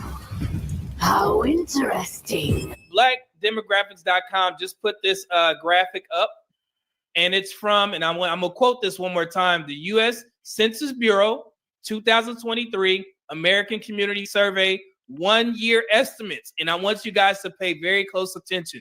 The first number that sticks out is black women, 27% marriage rate. Black men, 34% marriage rate. That's a 7% difference. The total number of people married in the black community is at 31%. And then also, of course, we already know that black women have the higher divorce rates. They're widowed at the highest rate because black men tend to die earlier than black women. And then we also have the never married numbers. But most people will look and they'll see, well, if 49% of black women have never married and black men is at 51%, then that means that there's more black men that have never married than black women, right? That's what that means, right? No. This is how you share statistics on a platform.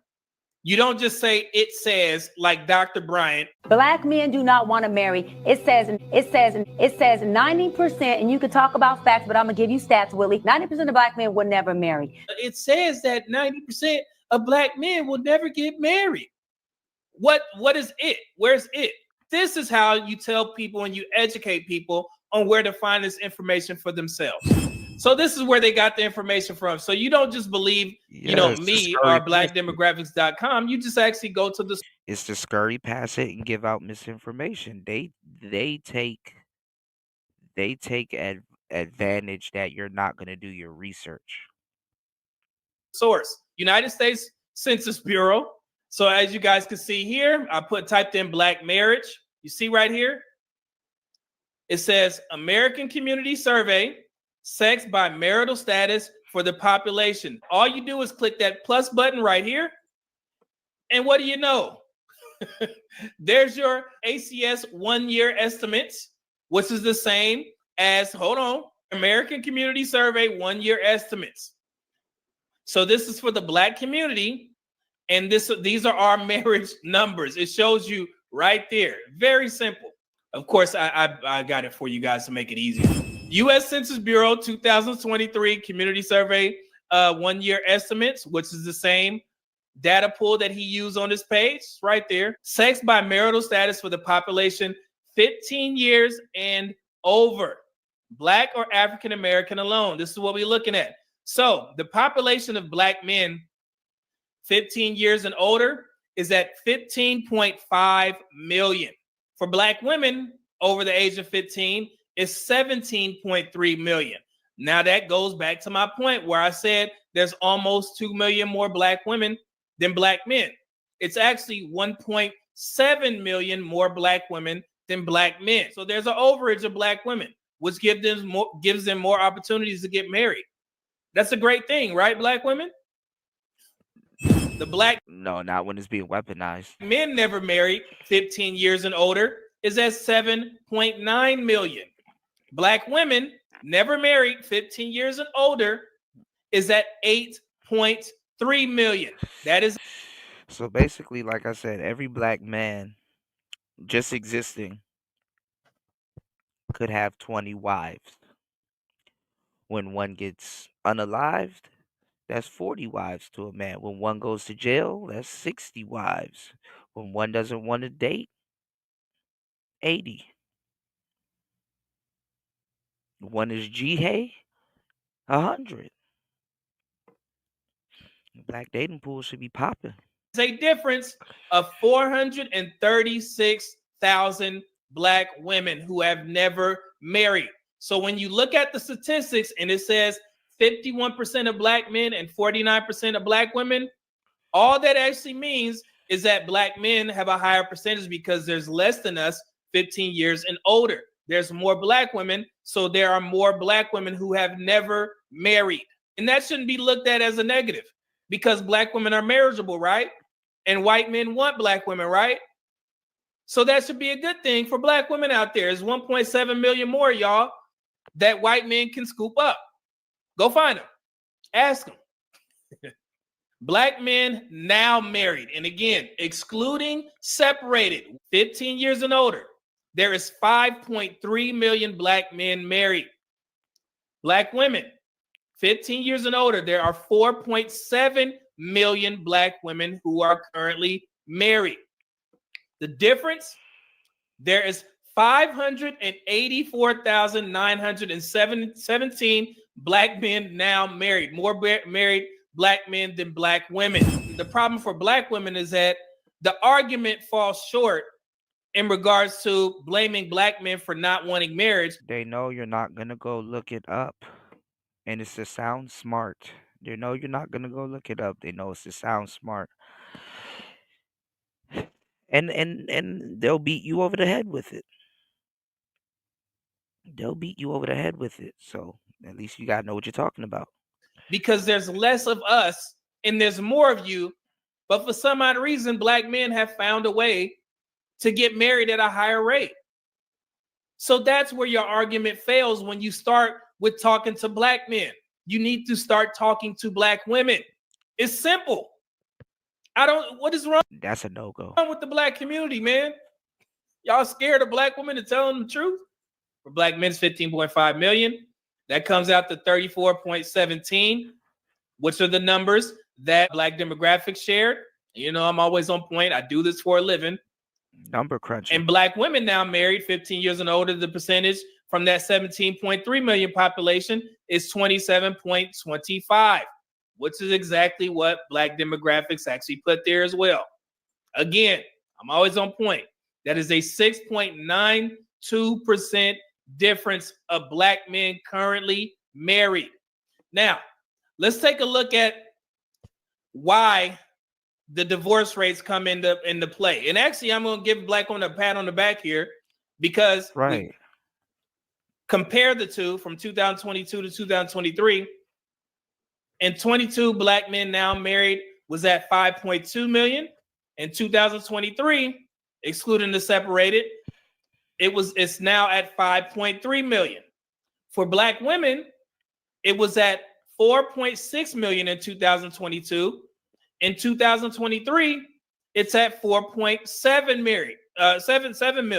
Okay, so Black women from 2022 to 2023, 66,918 more Black women got married. From 2022 to 2023, 21,836 Black men got married. So right there, you guys can see that there was more Black women that actually got married between 2022 to 2023. Yeah. All right. Well, this my battery's about to die, but yeah, I mean, I'm telling y'all, man, good sisters do get scooped up, you know, eventually or right away.